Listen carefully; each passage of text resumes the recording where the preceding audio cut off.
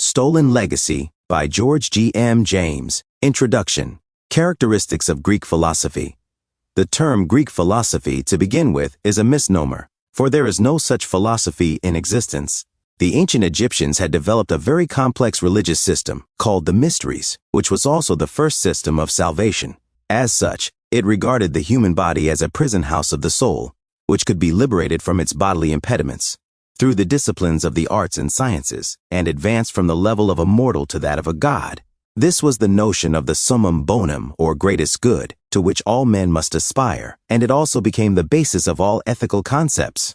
The Egyptian mystery system was also a secret order, and membership was gained by initiation and a pledge to secrecy. The teaching was graded and delivered orally to the neophyte, and under these circumstances of secrecy, the Egyptians developed secret systems of writing and teaching, and forbade their initiates from writing what they had learnt. After nearly 5,000 years of prohibition against the Greeks, they were permitted to enter Egypt for the purpose of their education. First through the Persian invasion, and secondly through the invasion of Alexander the Great, from the 6th century BC, therefore to the death of Aristotle, 322 billion C. The Greeks made the best of their chance to learn all they could about Egyptian culture. Most students received instructions directly from the Egyptian priests, but after the invasion by Alexander the Great, the royal temples and libraries were plundered and pillaged, and Aristotle's school converted the library at Alexandria into a research center. There is no wonder, then, that the production of the unusually large number of books ascribed to Aristotle has proved a physical impossibility for any single man within a lifetime. The history of Aristotle's life has done him far more harm than good, since it carefully avoids any statement relating to his visit to Egypt, either on his own account or in company with Alexander the Great. When he invaded Egypt, this silence of history at once throws doubt upon the life and achievements of Aristotle. He is said to have spent 20 years under the tutorship of Plato, who is regarded as a philosopher, yet he graduated as the greatest of scientists of antiquity. Two questions might be asked. A. How could Plato teach Aristotle what he himself did not know? B. Why should Aristotle spend 20 years under a teacher from whom he could learn nothing? This bit of history sounds incredible. Again, in order to avoid suspicion over the extraordinary number of books ascribed to Aristotle, history tells us that Alexander the Great gave him a large sum of money to get the books. Here again, the history sounds incredible, and three statements must here be made. A. In order to purchase books on science, they must have been in circulation so as to enable Aristotle to secure them. B. If the books were in circulation before Aristotle purchased them, and since he is not supposed to have visited Egypt at all, then the books in question must have been circulated among Greek philosophers. C. If circulated among Greek philosophers, then we would expect the subject matter of such books to have been known before Aristotle's time, and consequently he could not be credited either with producing them or introducing new ideas of science. Another point of considerable interest to be accounted for was the attitude of the Athenian government towards this so-called Greek philosophy, which it regarded as foreign in origin and treated it accordingly. Only a brief study of history is necessary to show that Greek philosophers were undesirable citizens, who throughout the period of their investigations were victims of relentless persecution at the hands of the Athenian government. Anaxagoras was imprisoned and exiled, Socrates was executed, Plato was sold into slavery, and Aristotle was indicted and exiled, while the earliest of them all, Pythagoras, was expelled from Croton in Italy. Can we imagine the Greeks making such an about turn as to claim the very teachings which they had at first persecuted and openly rejected? Certainly they knew they were usurping what they had never produced, and as we enter step by step into our study, the greater do, we discover evidence which leads us to the conclusion that Greek philosophers were not the authors of Greek philosophy, but the Egyptian priests and hierophants. Aristotle died in 322 BC, not many years after he had been aided by Alexander the Great to secure the largest quantity of scientific books from the royal libraries and temples of Egypt. In spite, however, of such great intellectual treasure, the death of Aristotle marked the death of philosophy among the Greeks, who did not seem to possess the natural ability to advance these sciences. Consequently, history informs us that the Greeks were forced to make a study of ethics, which they also borrowed from the Egyptian summum bonum, or greatest good. The two other Athenian philosophers must be mentioned here. I mean Socrates and Plato, who also became famous in history as philosophers and great thinkers. Every schoolboy believes that when he hears or reads the command, "Know thyself," he is hearing or reading words which were uttered by Socrates. But the truth is that the Egyptian temples carried inscriptions on the outside addressed to neophytes, and among them was the injunction, "Know thyself." Socrates copied these words from the Egyptian temples and was not the author. All mystery temples inside and outside of Egypt carried such inscriptions, just like the weekly bulletins of our modern churches. Similarly, every schoolboy believes that when he hears or reads the names of the 4 cardinal virtues, he is hearing or reading names of virtues determined by Plato. Nothing has been more misleading, for the Egyptian mystery system contained 10 virtues, and from this source Plato copied what have been called the 4 cardinal virtues: justice, wisdom, temperance, and courage. It is indeed surprising how, for centuries, the Greeks have been praised by the Western world for intellectual accomplishments which belong without a doubt to the Egyptians or the peoples of North Africa. Another noticeable characteristic of Greek philosophy is the fact that most of the Greek philosophers use the teachings of Pythagoras as their model, and consequently they have introduced nothing new in the field of philosophy. Included in the Pythagorean system, we find the doctrines of A opposites B harmony C fire D mind, since it is composed of fire atoms, E immortality, expressed as transmigration of souls, F the summum bonum or the purpose of philosophy. And these of course are reflected in the systems of Heraclitus, Parmenides, Democritus, Socrates, Plato, and Aristotle. The next thing that is peculiar about Greek philosophy is its use in literature. The Egyptian mystery system was the first secret order of history, and the publication of its teachings was strictly prohibited. This explains why initiates like Socrates did not commit to writing their philosophy, and why the Babylonians and Chaldeans, who were very closely associated with them, also refrained from publishing those teachings. We can at once see how easy it was for an ambitious and even envious nation to claim a body of unwritten knowledge which would make them great in the eyes of the primitive world. The absurdity, however, is easily recognized when we remember that the Greek language was used to translate several systems of teachings which the Greeks could not succeed in claiming. Such were the translation of Hebrew scriptures into Greek, called the Septuagint, and the translation of the Christian Gospels, Acts, and the Epistles in Greek, still called the Greek New Testament. It is only the unwritten philosophy of the Egyptians translated into Greek that has met with such an unhappy fate, a legacy stolen by the Greeks. On account of reasons already given, I have been compelled to handle the subject matter of this book in the way it has been handled, namely A, with a frequency of repetition, because it is the method of Greek philosophy, 2, use a common principle to explain several different doctrines, and B, the quotation and analysis of doctrines, because it is the object of this book to establish the Egyptian origin, and this cannot be so satisfactorily done if the doctrines are not presented. Greek philosophy is somewhat of a drama, whose chief actors were Alexander the Great, Aristotle and his successors in the Peripatetic school, and the Roman Emperor Justinian. Alexander invaded Egypt and captured the royal library at Alexandria and plundered it. Aristotle made a library of his own with plundered books, while his school occupied the building and used it as a research center. Finally, Justinian the Roman Emperor abolished the temples and schools of philosophy, that is another name for the Egyptian mysteries which the Greeks claimed as their product, and on account of which they have been falsely praised and honored for centuries by the world as its greatest philosophers and thinkers. This contribution to civilization was really and truly made by the Egyptians in the African continent, but not by the Greeks or the European continent. We sometimes wonder why the people of African descent find themselves in such a social plight as they do, but the answer is plain enough.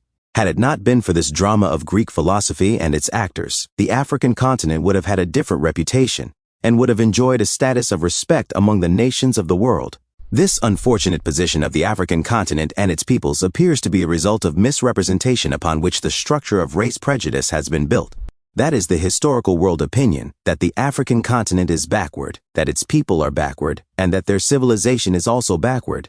Finally, the dishonesty in the movement of the publication of a Greek philosophy becomes very glaring when we refer to the fact, purposely, that by calling the theorem of the square on the hypotenuse, the Pythagorean theorem, it has concealed the truth for centuries from the world, who ought to know that the Egyptians taught Pythagoras and the Greeks what mathematics they knew.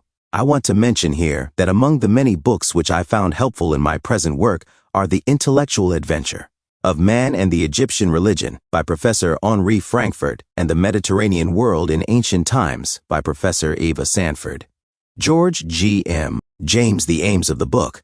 The aim of the book is to establish better race relations in the world by revealing a fundamental truth concerning the contribution of the African continent to civilization. It must be borne in mind that the first lesson in the humanities is to make a people aware of their contribution to civilization, and the second lesson is to teach them about other civilizations.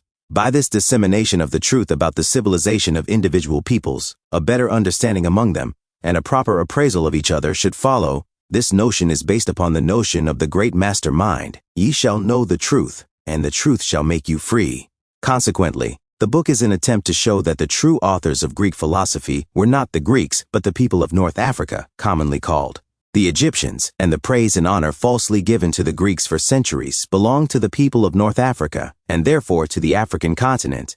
Consequently, this theft of the African legacy by the Greeks led to the erroneous world opinion that the African continent has made no contribution to civilization, and that its people are naturally backward.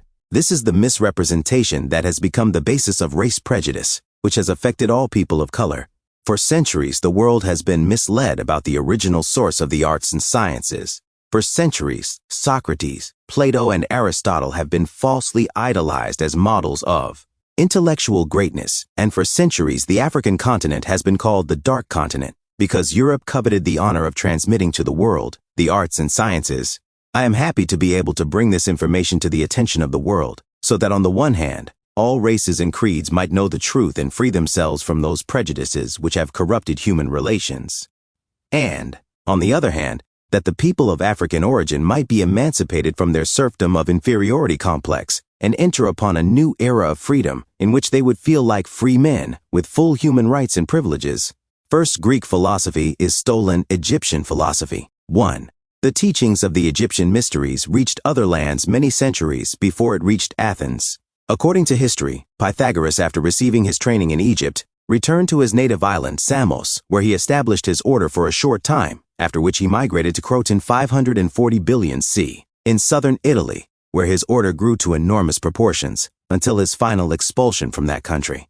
We are also told that Thales 640 billion c., who had also received his education in Egypt, and his associates Anaximander and Anaximenes were natives of Ionia in Asia Minor, which was a stronghold of the Egyptian mystery schools, which they carried on. Similarly, we are told that Xenophanes 576 BC Parmenides, Zeno, and Melissus were also natives of Ionia, and that they migrated to Elea in Italy and established themselves and spread the teachings of the mysteries. In like manner, we are informed that Heraclitus 530 billion c., Empedocles, Anaxagoras, and Democritus were also natives of Ionia who were interested in physics. Hence, in tracing the course of the so-called Greek philosophy, we find that Ionian students, after obtaining their education from the Egyptian priests, returned to their native land, while some of them migrated to different parts of Italy, where they established themselves.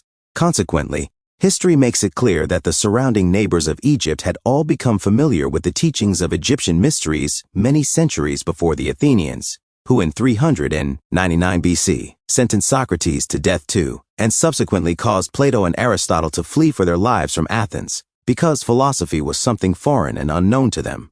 For this same reason, we would expect either the Ionians or the Italians to exert their prior claim to philosophy, since it made contact with them long before it did with the Athenians, who were always its greatest enemies, until Alexander's conquest of Egypt, which provided for Aristotle free access to the library of Alexandria. The Ionians and Italians made no attempt to claim the authorship of philosophy, because they were well aware that the Egyptians were the true authors.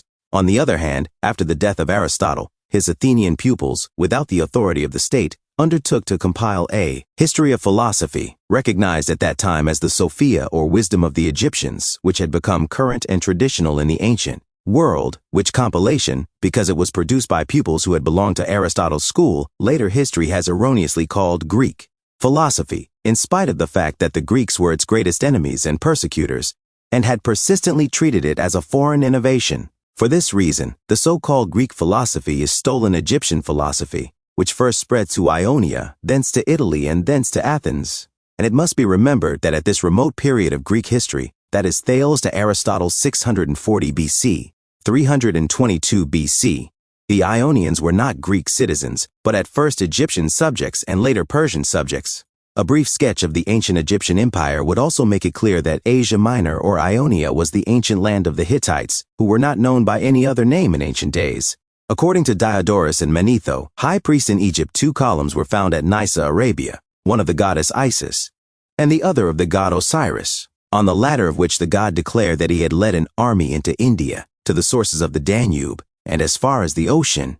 This means, of course, that the Egyptian empire, at a very early date, included not only the islands of the Aegean Sea and Ionia, but also extended to the extremities of the east. We are also informed that Senusert I, during the 12th dynasty, that is about 1900 BC, conquered the whole seacoast of India, beyond the Ganges to the Eastern Ocean.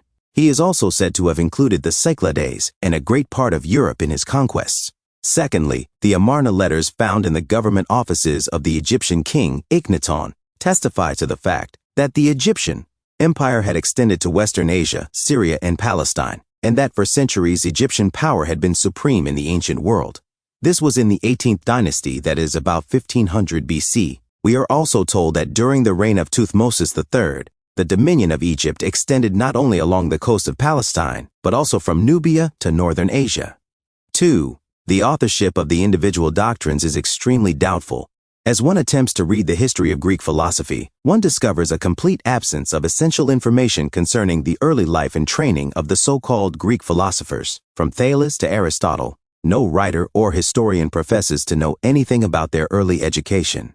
All they tell us about them consists of A, doubtful date and place of birth, and B, their doctrines. But the world is left to wonder who they were and from what source they got their early education, and would naturally expect that men who rose to the position of a teacher among relatives, friends, and associates would be well known, not only by them, but by the whole community. On the contrary, men who might well be placed among the earliest teachers in history, who had grown up from childhood to manhood and had taught pupils, are represented as unknown, being without any domestic, social, or early educational traces. This is unbelievable, and yet it is a fact that the history of Greek philosophy has presented to the world a number of men whose lives it knows little or nothing about, but expects the world to accept them as the true authors of the doctrines which are alleged to be theirs. In the absence of essential evidence, the world hesitates to recognize them as such, because the truth of this whole matter of Greek philosophy points to a very different direction. The book on nature entitled Perifysios was the common name under which Greek students interested in nature study wrote. The earliest copy is said to date back to the 6th century BC, and it is customary to refer to the remnants of Perifysios as the fragments 5. We do not believe that genuine initiates produced the book on nature, since this was contrary to the rules of the Egyptian mysteries, in connection with which the philosophical schools conducted their work. Egypt was the center of the body of ancient wisdom and knowledge, religious, philosophical, and scientific, spread to other lands through student initiates. Such teachings remained for generations and centuries in the form of tradition until the conquest of Egypt by Alexander the Great and the movement of Aristotle and his school to compile Egyptian teaching and claim it as Greek philosophy. 6. Consequently, as a source of authority of authorships, Perifysios is of little value, if any, since history mentions only 4 names as authors of it, namely Anaximander, Heraclitus, Parmenides, Anaxagoras, and asks the world to accept their authorship of philosophy, because Theophrastus, Sextus, Proclus, and Simplicius of the school at Alexandria are said to have preserved small remnants of it, the fragments. If Perifysios is the criterion to the authorship of Greek philosophy, then it falls short in its purpose by a long way, since only 4 philosophers are alleged to have written this book, and to have remnants of their work. According to this idea, all the other philosophers, who failed to write Perifysios and to have remnants of it, also failed to write Greek philosophy. This is the reductio ad absurdum to which Perifysios leads us. The schools of philosophy, Chaldean, Greek, and Persian, were part of the ancient mystery system of Egypt. They were conducted in secrecy according to the demands of the Osiriaka, whose teachings became common to all the schools. In keeping with the demands for secrecy, the writing and publication of teachings were strictly forbidden, and consequently, initiates who had developed satisfactorily in their training and had been advanced to the rank of master or teacher refrained from publishing the teachings of the mysteries or philosophy. Consequently, any publication of philosophy could not have come from the pen of the original philosophers themselves, but either from their close friends who knew their views, as in the case of Pythagoras and Socrates, or from interested persons who made a record of those philosophical teachings that had become popular opinion and tradition. There is no wonder, then, that in the absence of original authorship, history has had to resort to the strategy of accepting Aristotle's opinion as the sole authority in determining the authorship of Greek philosophy. 7. It is for these reasons that great doubt surrounds the so-called Greek authorship of philosophy. 8.3. The chronology of Greek philosophers is mere speculation. History knows nothing about the early life and training of the Greek philosophers, and this is true not only of the pre-Socratic philosophers, but also of Socrates, Plato, and Aristotle, who appear in history about the age of 18 and begin to teach at 40. As a body of men, they were undesirable to the state, personae non gratae, and were consequently persecuted and driven into hiding and secrecy. Under such circumstances, they kept no records of their activities, and this was done in order to conceal their identity. After the conquest of Egypt by Alexander the Great, and the seizure and looting of the royal library at Alexandria, Aristotle's plan to usurp Egyptian philosophy was subsequently carried out by members of his school, Theophrastus, Andronicus of Rhodes, and Eudemus, who soon found themselves confronted with the problem of a chronology for a history of philosophy. Throughout this effort, there has been much speculation concerning the date of birth of philosophers, whom the public knew very little about. As early as the 3rd century BC, 274 to 194 BC, Eratosthenes, a Stoic, drew up a chronology of Greek philosophers, and in the 2nd century BC 140, Apollodorus also drew up another. The effort continued, and in the 1st century BC, 60 to 70 BC, Andronicus, the 11th head of the Peripatetic school, also drew up another. This difficulty continued throughout the early centuries and has come down to the present time, for it appears that all modern writers on Greek philosophy are unable to agree on the dates that should be assigned to the nativity of the philosophers. The only exception appears to occur with reference to the 3 Athenian philosophers, that is Socrates, Plato, and Aristotle, the date of whose nativity is believed to be certain, and concerning which there is general agreement among historians. However, when we come to deal with the pre-Socratic philosophers, we are confronted with confusion and uncertainty, and a few examples would serve to illustrate the untrustworthy nature of the chronology of Greek philosophers. 1. Diogenes Laertius places the birth of Thales at 640 BC, while William Turner's History of Philosophy places it as 620 BC. That of Frank Thilly at 624 billion C, that of A.K. Rogers at early in the 6th century BC, and that of W.G. Teneman at 600 billion C. 2. Diogenes Laertius places the birth of Anaximenes at 546 billion C, while W. Windlebrand places it at the 6th century BC, that of Frank Thilly at 588 billion C, that of B.D. Alexander at 560 billion C, while that of A.K. Rogers at the 6th century BC. 3. Parmenides is credited by Diogenes as being born at 500 billion C, while Fuller, Thilly, and Rogers omit a date of birth because they say it is unknown. Zeller places the birth of Xenophanes at 576 billions, while Diogenes gives 570 billion C, and the majority of the other historians declare that the date of birth is unknown. 5. With reference to Zeno, Diogenes, who does not know the date of his birth, says that he flourished between BC 464 to 460, while William Turner places it at 490 BC, like Frank Thilly and B.D. Alexander, while Fuller, A.K. Rogers, and W.G. Teneman declare it is unknown. 6. With references to Heraclitus, Zeller makes the following suppositions: if he died in 475 BC, and if he was 60 years old when he died, then he must have been born in 535 BC. Similarly, Diogenes supposes that he flourished between BC 504 to 500, and while William Turner places his birth at 530 billion C, Windlebrand places it at 536 BC, and Fuller and Teneman declare that he flourished in 500 billions. 7. With reference to Pythagoras, Zeller, who does not know the date of his birth, supposes that it occurred between the years 580 to 570 BC, and while Diogenes also supposes that it occurred between the years 582 to 500 BC, William Turner, Fuller, Rogers, and Teneman declare that it is unknown.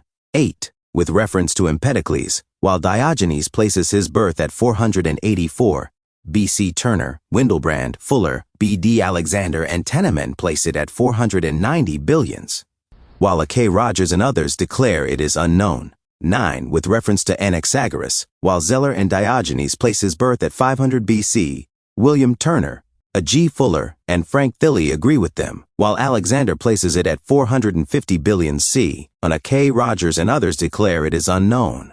10. With reference to Leucippus, all historians seem to be of the opinion that he has never existed. 11. Socrates 469 to 399 BC, Plato 427 to 347 BC, and Aristotle 384 to 322 BC are the only 3 philosophers, the dates of whose nativity and death do not seem to have led to 9 speculation among historians. but the reason for this uniformity is probably clue to the fact that they were Athenians and had been indicted by the Athenian government, who would naturally have investigated them and kept a record of their cases.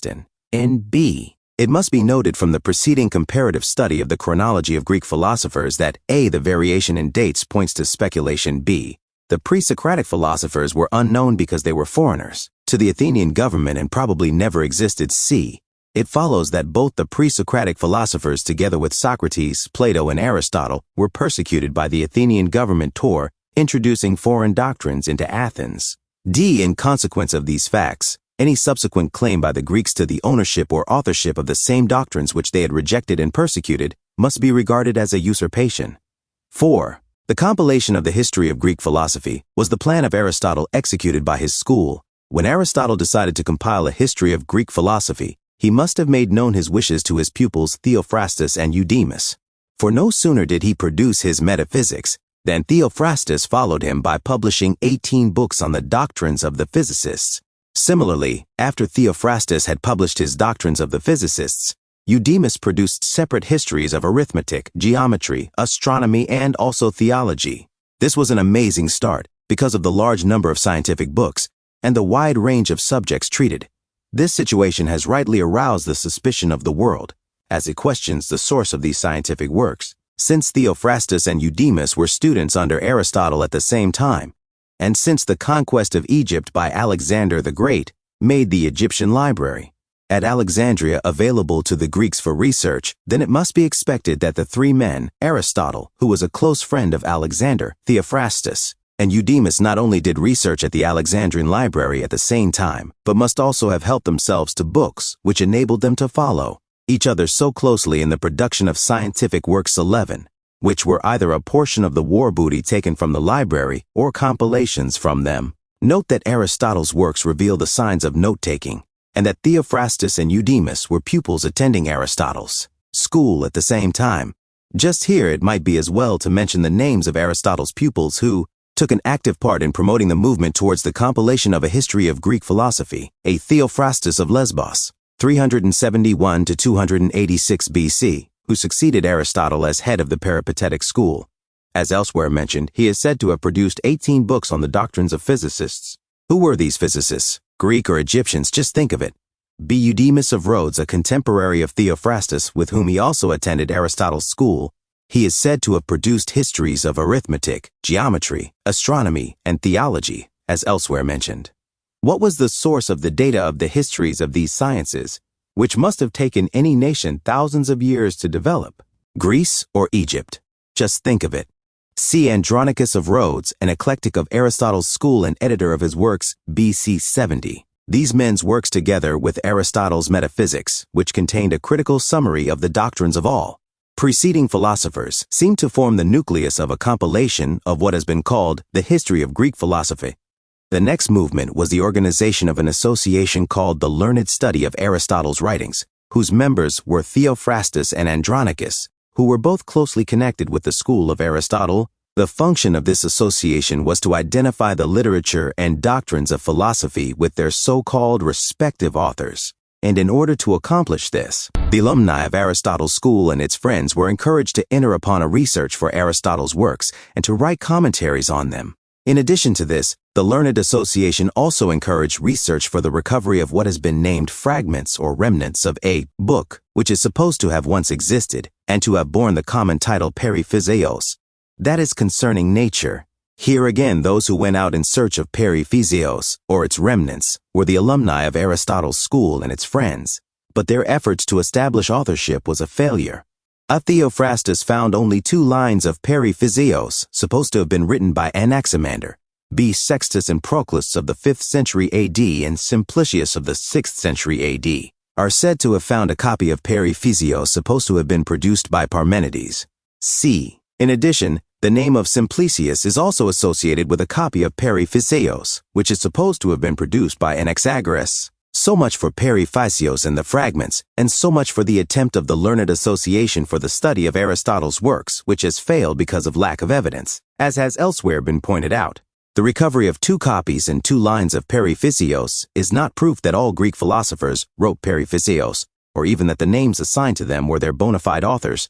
It certainly would appear that the object of the learned association was to beat Aristotle's own drum and dance. It was Aristotle's idea to compile a history of philosophy, and it was Aristotle's school and its alumni that carried out the idea, we are told. Second, so-called Greek philosophy was alien to the Greeks and their conditions of life. 1. The period of Greek philosophy 640 to 322 BC was a period of internal and external wars, and was therefore unsuitable for producing philosophers. History supports the fact that from the time of Thales to the time of Aristotle, the Greeks were victims of internal disunion on the one hand, while on the other, they lived in constant fear of invasion from the Persians, who were a common enemy to the city-states. Consequently, when they were not fighting with one another, they found themselves busy fighting the Persians, who soon dominated them and became their masters. From the 6th century BC, the territory from the coast of Asia Minor to the Indus Valley became united under the single power of Persia, whose central territory, Iran, has survived as a national unit to the present day. Persian expansion was like a nightmare to the Greeks, who dreaded the Persians on account of their invulnerable navy, and organized themselves into leagues and confederacies in order to resist their enemy. 14. There are three sources which throw light on the chaotic and troublesome conditions of this period in Greek history. A. The Persian conquests. B. The leagues. And C. Peloponnesian wars. A. The Persian conquests. After the Persians had conquered the Ionians, possibly ancient Hittites, and made them their subjects, Polycrates 539 to 524 BC seized the island of Samos and made it a famous city. 15. Between 499 and 494 billions, the Ionians revolted against the Persians, who defeated them at Lod, while Cyprus and Miletus were also captured. Sanford's Mediterranean World. C12. In the summer of 490 BC, Greek and Persian forces met at Marathon, but after a hand-to-hand fight, both belligerents withdrew, only to prepare stronger forces in order to renew the conflict. Accordingly, after 10 years had elapsed, a Hellenic League was organized against the Persians, and the Spartan king Leonidas was sent with an army to hold the pass at Thermopylae until the fleet should win a decisive victory. 16. Accordingly, during the month of August 481 billion C, Persian ships under the command of Xerxes anchored in the Gulf of Pagasai, while the Greeks anchored off Cape Artemisium. Both sides awaited a favorable opportunity to attack. The Persians began to force the pass, while simultaneously one of their detachments was secretly aided by a Greek traitor along a steep mountain pass to the rear of the Greek position. Having been taken by surprise, the Greek guards immediately withdrew without resistance. The Spartans who were guarding Thermopylae were all slain, and the pass captured by the Persians. 17. Having been defeated at Thermopylae, the Greeks withdrew to Salamis, where again they encountered a naval engagement with the Persians. It was late in September 481 BC, and the result was a wanton destruction of ships on both sides without any decision. Both belligerents withdrew, the Persians to Thessaly and the Greeks to Attica. 18.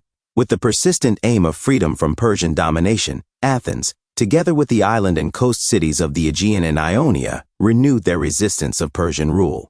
This was the Confederacy of Delos, which undertook several naval engagements, but with little or no success. In 467 BC, the Battle of Eurymedon River was fought and lost with a great number of ships. 18 years later, 449 billion C, another naval engagement took place off the island of Cyprus, but again without decision, and consequently Persian sovereignty over the Greeks remained. In the meantime, Sparta, under the terms of the Treaty of Miletus, 413 billion C, obtained subsidies from Persia for naval construction, on condition that she recognized Persian sovereignty over the Ionians and their allies. This was done by Sparta as a threat to Athenian ambitions. However, it was not long after the Treaty of Miletus that the Greeks themselves submitted to the authority and dominance of the Persians. During the winter 387 to 386 BC, the individual Ionian cities signed the peace terms of the Persian king and finally accepted Persian rule. This treaty was negotiated by a Spartan envoy who was authorized by the Persian king to enforce its provisions. 20. B. The leagues. Apart from the resistance of a common foe, the Persians, a study of the function of the leagues reveals the enmity and spirit of aggression, which were characteristic of the relationship which existed between the Greek city-states themselves. Accordingly, in 505 BC, the Peloponnesian states signed treaties among themselves, pledging warfare against Sparta, who had absorbed them under her influence. Meanwhile, Aristogoras revived the Ionian League 499 to 494 BC to resist Persian aggression, and friendship between Athens and Aegina was restored by the Hellenic League 481 billion c, which was afterward converted into the Confederacy of Delos 478 billion c, as mentioned elsewhere. In like manner, Thebes also fell in line with the general temper of the age and organized the Boeotian League, a federation of city-states, for self-protection and aggression. 21. In 377 BC, a second Athenian confederacy was organized, but this was to frustrate the aims of the Lacedaemonians and to compel them to respect the right of the Athenians and their allies. Sanford's Mediterranean World c. 15 p. 260. Likewise, in 290 billion c, the Aetolian League, made up of the states of central Greece, gained control of Delphi and frequently violated Achaean rights in the Peloponnesus, while in 225 billion c, Antigonus Doson organized another Hellenic League with the purpose of obstructing the ambitions of Sparta and her Aetolian allies. 22 c. The Peloponnesian Wars 460 to 445 BC and 431 to 421 BC. Owing to the ambitions of Athens to dominate the Ionians and other neighboring peoples, Pericles launched a campaign of alliances and conquests extending from Thessaly to Argos and from Euboea to Naupactus, Achaea, and the chief islands of the Ionian Sea. The net results were as follows. A. Athens established alliances with Boeotia, Phocis, and Locris in spite of Sparta's opposition. B. In 456 billion c, Aegina was captured and made tributary. C. In 450 billion c, Athens failed in her attempt to invade Corinth. D. In 451, friendship between Athens and Sparta was restored through the instrumentality of Cimon on the condition that Athenian alliance with Argos was dissolved. E. In 447 billions. The exiled oligarchs of Thebes defeated the Athenians at Koronae and re-established the Boeotian League under Theban leadership. F. In 445 billion c, the 30 Years' Peace was signed, and after the revolt of Euboea and Megara, Sparta invaded Attica and Pericles sued for peace. Athens lost all her continental holdings. 23. The Second Peloponnesian War 431 to 421 BC, like that of the first, arose through a general spirit of rebellion among the Greek city-states against Athenian imperialism, Sparta being the chief enemy. The net results were as follows. A. In 435 BC, war between Corcyra and Corinth, Corcyra being aided by Athens. B. In 432 BC, 1. Athens blockaded Potidæa because she refused to dismantle her southern walls and dismiss her Corinthian magistrates. 2. Megara was excluded from Greek markets in order to reduce her to subjection. 3. The Peloponnesian League planned war against Athens and Boeotia. Phocis and Locris were to fight against Athens, Corcyra, and a few northern states. C. In 431 BC, 1. Thebes attacked Plataea, and while a Peloponnesian army occupied Attica, the Athenian fleet raided Peloponnesus. 2. Pericles, being unable to defend Attica, adequately transferred the civil population every spring to the area between the walls of Athens and the Piraeus. In the meantime, the Athenian fleet operated against Potidæa, the Peloponnesian coast, and Corinthian commerce. D. In 428 BC, 1. Mytilene and all the cities of Lesbos revolted. 2. A brutal massacre of oligarchs took place at Corcyra. E. In 425 BC, 1. A Laconian force at Pylos was captured and a fort was established through Demosthenes and Cleon. 2. Cythera and other stations were fortified against the Peloponnesians. 3. Amphipolis was captured by Brasidas, a Spartan, who had instigated rebellion among the Athenian allies. And after Brastias and Cleon had been killed in battle 422 BC, Athens authorized Nicias to sue for peace. 24. It is obvious from a study of the causes and effects of the Peloponnesian Wars that A. The Greek states were envious of each other, and B. The desire for power and expansion led to constant aggression and warfare among themselves. C. The condition of constant warfare between the city-states was unfavorable for the production of philosophers. Before passing on to consider my next proposition, I would like to say that it is an accepted truth that the development of philosophical thought requires an environment which is free from disturbance and worries. The period commonly assigned to Greek philosophy, that is, Thales to Aristotle, was exactly the opposite to one of peace and tranquility, and therefore it could not be expected to produce philosophy. The obstacles against the origin and development of Greek philosophy were not only the frequency of civil wars and the constant defense against Persian aggression, but also the threat of extermination from the Athenian government, its worst enemy. D. Philosophy requires a suitable environment. I must now add the following quotation which depicts this period. For although the natural ills that beset mankind are many, we ourselves have added to them by wars and civil strife against one another, so that some have been unjustly put to death in their own cities, others driven into exile with their wives and children, and many have been compelled for the sake of their daily bread to die fighting against their own people for the sake of the enemy. Socrates, third Greek philosophy, was the offspring of the Egyptian mystery system. 1. The Egyptian theory of salvation became the purpose of Greek philosophy. The earliest theory of salvation is the Egyptian theory. The Egyptian mystery system had as its most important object the deification of man, and taught that the soul of man, if liberated from its bodily fetters, could enable him to become godlike and see the gods in this life, and attain the beatific vision and hold communion with the immortals. 26. Plotinus defines this experience as the liberation of the mind from its finite consciousness, when it becomes one and is identified with the infinite. This liberation was not only freedom of the soul from bodily impediments, but also from the wheel of reincarnation or rebirth. It involved a process of disciplines or purification both for the body and the soul. Since the mystery system offered the salvation of the soul, it also placed great emphasis upon its immortality.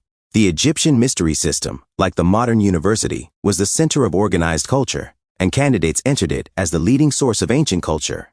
According to Pietschmann, the Egyptian mysteries had 3 grades of students: 1. The mortals, that is, probationary students who were being instructed, but who had not yet experienced the inner vision. 2. The intelligences, that is, those who had attained the inner vision and had received mind or nous. And 3. The creators or sons of light, who had become identified with or united with the light that is true spiritual consciousness. W. Marsham Adams, in the Book of the Master, has described those grades as the equivalents of initiation, illumination, and perfection. For years they underwent disciplinary intellectual exercises and bodily asceticism with intervals of tests and ordeals to determine their fitness to proceed to the more serious, solemn, and awful process of actual initiation. Their education consisted not only in the cultivation of the 10 virtues, which were made a condition to eternal happiness, but also of the 7 liberal arts, which were intended to liberate the soul. There was also admission to the greater mysteries, where an esoteric philosophy was taught to those who had demonstrated their proficiency. 27. Grammar, rhetoric, and logic were disciplines of moral nature, by means of which the irrational tendencies of a human being were purged away, and he was trained to become a living witness of the divine logos. Geometry and arithmetic were sciences of transcendental space and numeration, the comprehension of which provided the key not only to the problems of one's being, but also to those physical ones, which are so baffling today, owing to our use of the inductive methods. Astronomy dealt with the knowledge and distribution of latent forces in man and the destiny of individuals, races, and nations. Music or harmony meant the living practice of philosophy, that is, the adjustment of human life into harmony with God until the personal soul became identified with God. When it would hear and participate in the music of the spheres, it was therapeutic and was used by the Egyptian priests in the cure of diseases. Such was the Egyptian theory of salvation, through which the individual was trained to become godlike while on earth, and at the same time qualified for everlasting happiness. This was accomplished through the efforts of the individual, through the cultivation of the arts and sciences on the one hand, and a life of virtue on the other. There was no mediator between man and his salvation, as we find in the Christian theory. Reference will again be made to these subjects as part of the curriculum of the Egyptian mystery system. Now that we have outlined the Egyptian theory of salvation and its purpose, let us examine Greek philosophy and its purpose in order to discover whether there is an agreement between the two systems or not. 2. Circumstances of identity between the Egyptian and Greek systems. A. The indictment and prosecution of Greek philosophers. The indictment and prosecution of Greek philosophers is a circumstance which is familiar to us all. Several philosophers, one after another, were indicted by the Athenian government on the common charge of introducing strange divinities. Anaxagoras, Socrates, and Aristotle received similar indictments for a similar offense. The most famous of these was that against Socrates, which reads as follows: Socrates commits a crime by not believing in the gods of the city and by introducing other new divinities. He also commits a crime by corrupting the youth. Now, in order to find out what these new divinities were, we must go back to the popular opinion which Aristophanes 423 BC, in the clouds, aroused against him. It runs as follows: Socrates is an evildoer who busies himself with investigating things beneath the earth and in the sky, and who makes the worse appear the better reason, and who teaches others these same things. 28. It is clear then that Socrates offended the Athenian government simply because he pursued the study of astronomy and probably that of geology, and that the other philosophers were persecuted for the same reason. But the study of science was a required condition to membership in the Egyptian mystery system, and its purpose was the liberation of the soul from the 10 bodily fetters. And if the Greek philosophers studied the sciences, then they were fulfilling a required condition to membership in the Egyptian mystery system and its purpose, either through direct contact with Egypt or its schools or lodges outside its territory. B. A life of virtue was a condition required by the Egyptian mysteries as elsewhere mentioned. The virtues were not mere abstractions or ethical sentiments, but were positive valors and virility of the soul. Temperance meant complete control of the passional nature. Fortitude meant such courage as would not allow adversity to turn us away from our goal. Prudence meant the deep insight that befits the faculty of seership. Justice meant the unswerving righteousness of thought and action. Furthermore, when we compare the two ethical systems, we discover that the greater includes the less, and that it also suggests the origin of the latter. In the Egyptian mysteries, the neophyte was required to manifest the following soul attributes: 1. Control of thought, and 2. Control of action, the combination of which Plato called justice, that is, the unswerving righteousness of thought and action. 3. Steadfastness of purpose, which was equivalent to fortitude. 4. Identity with spiritual life or the higher ideals, which was equivalent to temperance, an attribute attained when the individual had gained conquest over the passional nature. 5. Evidence of having a mission in life, and 6. Evidence of a call to spiritual orders or the priesthood. In the mysteries, the combination of which was equivalent to prudence, or a deep insight and graveness that befitted the faculty of seership. Other requirements in the ethical system of the Egyptian mysteries were: 7. Freedom from resentment when under the experience of persecution and wrong. This was known as courage. 8. Confidence in the power of the master as teacher. And 9. Confidence in one's own ability to learn, both attributes being known as fidelity. 10. Readiness or preparedness for initiation. There has always been this principle of the ancient mysteries of Egypt: when the pupil is ready, then the master will appear. This was equivalent to a condition of efficiency at all times, for less than this pointed to a weakness. It is now quite clear that Plato drew the 4 cardinal virtues from the Egyptian 10. Also that Greek philosophy is the offspring of the Egyptian mystery system. C.I. There was a grand lodge in Egypt which had associated schools and lodges in the ancient world. There were mystery schools, or what we would commonly call lodges in Greece and other lands, outside of Egypt, whose work was carried on according to the Osiriaka, the Grand Lodge of Egypt. Such schools have frequently been referred to as private or philosophic mysteries, and their founders were initiates of the Egyptian mysteries. The Ionian Temple at Didyma, the Lodge of Euclid at Megara, the Lodge of Pythagoras at Cortona, and the Orphic Temple at Delphi, with the schools of Plato and Aristotle. Consequently, we make a mistake when we suppose that the so-called Greek philosophers formulated new doctrines of their own, for their philosophy had been handed down by the great Egyptian hierophants through the mysterious 29. In addition to the control of the mysteries, the Grand Lodge permitted an exchange of visits between the various lodges, in order to ensure the progress of the brethren in the secret science. We are told in the Timaeus of Plato that aspirants for mystical wisdom visited Egypt for initiation, and were told by the priests of, "Sayest that you Greeks are but children in the secret doctrine," but were admitted to information enabling them to promote their spiritual advancement. Likewise, we are told by Jamblichus of a correspondence between Anebo and Porphyry, dealing with the fraternal relations existing between the various schools or lodges of instructions in different lands, how their members visited, greeted, and assisted one another in the secret science, the more advanced being obliged to afford assistance and instruction to their brethren in the inferior orders. 30. Having stated that the Grand Lodge of Ancient Mysteries was situated in Egypt, with jurisdiction over all lodges and schools of the ancient world, it now remains to show that such a Grand Lodge did actually and physically exist. In doing so, 2 things are necessary. First, a description of the Egyptian temple, of which our modern mystery lodges called by different names or copies, and second, a description of the actual remains of the Grand and Sublime Lodge of ancient Egypt. C.T. A description of the Egyptian temple. Here I quote 2 authorities on the Egyptian temple. The first, C.H. Vale, on Ancient Mysteries p. 159, who says that the Egyptian temples were surrounded with pillars recording the number of the constellations and the signs of the zodiac or the cycles of the planets, and each temple was supposed to be a microcosm or a symbol of the temple of the universe or of the starry vault called temple. The next authority is Max Muller, who in his Egyptian Mythology p. 187 to 193 has described Egyptian temples as follows.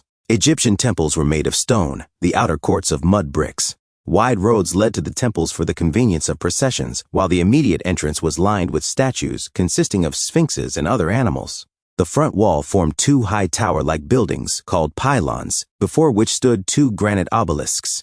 Immediately behind the pylons came a large court where the congregation assembled and watched the sacrifices. Immediately next to the hall of the congregation came the hall of priests, and immediately following the hall of the priests came the final chamber, called the adytum, that is the Holy of Holies, which was entered only by the high priest. This was the place of the shrine and the abode of the god. Each temple was a reproduction of the world.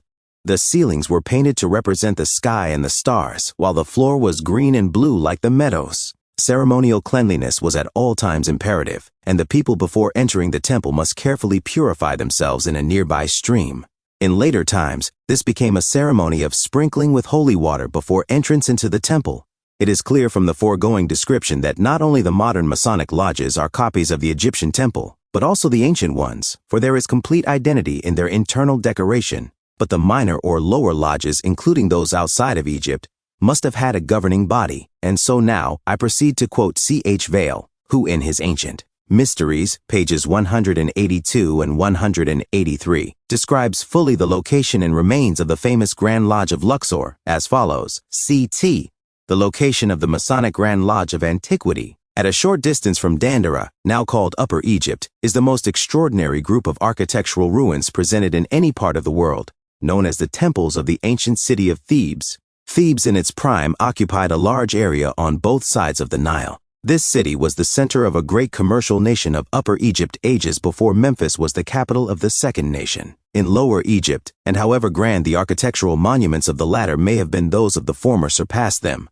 The portrayal by pencil or brush can convey but a faint idea of the perfected city. As the city stands today, it is like a city of giants, who after a long conflict have been destroyed, leaving the ruins of their various temples, as the only proof of their existence, the Temple of Luxor. It was in this temple that the Grand Lodge of Initiates always met, stands on a raised platform of brickwork covering more than 2,000 feet in length and 1,000 feet in breadth. Note the oblong shape, which became the pattern for all lodges and churches in the ancient world. It is the one that interests the members of all ancient orders, especially so, all the members of those orders that worshipped at the shrine of the secret fire, more than perhaps any other, and stands on the eastern bank of the Nile. It is in a very ruined state, but records say the stupendous scale of its proportions almost takes away the sense of its incompleteness. Up to about a quarter of a century ago, the greater part of its columns in the interior and outer walls had been removed, after falling, for use elsewhere. This temple was founded by the pharaoh Amenhotep III, who constructed the southern part, including the heavy colonnade overlooking the river, but destruction unfortunately conceals this fact.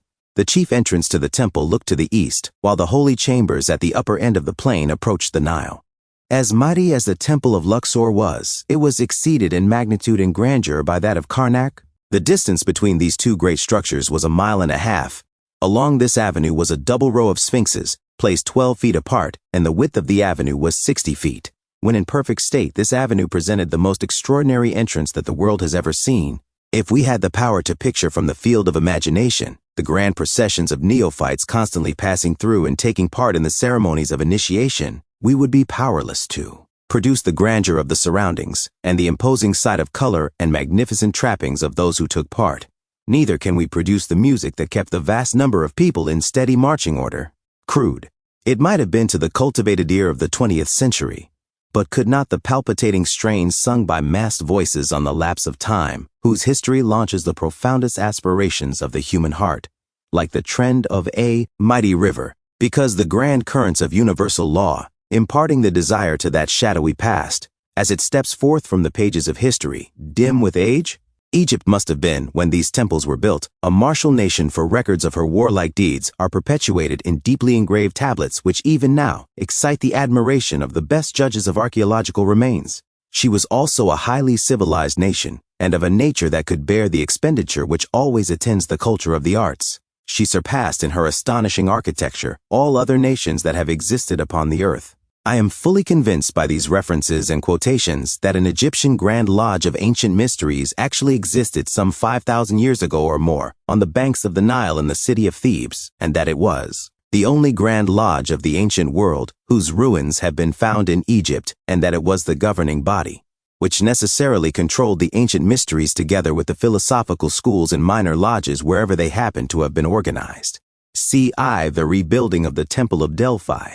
The Temple of Delphi was burnt down in 548 BC, and it was King Amasis of Egypt who rebuilt it, for the brethren by donating 3 times as much as was needed in the sum of 1,000 talents and 50,000 lbs of alum. According to information at hand, the temple had organized its members into an amphictyonic league for protection against political and other forms of violence, but they were too poor to raise sufficient funds from the membership, and they decided upon a public contribution from the citizens of Greece.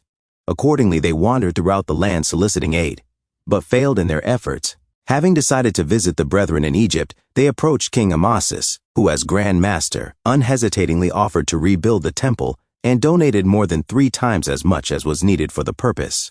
N.B. Here it would be well to note that 1. The Greeks regarded the Temple of Delphi as a foreign institution, hence 2. They were unsympathetic towards it, and for the same reason destroyed it by fire. 3. Clearly, the Temple of Delphi was a branch of the Egyptian mystery system, projected in Greece. 31.3. The abolition of Greek philosophy together with the Egyptian mysteries. From the conquest of Egypt by Alexander the Great, the Greeks, who were always attracted by the mysterious worship of the Nile land, began to imitate the Egyptian religion in its entirety. And during the Roman occupation, the Egyptian religion spread not only to Italy, but throughout the Roman Empire, including Brittany. This assimilation of the Egyptian religion was confined to the gods of the Osirian cycle and the Greco-Egyptian Serapis, and aimed at a close imitation of the ancient traditions of the Nile land. Owing to the splendor of architecture, the hieroglyphs of the temples, the obelisks and sphinxes before the shrines, the linen vestments and the shaven heads and faces, priests, the endless and obscure ritual filled the Greeks with awe, and wonderful mysteries were consequently believed to have underlain these incomprehensibles, and the Egyptian religion stood in the way of the rising Christianity. The success of the Egyptian religion was due, no doubt, on the one hand to its conservatism, while on the other to the shadowy philosophical abstractions which constituted Greco-Roman religion, so that the staunch faith of the Egyptians, together with their mysterious forms of worship, led to the universal conviction among the ancients that Egypt was not only the Holy Land but the holiest of lands or countries, and that indeed the gods dwelt there. The Nile became a center for pilgrimages in the ancient world, and the pilgrims who went there and experienced the marvelous revelations and spiritual blessings which it afforded them returned home with the conviction that the Nile was the home of the most profound religious knowledge.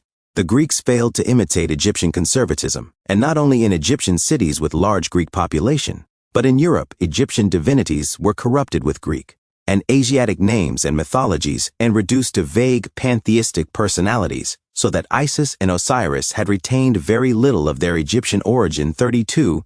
Consequently, as they failed to advance Egyptian philosophy, so they also failed to advance Egyptian religion.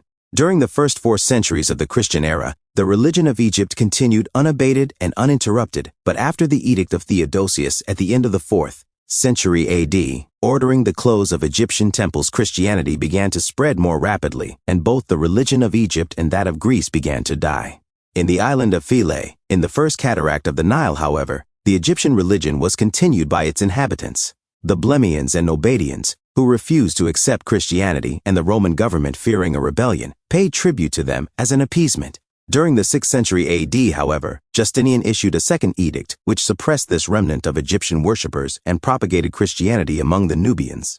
With the death of the last priest, who could read and interpret the writings of the words of the gods, the hieroglyphics, the Egyptian faith sank into oblivion.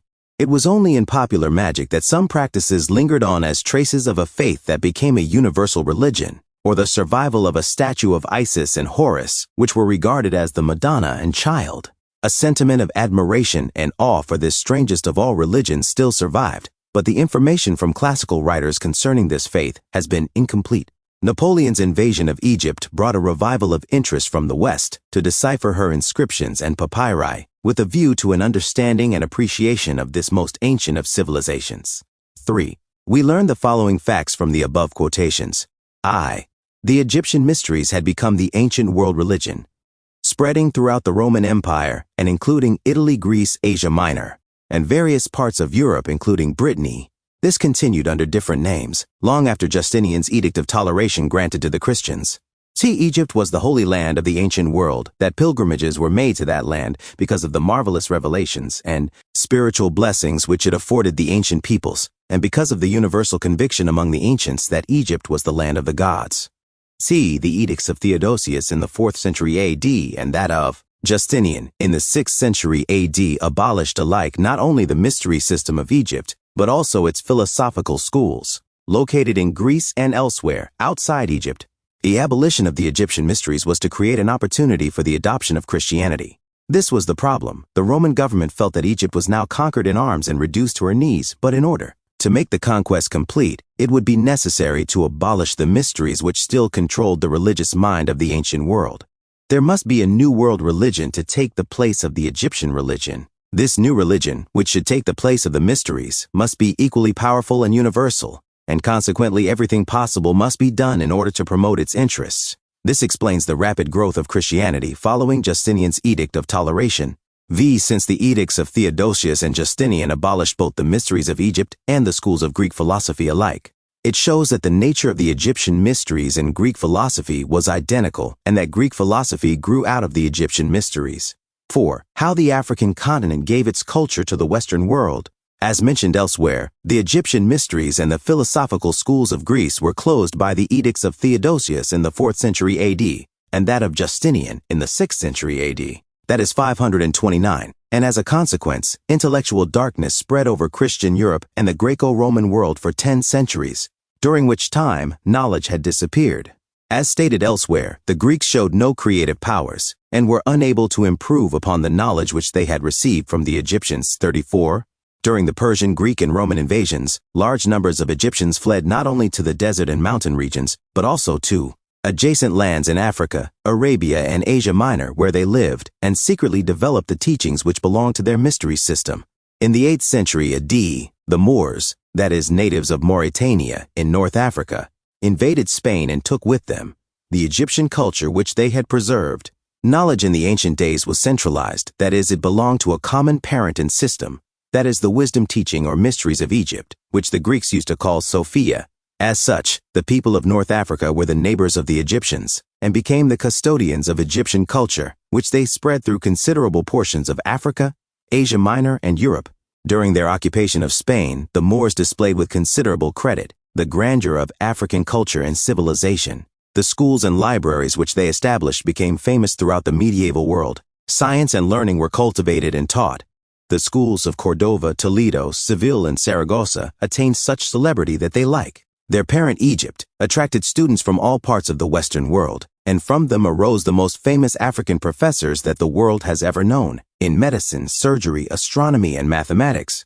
But these people from North Africa did more than merely distinguish themselves in Spain. They were really the recognized custodians of African culture, to whom the world looked for enlightenment. Consequently, through the medium of the ancient Arabic language, philosophy and the various branches of science were disseminated. All the so-called works of Aristotle in metaphysics, moral philosophy, and natural science. B. Translations by Leonardo Pisano in Arabic Mathematical Science. C. Translation by Gideon, a monk of Arezzo, in musical notation. In addition, the Moors kept up constant contact with Mother Egypt, for they had established caliphates not only at Baghdad and Cordova, but also at Cairo in Egypt. 36.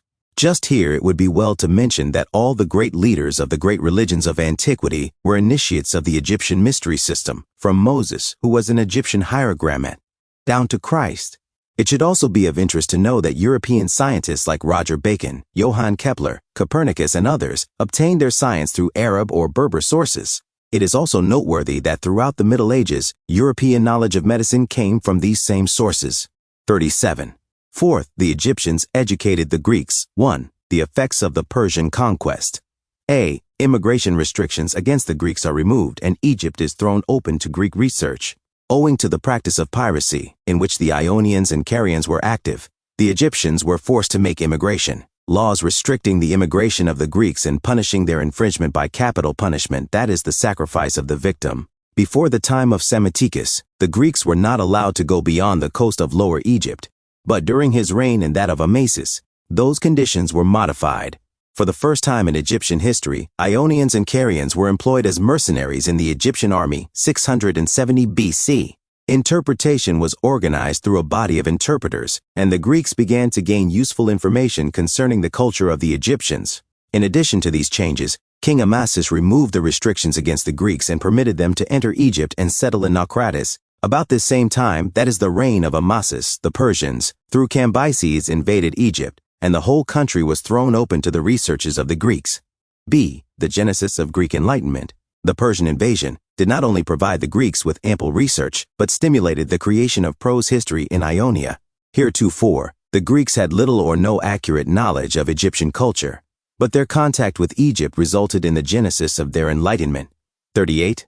C. Students from Ionia and the islands of the Aegean visit Egypt for their education. Just as in our modern times, countries like the United States, England, and France are attracting students from all parts of the world on account of their leadership and culture. So, was it in ancient times? Egypt was supreme in the leadership of civilization, and students from all parts flocked to that land, seeking admission into her mysteries or wisdom system. The immigration of Greeks to Egypt for the purpose of their education began as a result of the Persian invasion, 525 BC, and continued until the Greeks gained possession of that land and access to the royal library through the conquest of Alexander the Great. Alexandria was converted into a Greek city, a center of research and the capital of the newly created Greek Empire under the rule of Ptolemies. Egyptian culture survived and flourished under the name and control of the Greeks until the edicts of Theodosius in the 4th century A.D. and that of Justinian in the 6th century A.D., which closed the mystery temples and schools as elsewhere mentioned. 39. Concerning the fact that Egypt was the greatest education center of the ancient world, which was also visited by the Greeks, reference must again be made to Plato in the Timaeus, who tells us that Greek aspirants to wisdom visited Egypt for initiation, and that the priests of Sais used to refer to them as children in the mysteries. As regards the visit of Greek students to Egypt for the purpose of their education, the following are mentioned simply to establish the fact that Egypt was regarded as the educational center of the ancient world, and that, like the Jews, the Greeks also visited Egypt and received their education. 1. It is said that during the reign of Amasis, Thales, who is said to have been born about 585 BC, visited Egypt and was initiated by the Egyptian priests into the mystery system and science of the Egyptians. We are also told that during his residence in Egypt he learnt astronomy, land surveying, mensuration, engineering, and Egyptian theology. 42. It is said that Pythagoras, a native of Samos, traveled frequently to Egypt for the purpose of his education. Like every aspirant, he had to secure the consent and favor of the priests, and we are informed by Diogenes that a friendship existed between Polycrates of Samos and Amasis, king of Egypt, that Polycrates gave Pythagoras letters of introduction to the king, who secured for him an introduction to the priests, first to the priest of Heliopolis, then to the priest of Memphis, and lastly to the priests of Thebes, to each of whom Pythagoras gave a silver goblet. 41.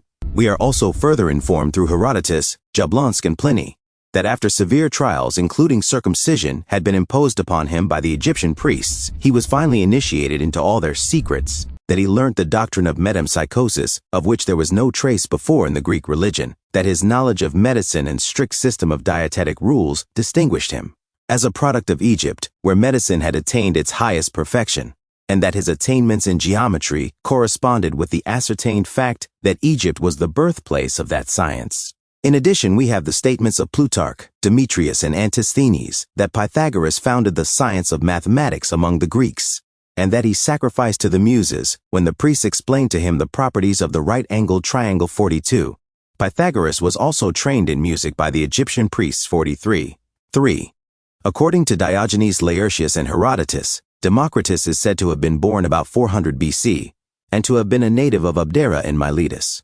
We are also told by Demetrius in his treatise on people of the same name, and by Antisthenes in his treatise on succession, that Democrus traveled to Egypt for the purpose of his education and received the instruction of the priests.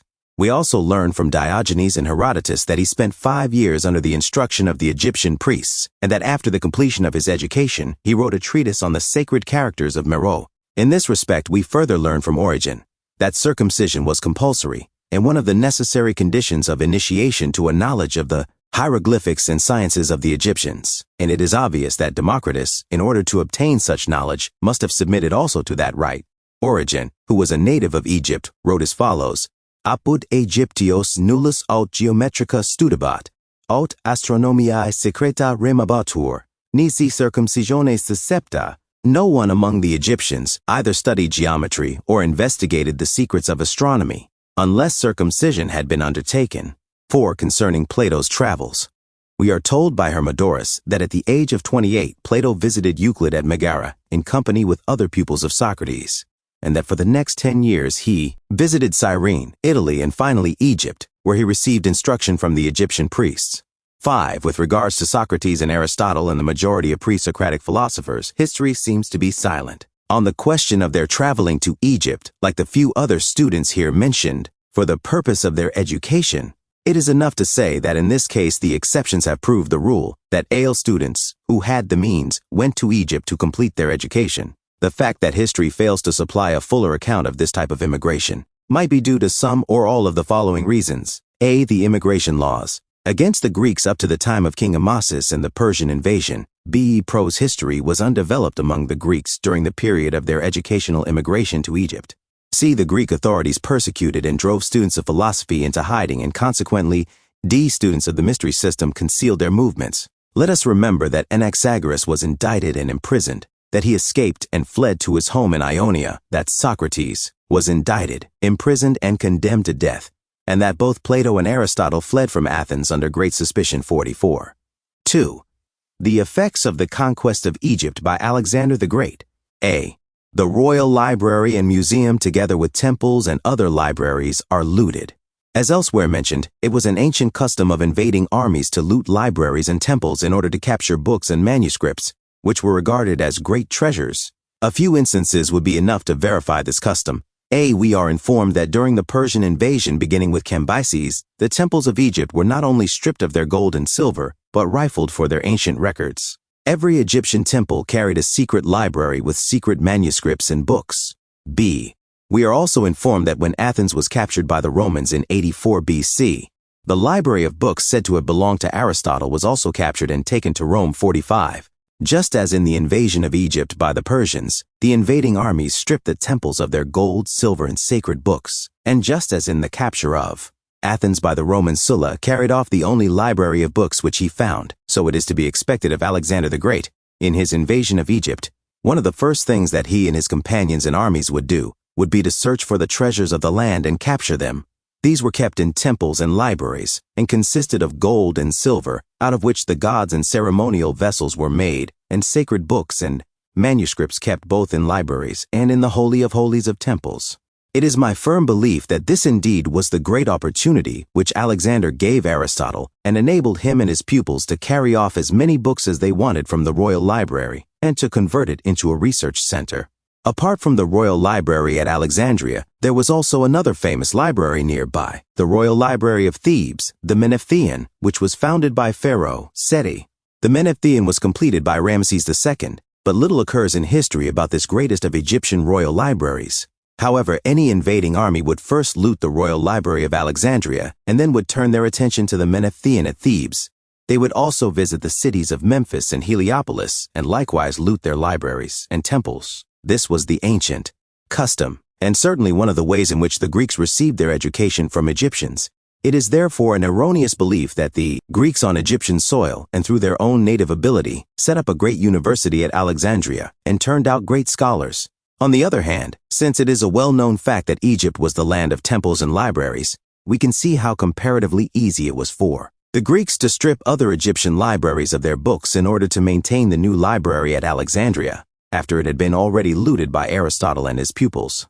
The Greeks, i.e., Alexander the Great, Aristotle's school and the succeeding Ptolemies, converted the royal library of Alexandria into a research center by transferring Aristotle's school and pupils from Athens to this great Egyptian library, and therefore the students who studied there received instructions from Egyptian priests and teachers until they died out.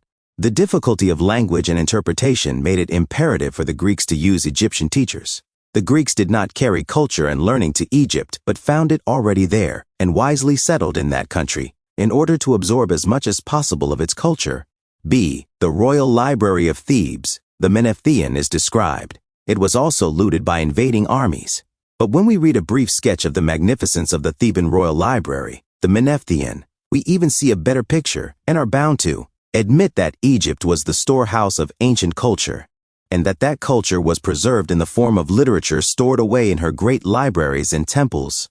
Great as the royal library of Alexandria might have been, we see in the Theban royal library something far more magnificent and far more representative of the true greatness of our ancient Egypt.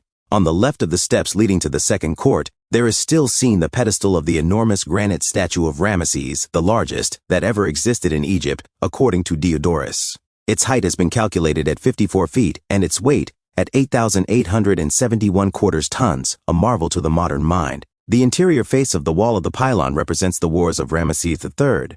The Osiride pillars of the second court are the monolithal figures, 16 cubits in height, supplying the place of columns, and at the foot of the steps leading from the court to the next hall beyond, there were two sitting statues of the king. The head of one of these was of red granite, known by the name of Young Memnon, was taken away by Belzoni, and is now a principal ornament of the British Museum.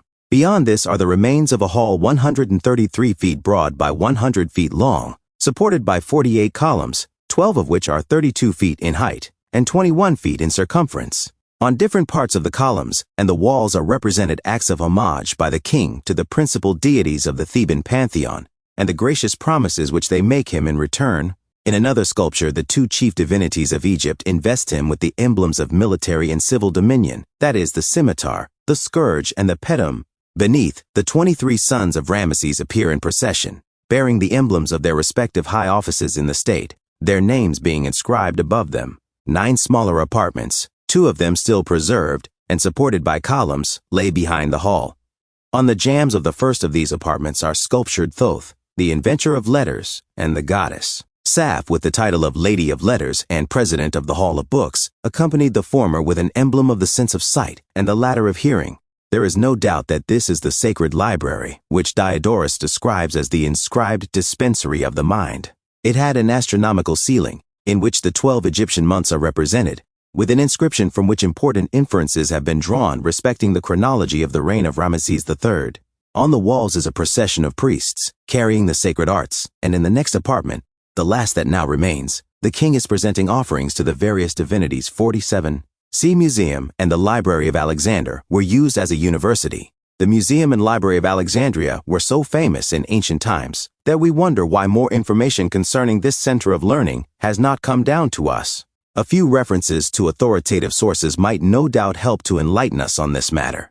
From Sedgwick's and Tyler's History of Science, Chapter 5, pages 87 to 119, we learn that the subjugation of Egypt by Alexander the Great in 330 BC had checked the further development of Greek civilization on its native soil, that after the death of Alexander the Great in 323 billion C, his vast empire was divided among his generals, and that Alexandria, the new Egyptian capital, fell to Ptolemy, that the city, barely 10 years old, soon became the center of the learned world, and that by 300 BC, the museum that is the seat of the Muses was founded and became a veritable university of Greek learning.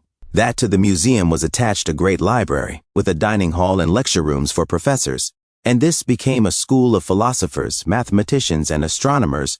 Here for the next 700 years, science had its chief abiding place. Here, however, it should be remembered that the above statement of Sedgwick and Tyler is misleading, since the Greeks did not carry a civilization of their own to Egypt, but on the contrary found a very highly developed Egyptian culture, the survival of which was maintained by the use of Egyptian priests and scholars as teachers. D. A military policy of the Greeks to commandeer information from the Egyptians was put in operation. One of the military policies adopted by the Greek military authorities at Alexandria was the issue of commands to the leading Egyptian priests for information concerning the Egyptian history, philosophy, and religion. As a custom, this is no less ancient than modern, since it is also a custom in modern times for victorious armies to confer with the men of science of an invaded country, in order to discover whether or not there is anything new in the field of science which they might possess. We would recall how at the end of World War II, the American scientists conferred with the Japanese scientists at Tokyo.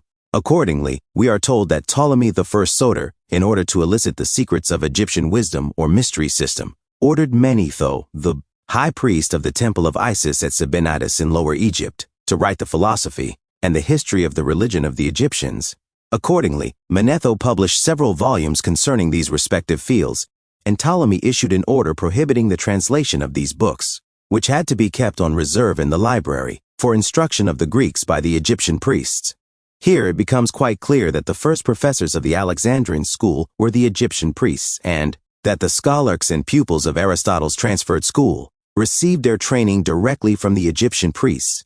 It is also well to note that the chief textbooks of the Alexandrian school were Manetho's books. We are told by Apollodorus, from whom Syncellus drew his information, that Ptolemy II ordered Eratosthenes, the Cyrenian, that is a black man and native of Cyrene and librarian of the Alexandrian library, to write a chronology of the Theban kings, and that Eratosthenes did so with the aid of the Egyptian hierophants at Thebes 48. Furthermore, it became the custom during the Greek and Roman occupation to use the services of Egyptian priests and scholars as professors at the Alexandrian school. We are told that during the reign of Theodosius 378 to 395 AD, the Egyptian professor Horapollo wrote a system of the Egyptian hieroglyphics, the Hieroglyphica of Horapollo, which has been regarded as the best that has come down to modern times. We are also told that this professor taught not only at the Alexandrian school but also at that of Constantinople. 49.3. The Egyptians were the first to civilize the Greeks. Greece was first civilized by colonies from Egypt, then from Phoenicia and Thrace. These were under the government of wise men, who not only subdued the ferocity of an ignorant populace by civil institutions, but also cast about them the strong chain of religion and the fear of the gods. Whatever dogmas they had been taught in their respective countries, concerning things divine and human, they delivered to these newly formed societies, with the object of bringing them under the restraint of virtuous discipline. Pharaonius and Cecrops were Egyptians, Cadmus a Phoenician and Orpheus a Thracian, and each of them through their colonies carried into Greece the religious and philosophical tenets of his respective country. The practice of teaching the doctrines of religion to people under the guise of myths originated from the Egyptians and was adopted by the Phoenicians and Thracians and subsequently introduced to the Greeks.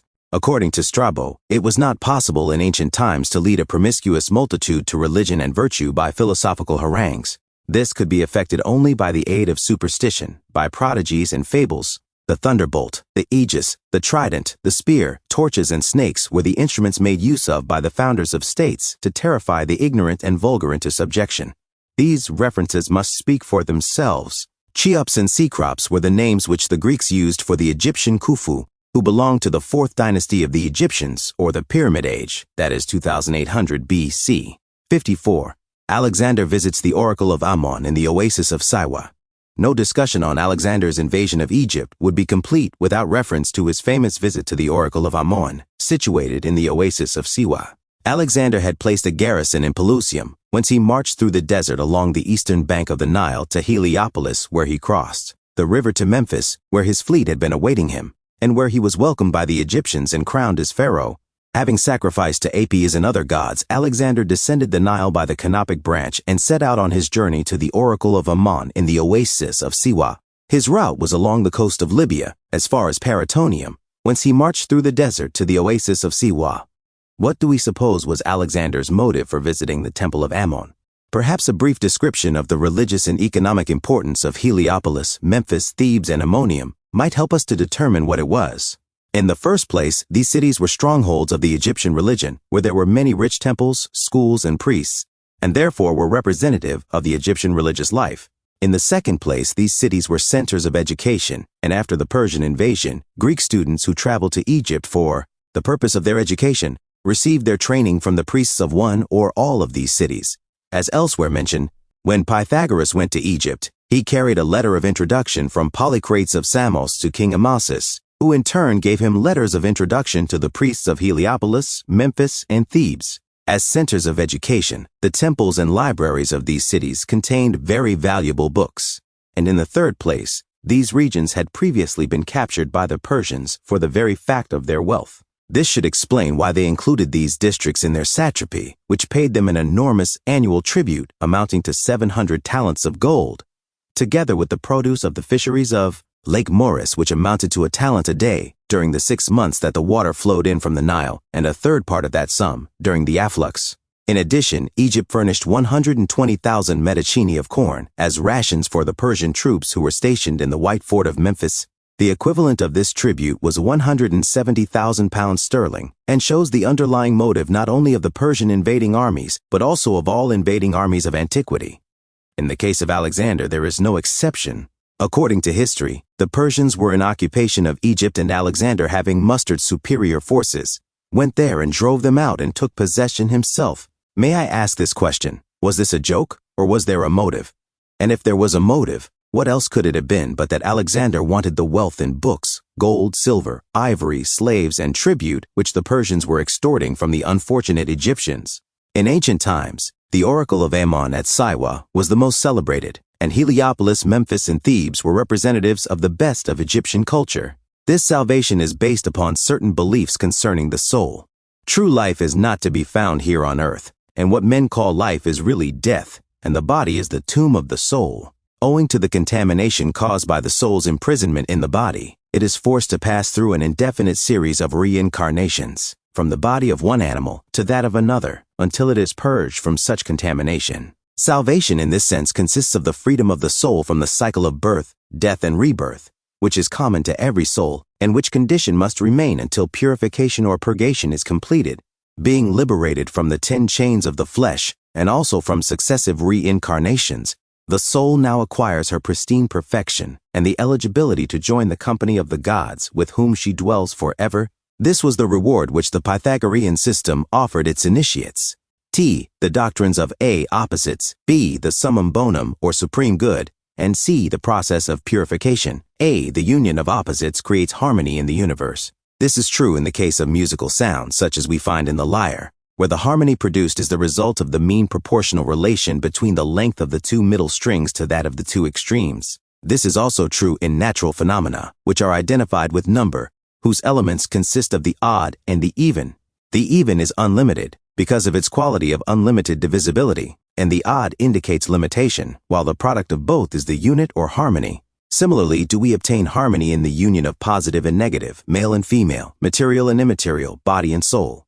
B. The summum bonum or supreme good in man is to become godlike. This is an attainment or transformation which is the harmony resulting from a life of virtue.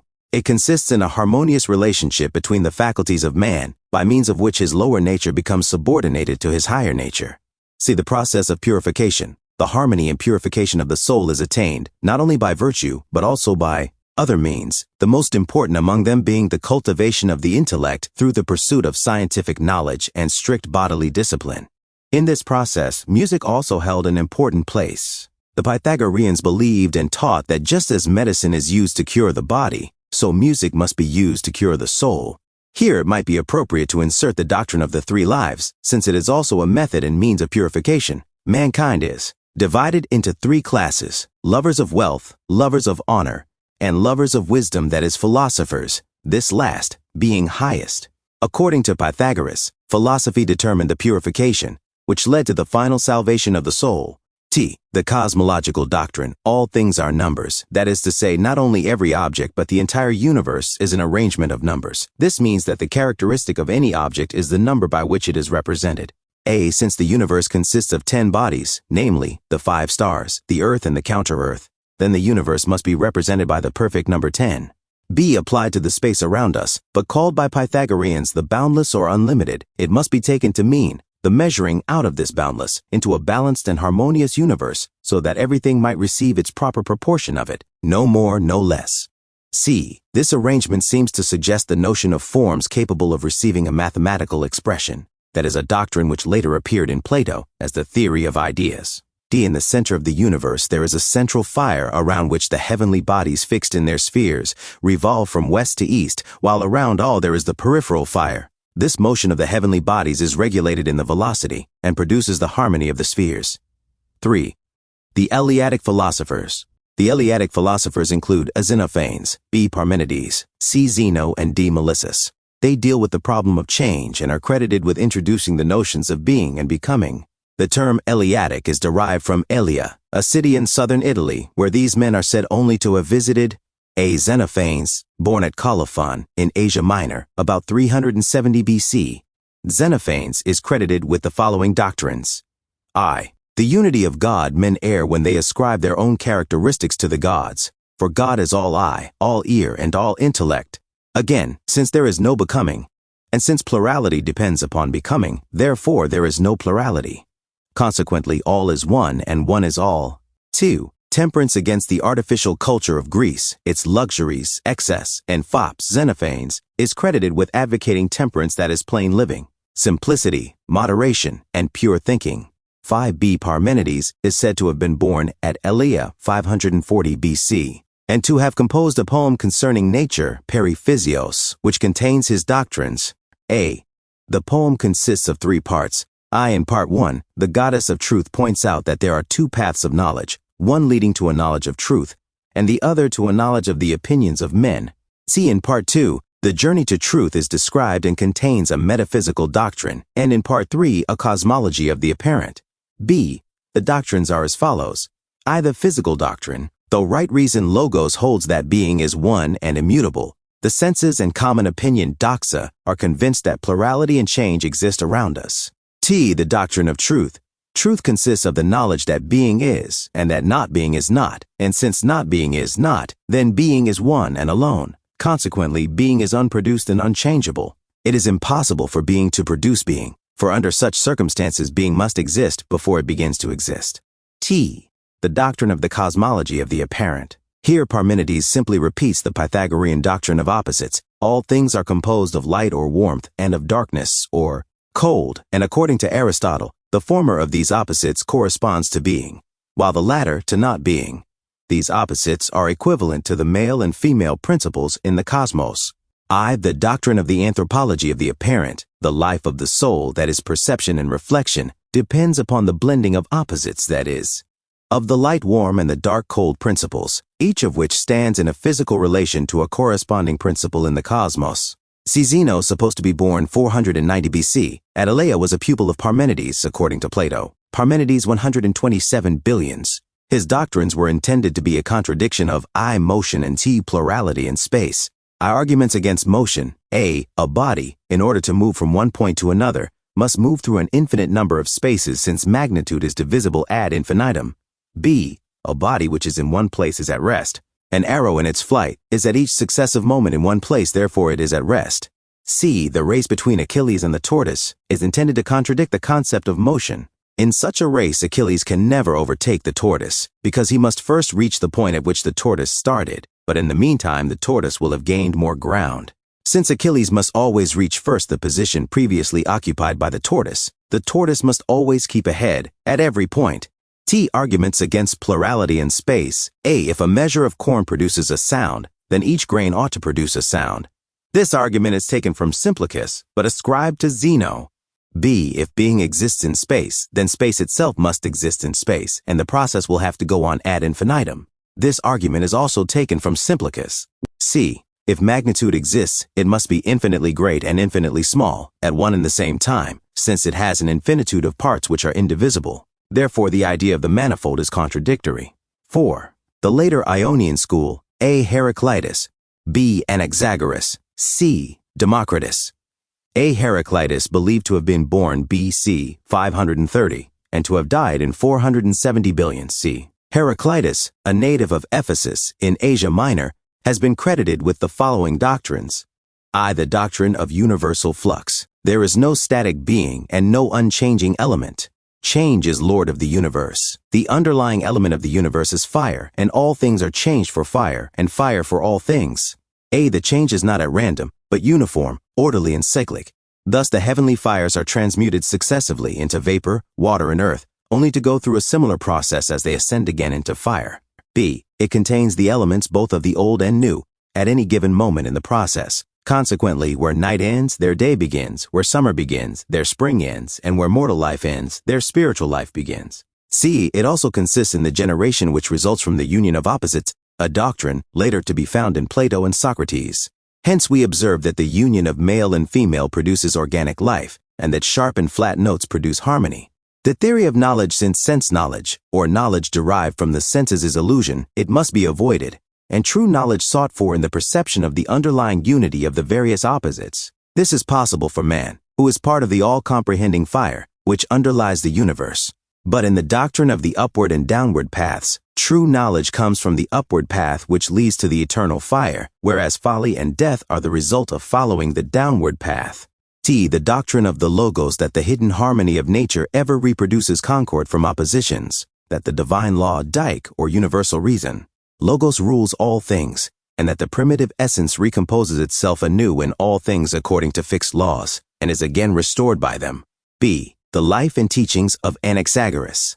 Anaxagoras, a native of Clazomenae in Ionia, is supposed to have been born in 500 BC. Like all the other philosophers, nothing is known about his early life and education. He comes into history through a visit to Athens, where he met and made the friendship of Pericles, and where he was charged with impiety. He, however, escaped from prison and fled back to his home in Ionia, where he died in 430 BC. His doctrines included the following. Nous, that his mind alone is self-moved, and is the cause of motion in everything in the universe, and has supreme power over all things. Sensation is produced by the stimulation of opposites. We experience the sensation of cold because of the heat in us, and we experience a sweet taste because of the sour in us. 57.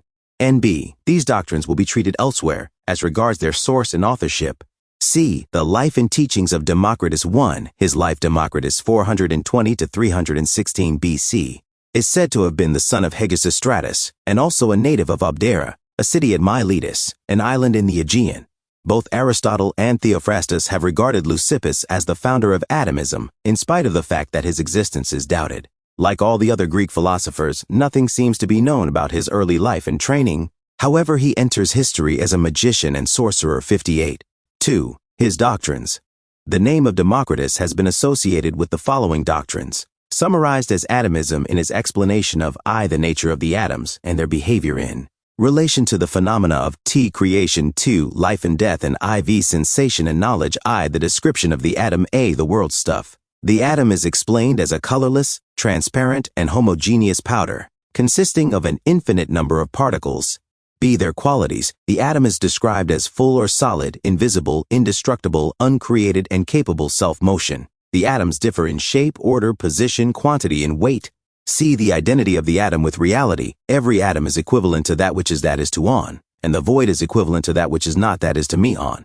Reality is the movement of that which is, within that which is not.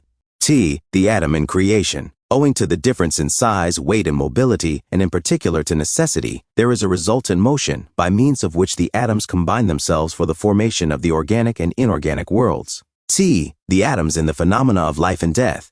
What we commonly call life and death are due to a change in the arrangement of the atoms. When they are arranged in a certain way, life emerges. But when that arrangement is changed to another way, then death is the result.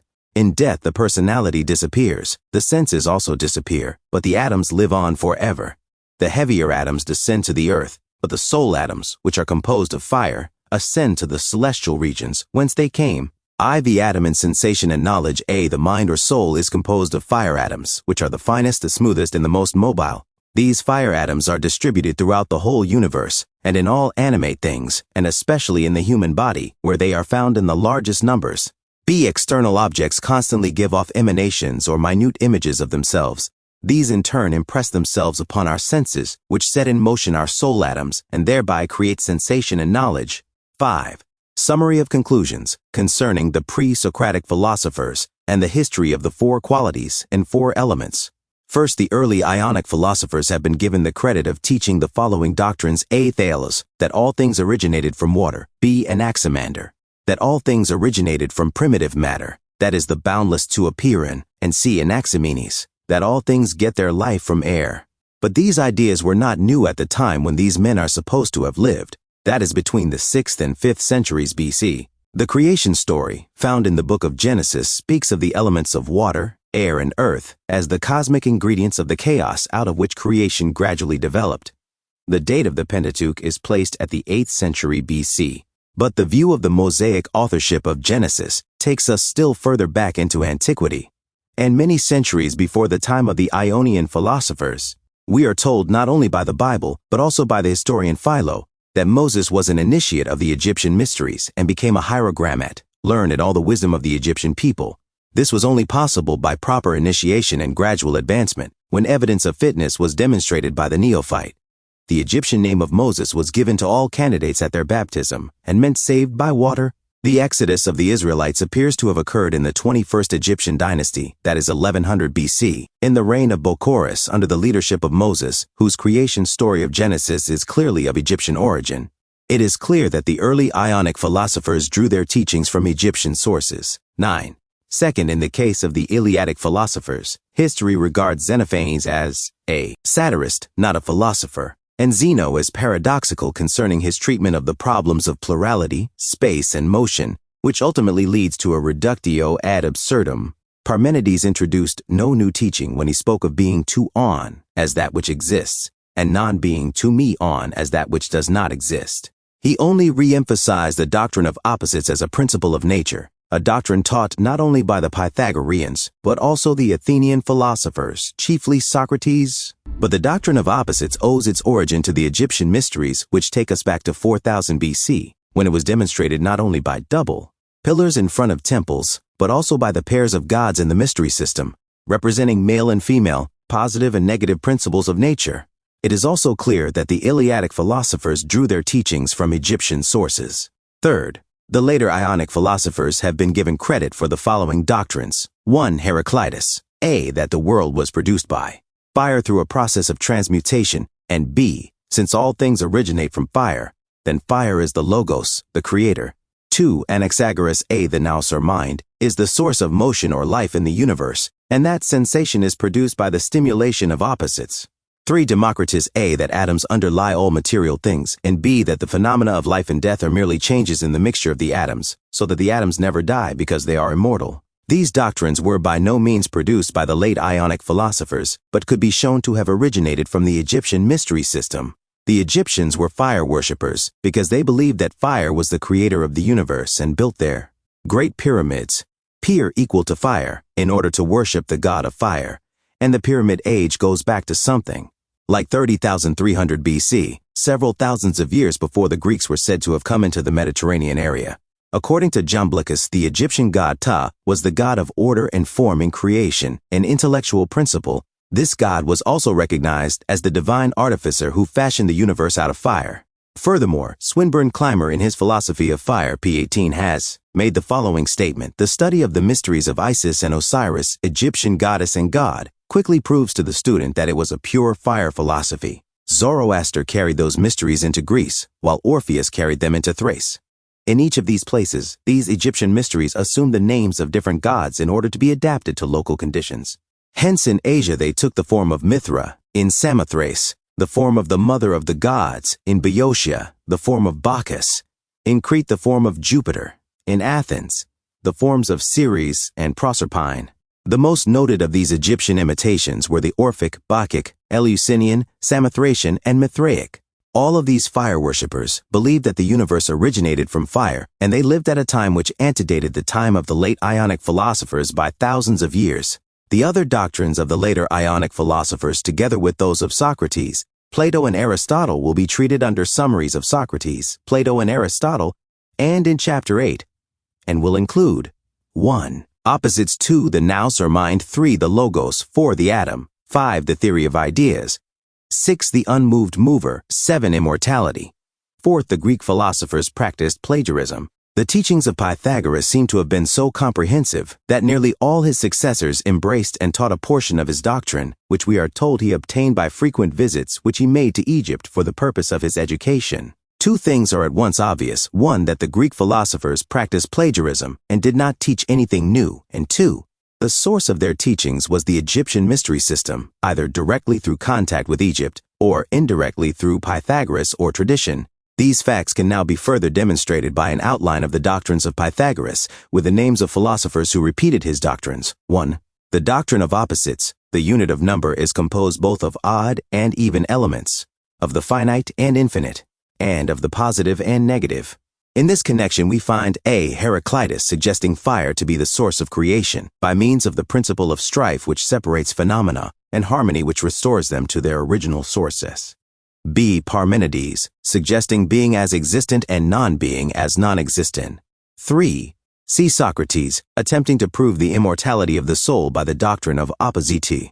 4. D. Plato, attempting to explain nature, used the theory of ideas which he based upon the principle of opposites. Consequently, the idea is true reality, that is, being to on, hence the concept is real. But the thing which is known by the concept is unreal. The noumen is real and perfect, but the phenomenon is unreal and imperfect. 65. Aristotle, in attempting to establish the existence of God, describes the divine attributes in terms of opposites. God is the first mover, that is, unmoved, proton kinun akinatin. Hence, we have a combination of motion and rest as the attributes of deity and nature. 66. 2.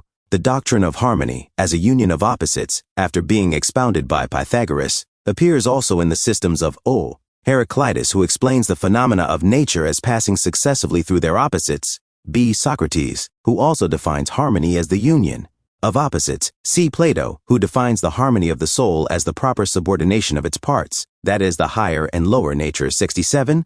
Also D. Aristotle, who defines the soul as a harmony in his De Animo 1, 2, 3. The central and peripheral fires. Here Pythagoras attempts to show that fire underlies creation, and this same notion is expressed by A. Heraclitus, who speaks of the origin of the universe through the transformation of fire. Then we have B. Anaxagoras, C. Democritus, D. Socrates, and E. Plato, each using the term mein nous as responsible for creation. Anaxagoras and Socrates, who speak directly of mein nous as an intelligence and purpose behind nature, while Democritus and Plato speak of mein nous indirectly as the world's soul, but further describe it as being composed of fire atoms floating throughout space. Clearly then, mein nous, no matter what other name or function we give it, is fire, since it is composed of fire atoms, and fire according to Pythagoras underlies creation. 8. 4. Immortality of the soul. According to Pythagoras, the doctrine of the immortality of the soul is implied in the doctrine of the transmigration of the soul. A. Socrates, the purpose of philosophy is the salvation of the soul, whereby it feeds upon the truth congenial to its divine nature and thus escapes from the wheel of rebirth, and finally attains the consummation of unity with God. 69. B. Plato's doctrines 1. Transmigration and 2. Recollection. 1. Transmigration. The souls of men go to the place of reward or punishment, and after 1,000 years they are permitted to choose a new lot of life. He who has thrice chosen the higher life gains after 3,000 years the home of the gods in the kingdom of thought. Others wander about for thousands of years in various bodies, and many are destined to pursue their earthly life in lower animal forms. It is necessary to point out that in this doctrine of transmigration, Plato describes the judgment scene in the Egyptian Book of the Dead. 2. Recollection. Although the sense-perceived world cannot lead us to a knowledge of ideas, yet it reminds us of the ideas which we saw in a previous existence. 5. Summum bonum. According to Pythagoras, the supreme good in man is to become godlike. This transformation is to be accomplished by virtue, which is a union of opposites in man's faculties. That is the subordination of man's lower nature to his higher nature. 1. But the precise purpose of the Egyptian mysteries was to make a man godlike by the purificatory agencies of education and virtue. Consequently, it is clear that Pythagoras obtained this doctrine directly from the Egyptian mysteries. Hence, it also follows that philosophers who have taught this doctrine must have obtained it either directly from the Egyptian mysteries or indirectly through the teachings of Pythagoras. 72. The philosophers besides Pythagoras who are given credit with having taught the doctrine of the supreme good are A. Socrates, who defined it as an attainment in which man becomes godlike through self-denial and the cultivation of the mind. 3. B. Plato, who defined it as happiness, which is the attainment of the idea of the good, which is God. 7. 4. C. Aristotle, who defined it as happiness which is based upon reason, and which includes all the gifts of fortune. It should be noted, however, that Aristotle's definition of the supreme good marks the first departure from the concept of the summum bonum of the Egyptian mysteries, and the same thing is true of the hedonists, who defined it as pleasure. The conception of a supreme good is Egyptian, from which source Pythagoras and other philosophers obtained the doctrine.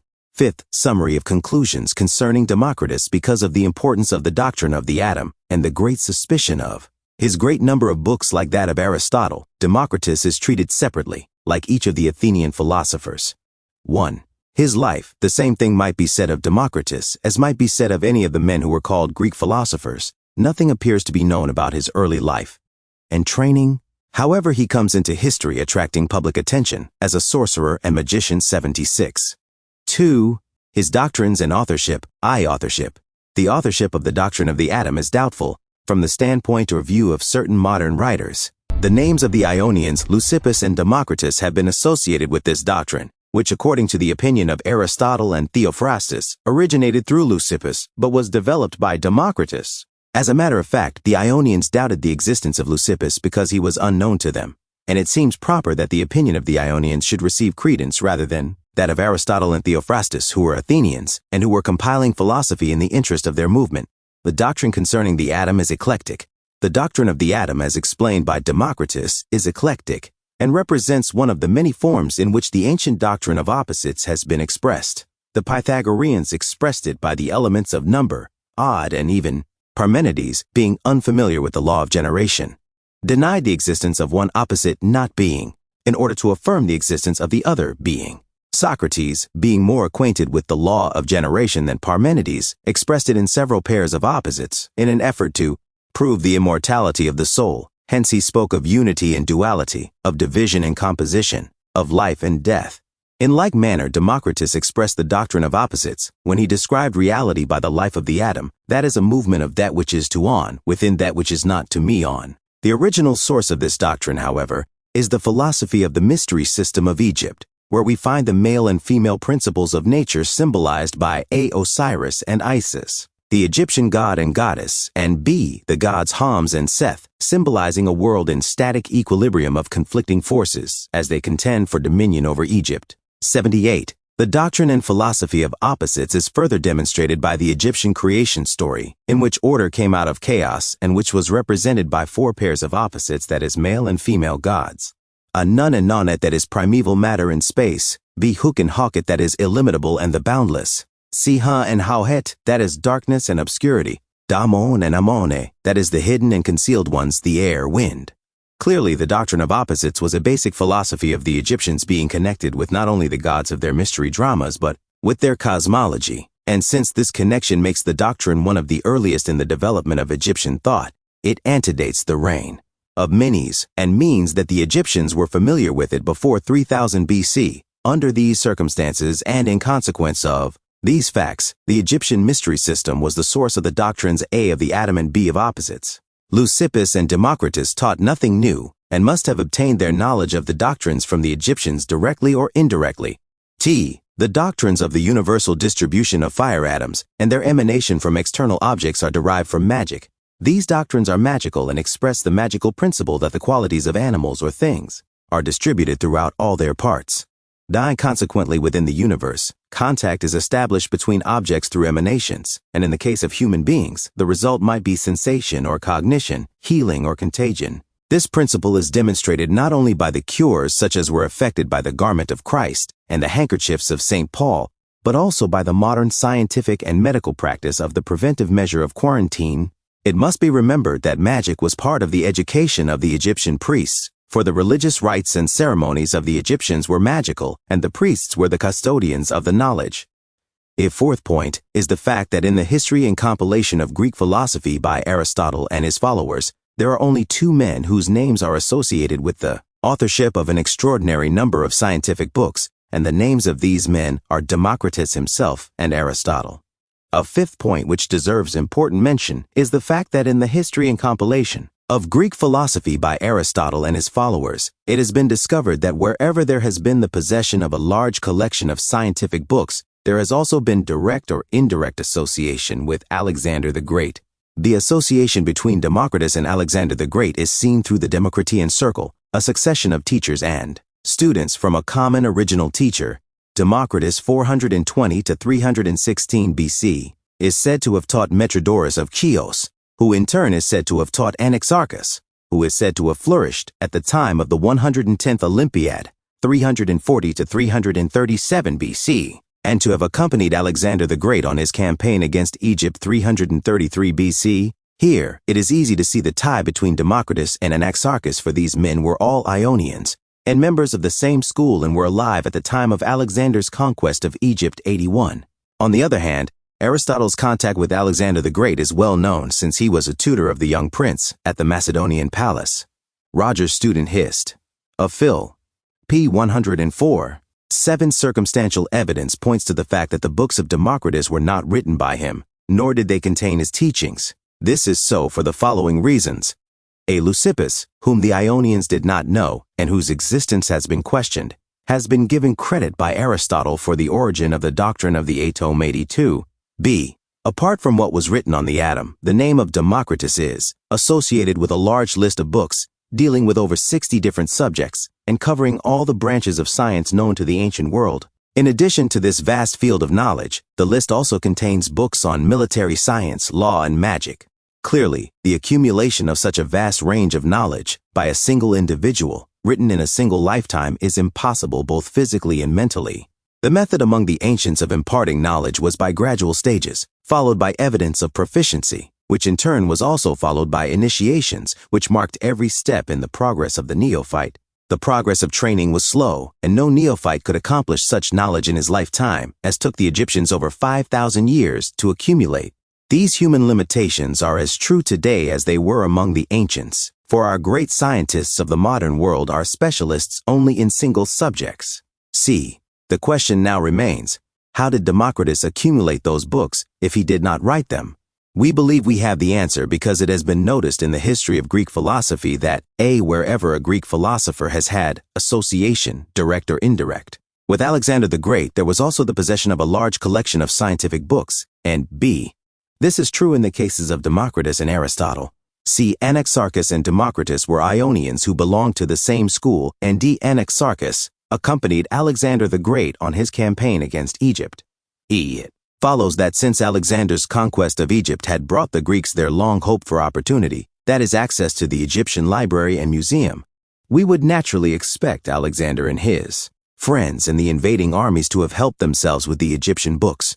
We would also expect Anaxarchus upon his return to Ionia to have sold at least a portion of his loot to Democrus, nor do we expect Aristotle and Theophrastus to relate these facts to us, since under the rules of the mysteries, knowledge, spoken or written, could be diffused only by brethren among brethren. This, we believe, is the way Democrus came to possess such a large number of scientific books. Again, it must be stated that Democrus taught nothing new, but simply what he had learned from the Egyptians, directly or indirectly. His doctrine on the universal distribution of fire atoms is based upon a magical principle. If the atom is an ingredient of the world, then it would be universally distributed. Furthermore, Democrus enters history as a magician. And since there is historical evidence that he visited the Egyptian priests, it is evident that magic was part of the training which he must have received from them. 8.4.3. His books are doubtful in authorship.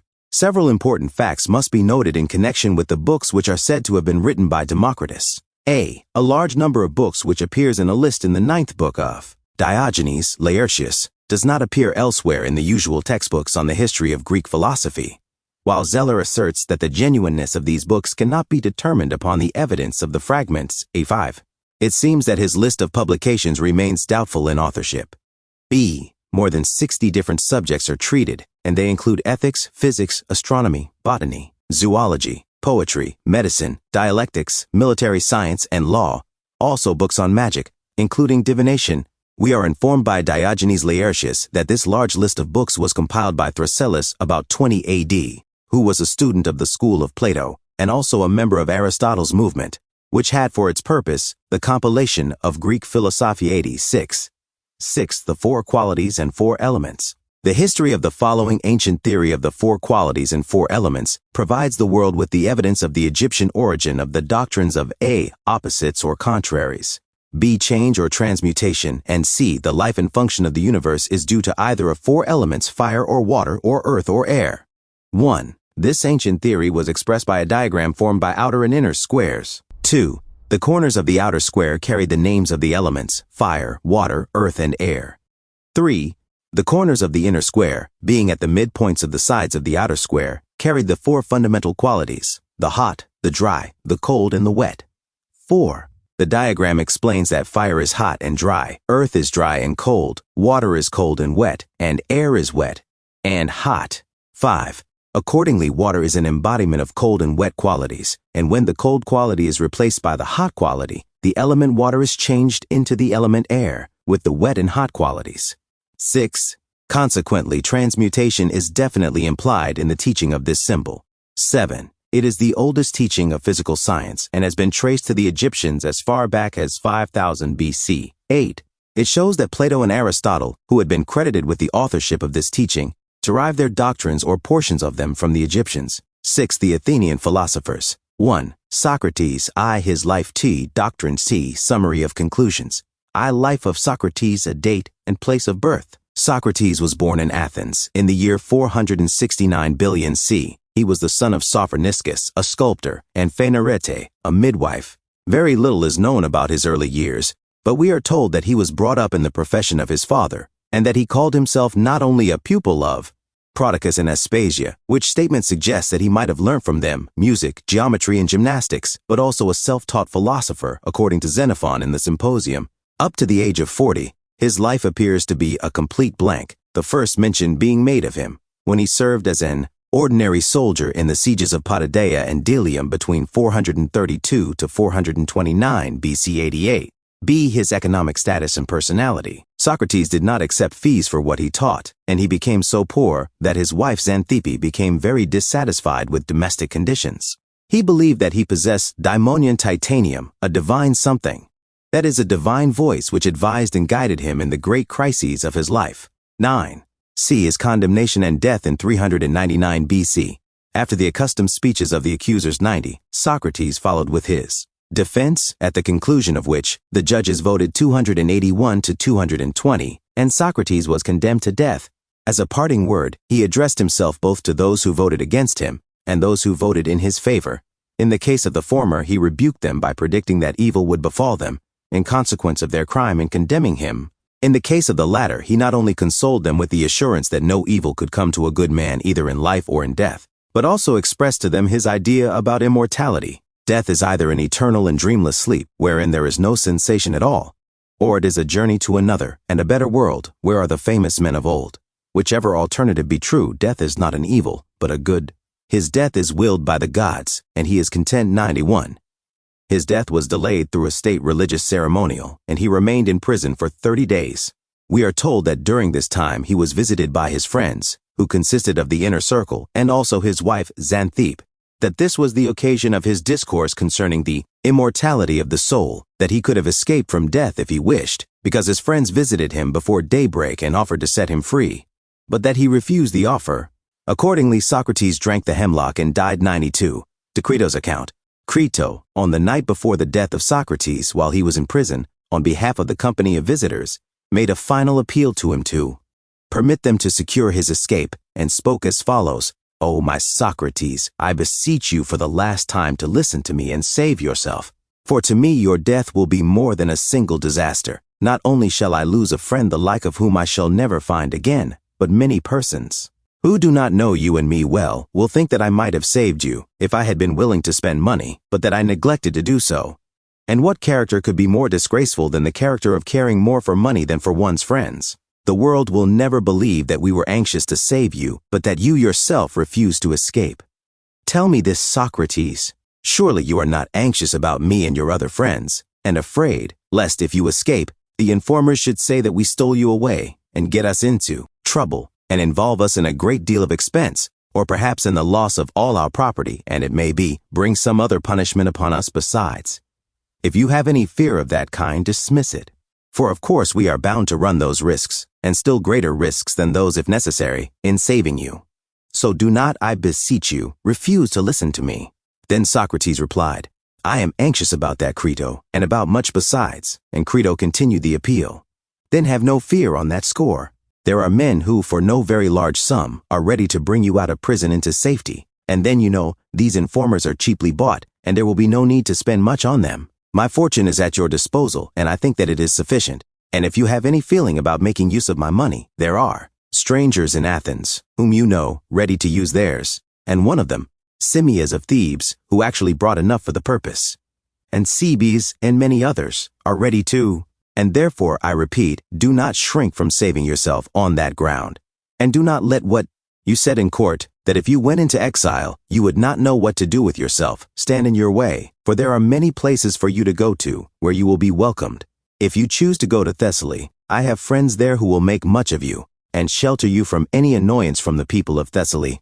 Consider then, Socrates, or rather the time for consideration is past. We must resolve, and there is only one plan possible. Everything must be done tonight. If we delay any longer, we are lost.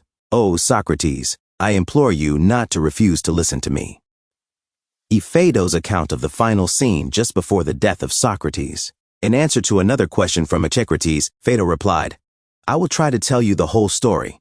On the previous days, I and the others had always met in the morning at the court, where the trial was held, which was close to the prison, and then we would go into Socrates. We used to wait each morning until the prison was opened, conversing, for it was not opened early. When it was open, we used to go into Socrates, and we generally spent the whole day with him. But on that morning we met earlier than usual, for the evening before we had learnt, on leaving the prison, that the ship had arrived from Delos. So we arranged to be at the usual place as early as possible. When we reached the prison, the porter, who generally let us in, came out to us and bade us wait a little, and not to go in until he himself summoned us, for the 11 were releasing Socrates from his fetters and giving him directions for his death. In no great while he returned and bade us enter. So we went in and found Socrates just released. When Xanthippe saw us, she wailed aloud and cried in her woman's way, This is the last time, Socrates, that you will talk with your friends, or they with you. And Socrates glanced at Crito and said, Crito, let her be taken home. So some of Crito's servants led her away, weeping bitterly and beating her breasts. And it was about sunset, and the servant of the 11, after bidding Socrates farewell, gave him the instructions as to how to take the poison, and then handed it to him. Socrates took the cup and drank the poison cheerfully, and then walked about until his legs felt heavy. And when he had lain down, he made his last request to Crito in the following words, I owe a cock to Asclepius, do not forget to pay it. By this time the poison took effect and he passed away. The Doctrines of Socrates 1. The doctrine of nous, that is mind or an intelligent cause, in order to account for God in creation, he is credited with the teleological premise, whatever exists for a useful purpose is the work of an intelligence. 952. The doctrine of the supreme good. The supreme good, that is the summum bonum, is equated both with happiness and with knowledge. This, however, is not merely eutuchia, which depends upon external conditions and accidents of fortune, but is eupraxia, a well-being, which is conditioned by good action. This is an attainment in which man becomes godlike through self-denial of external needs and the cultivation of the mind, for happiness comes not through the perishable things of the external world, but through the things that endure, which are within us 96. The doctrines of opposites and harmony, a odd and even are the elements of numbers. One is definite, but the other is unlimited, and the unit is the product both of odd and even. Hence the universe consists of opposites, the finite and the infinite, the male and the female, the odd and the even, the left and right. Harmony is the union of opposites. The doctrines concerning the soul. A, the immortality of the soul. B, the transmigration of the soul. C, the salvation of the soul. The purpose of philosophy is the salvation of the soul, whereby it feeds upon the truth congenial to its divine nature, and thus escapes from the wheel of rebirth, and finally attains the consummation of unity with God. To this, the soul, the body is the tomb of the soul. The aspirations of the soul. There is a realm of true reality which is above the world of sense.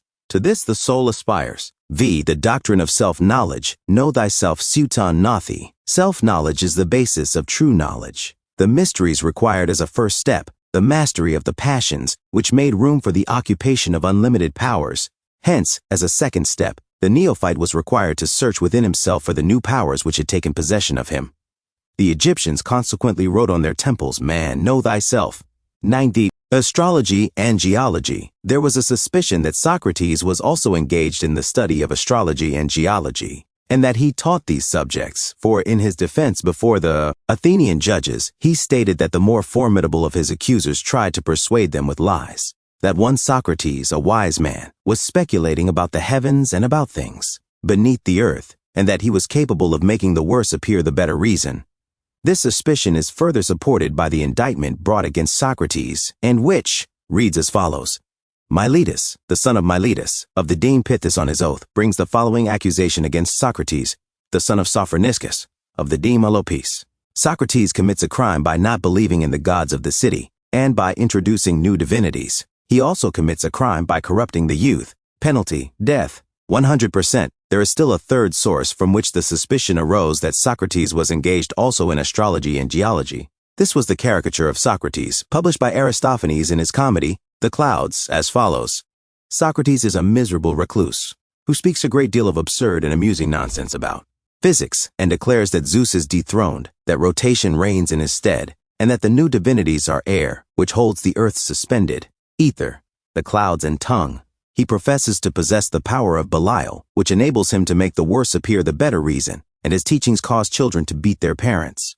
101 Summary of Conclusions. 1. Life and personality of Socrates. There are two circumstances in the life of Socrates which demand our attention. A. He is said to have been completely unknown up to the age of 40, and B. to have lived a life of poverty. These circumstances point to secrecy in training, and poverty as conditions of his life, and as such, they coincide with the requirements of the mystery system of Egypt and her secret schools, whether in the land of Egypt or abroad, which exacted the vows of secrecy and poverty from all neophytes and initiates. All aspirants of the mysteries had to receive secret training and preparation, and Socrates was no exception. He alone of the three Athenian philosophers deserves the appellation of a true master mason. Plato was a great coward, and Aristotle was greater still at the execution of Socrates. Plato fled to Megara to the lodge of Euclid, and Aristotle, when indicted, fled in exile to Chalcis. 2. The doctrines, the doctrine of the nous, or an intelligent cause. With reference to this doctrine, we find that it is also credited to Anaxagoras, who is said to have lived between 500 and 430 billion c, and who therefore antedated Socrates 469 to 399 BC, in expounding it. Secondly, further examination shows that the doctrine of the nous is also a direct inference from the doctrine of cognition, as credited to Democrus 460 to 360 BC, who is credited with stating that fire atoms are distributed through the universe, and that mind is composed of fire atoms. Therefore, it can be inferred A. that mind fills or is distributed through the universe, and B. since only like can produce like, then the mind of the universe must have been produced by a mind which is its source. 104. Thirdly, this doctrine of the nous is a doctrine that originated from the ancient mysteries of Egypt, where the god Osiris was represented in all Egyptian temples by the symbol of an open eye. This symbol indicated not only sight that transcends time and space, but also the omniscience of God, as the great mind which created and which directs the universe. This symbol is carried as a decoration in all modern Masonic lodges and has the same meaning. 105. The doctrine of the supreme good.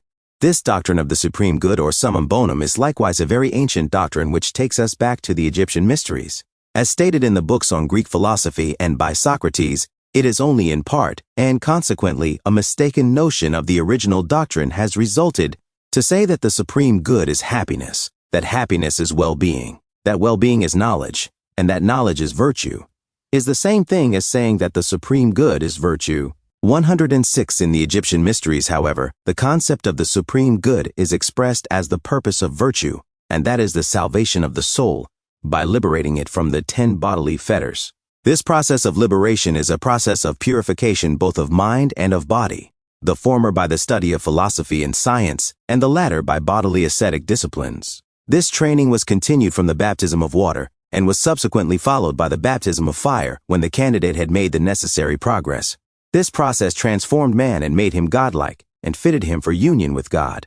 The concept of the supreme good, which originally came from the Egyptian mysteries, is the earliest theory of salvation, and Socrates must have derived this doctrine from that source, or indirectly from the Pythagoreans. 7.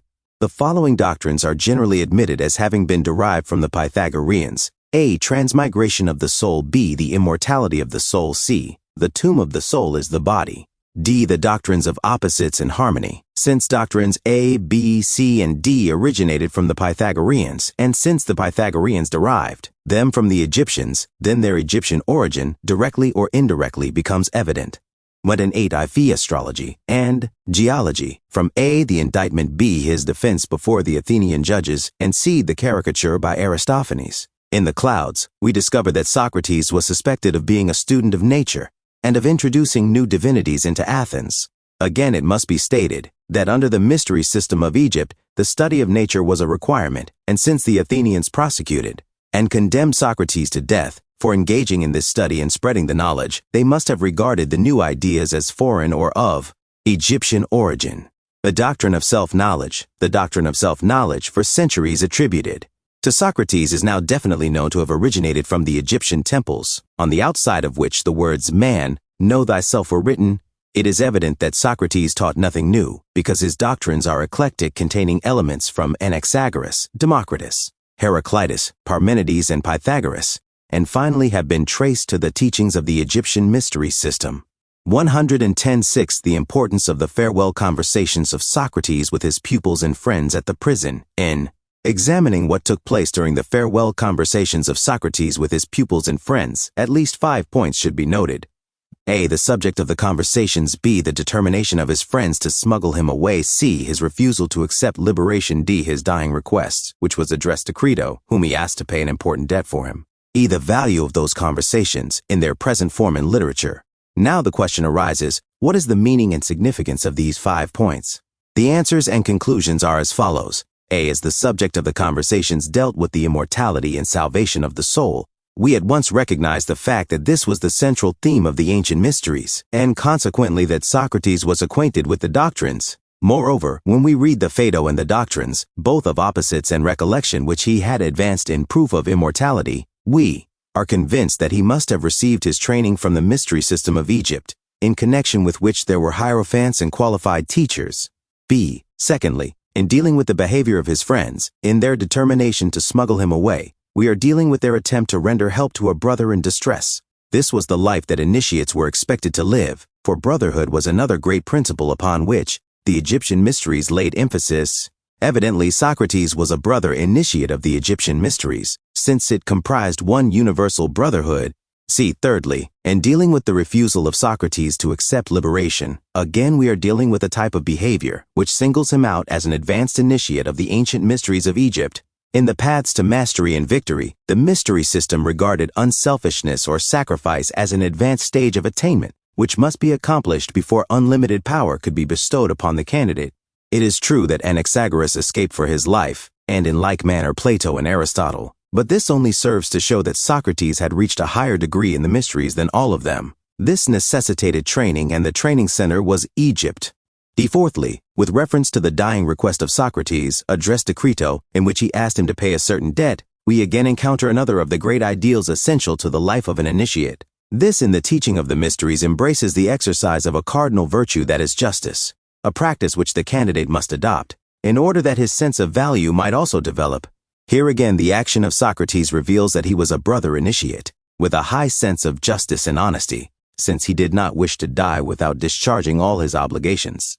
Certainly, the dying request of Socrates reveals him as a loyal member of the mystery system of Egypt. Fifthly and finally, what value may we attach to the literature which deals with the farewell conversations of Socrates with his friends and pupils?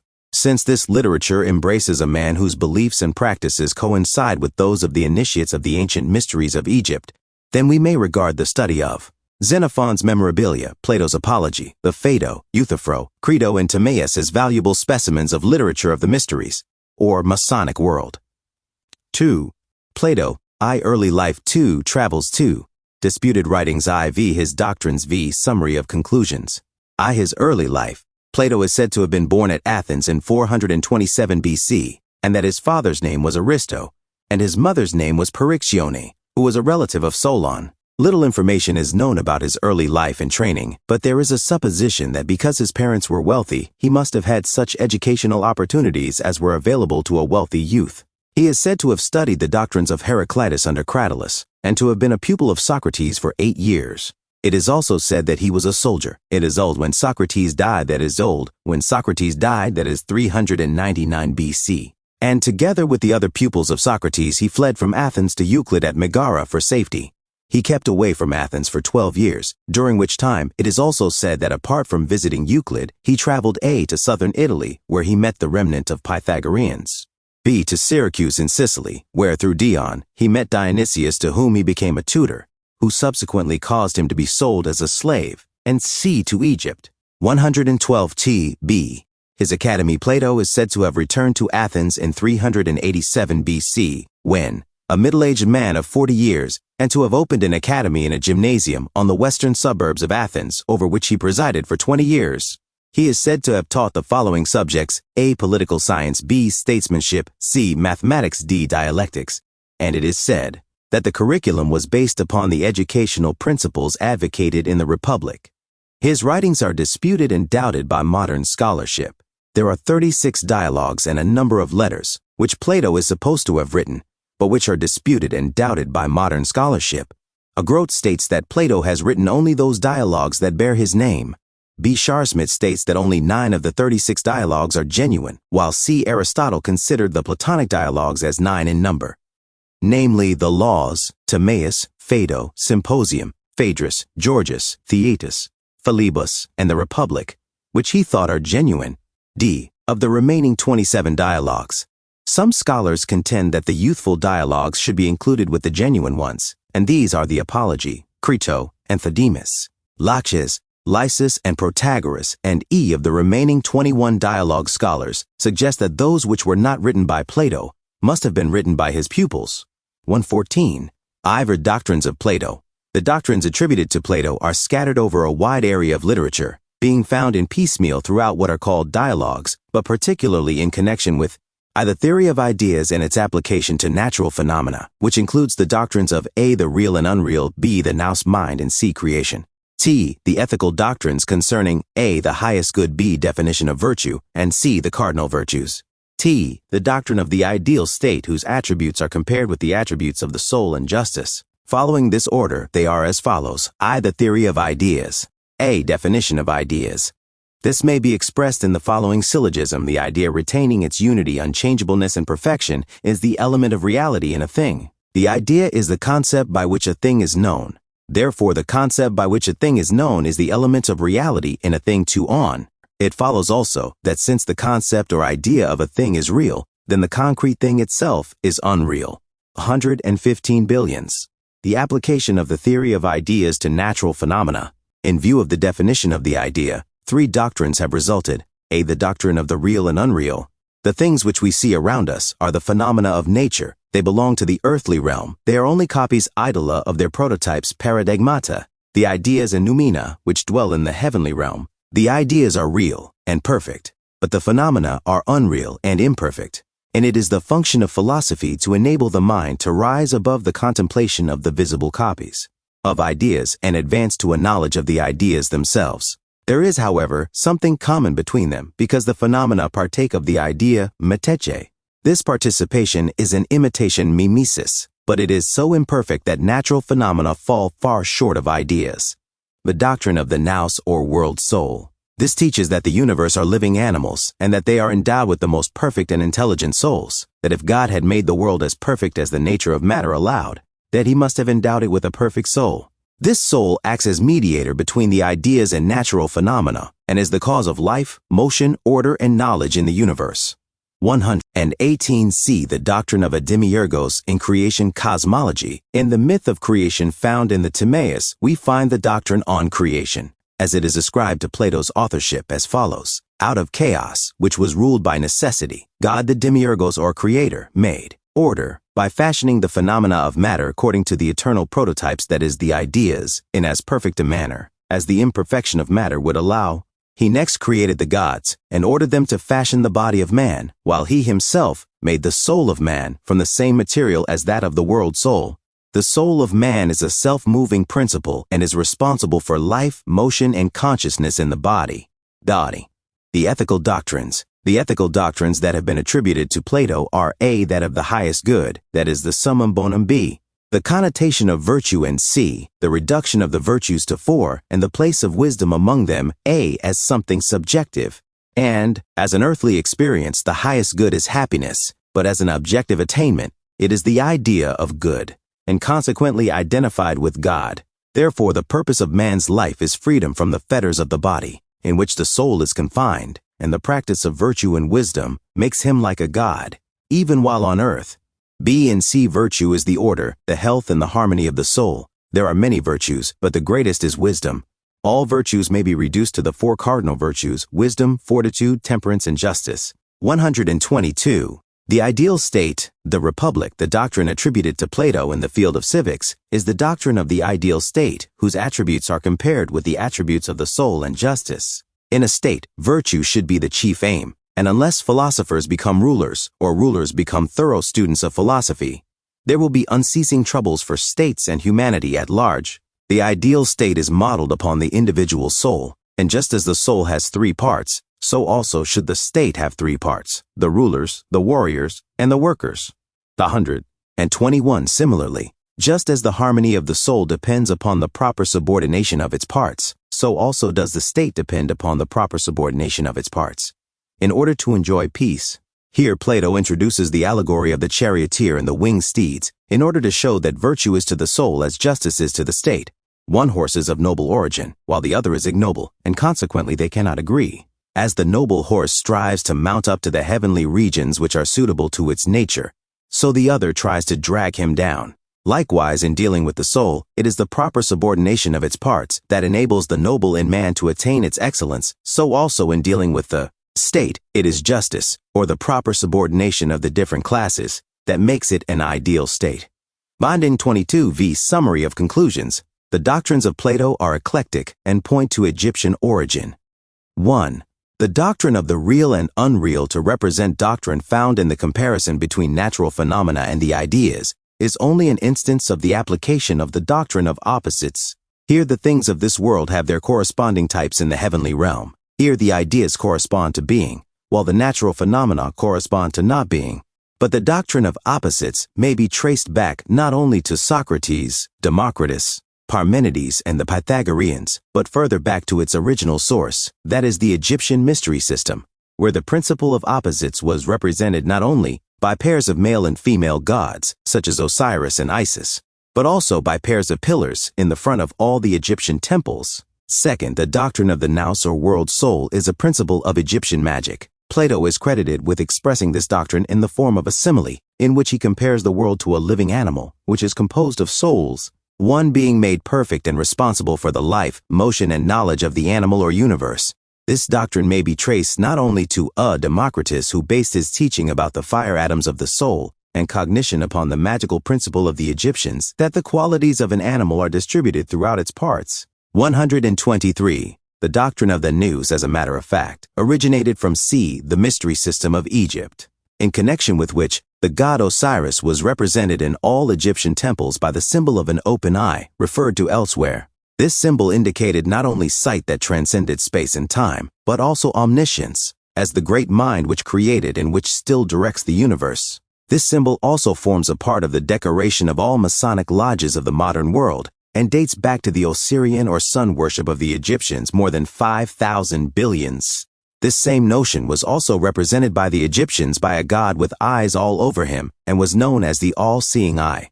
Third, the doctrine of the demiurge in creation. This doctrine, which is ascribed to the authorship of Plato, did not by any means originate from Plato. It was not only a current doctrine at the time of Plato, but was well known among the Eastern ancient nations and taught by them many centuries before his time. 427 to 300. History tells us that the Persians taught this doctrine more than 6 centuries BC through their leader Zoroaster.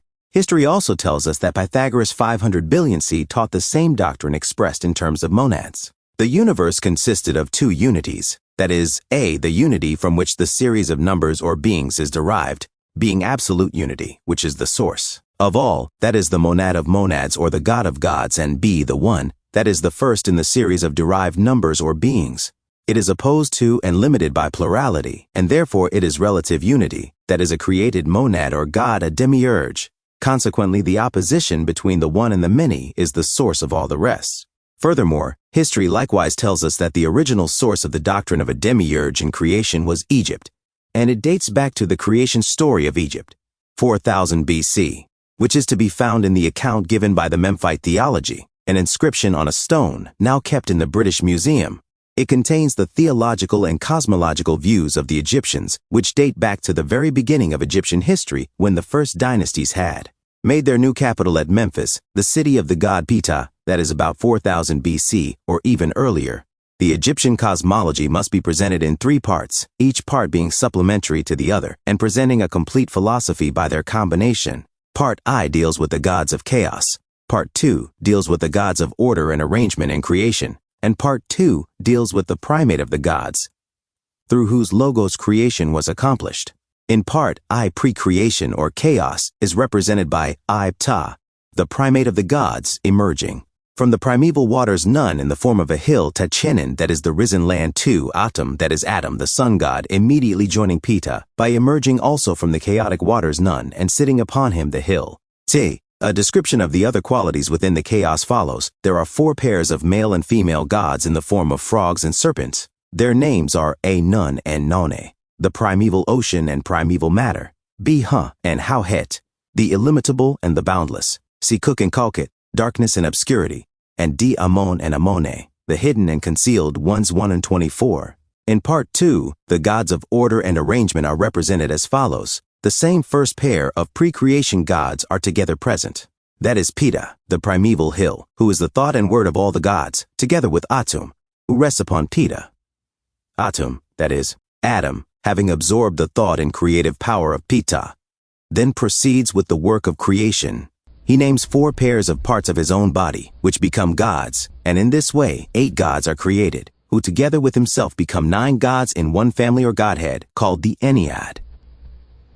NB. Magic is the key to the interpretation of ancient religions and philosophy. A part T tells of the specific powers of Pita, which Adam absorbs, but does not tell us how he absorbs them. B. Part I tells us how, for it describes the movement of Atum as emerging from the primeval waters and sitting upon Ta, the risen land or hill.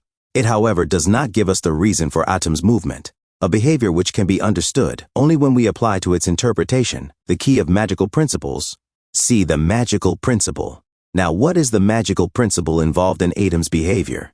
It is this. The qualities or attributes of entities, human or divine, are distributed throughout their various parts, and contact with such entities releases those qualities.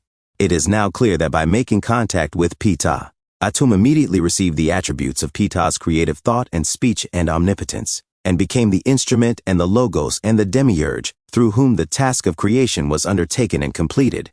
And 2.5, it is also clear that according to the Meite Theology, the doctrines of a demiurge and created gods originated from the Egyptian religion and mystery system, and not from Plato, who lived from 427 to 347 billion c. 126 NB. The Meite Theology will be dealt with in a separate chapter to show the origin of Greek philosophy. 4th, the doctrines of A, the highest good, B, virtue, and C, the cardinal virtues. NB. This is really the earliest theory of salvation, and it originated from the Egyptian mysteries but not from Plato. The main purpose of the Egyptian mysteries was the salvation of the human soul. The Egyptians believed the human body to be a prison house, where the soul is chained by 10 fetters. This condition not only kept man separated from God, but made him subject to the wheel of rebirth, or reincarnation. In order to escape from the effects of his condition, 2 requirements had to be fulfilled by the neophyte. He must keep the 10 commandments taught by the mysteries, for by such a discipline, he would gain conquest over the fetters of the soul and liberate it so as to make its development possible, and he now being well qualified and duly prepared, must undergo a series of initiations in order to develop his soul from the human stage to that of a god. Such a transformation was known as salvation. It placed the neophyte in harmony with nature, man and God. It deified him, that is, made him become godlike, and this attainment was known as the highest good. According to this theory of salvation, man is expected to work out his own salvation without a mediator between himself and his God. B. Plato defines virtue as the order or discipline of the soul. This meaning we accept, since it agrees with the purpose of the 10 commandments of the mysteries.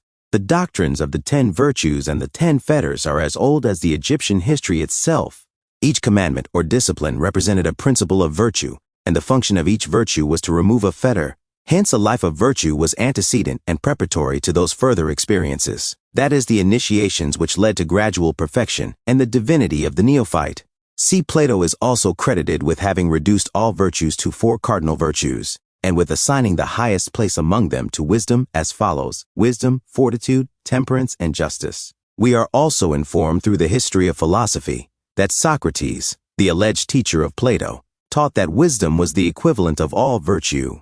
This divergence of opinion between pupil and teacher is significant, since it points to the fact that both of them simply speculated about a system of ethics which was current in the ancient world, and which neither of them had produced. This system of ethics, as has already been mentioned, belonged to the mystery system of Egypt, which required neophytes in preparation for initiation to keep the following 10 commandments, underlying which were 10 principles of virtue. The neophyte must control his thoughts, T. Control his actions. T. Have devotion of purpose. IV. Have faith in the ability of his master to teach him the truth. V. Have faith in himself to assimilate the truth. Vi. Have faith in himself to wield the truth. 7. Be free from resentment under the experience of persecution. 7. Be free from resentment under experience of wrong. X. Cultivate the ability to distinguish between right and wrong. And X. Cultivate the ability to distinguish between the real and the unreal. He must have a sense of values. If we now compare the order in the above outline with the order in which the cardinal virtues are said to be arranged, we shall immediately see that the first place which wisdom occupies among the virtues was given to it by the Egyptian mysteries, and not by Plato. Consequently, in I and T, from the control of thoughts and actions, we derive the virtue of wisdom. In Vi, from freedom of resentment under persecution, we derive the virtue of fortitude. In X and X, from an ability to distinguish between right and wrong, and between the real and unreal, we derive the virtues of justice and temperance. 127.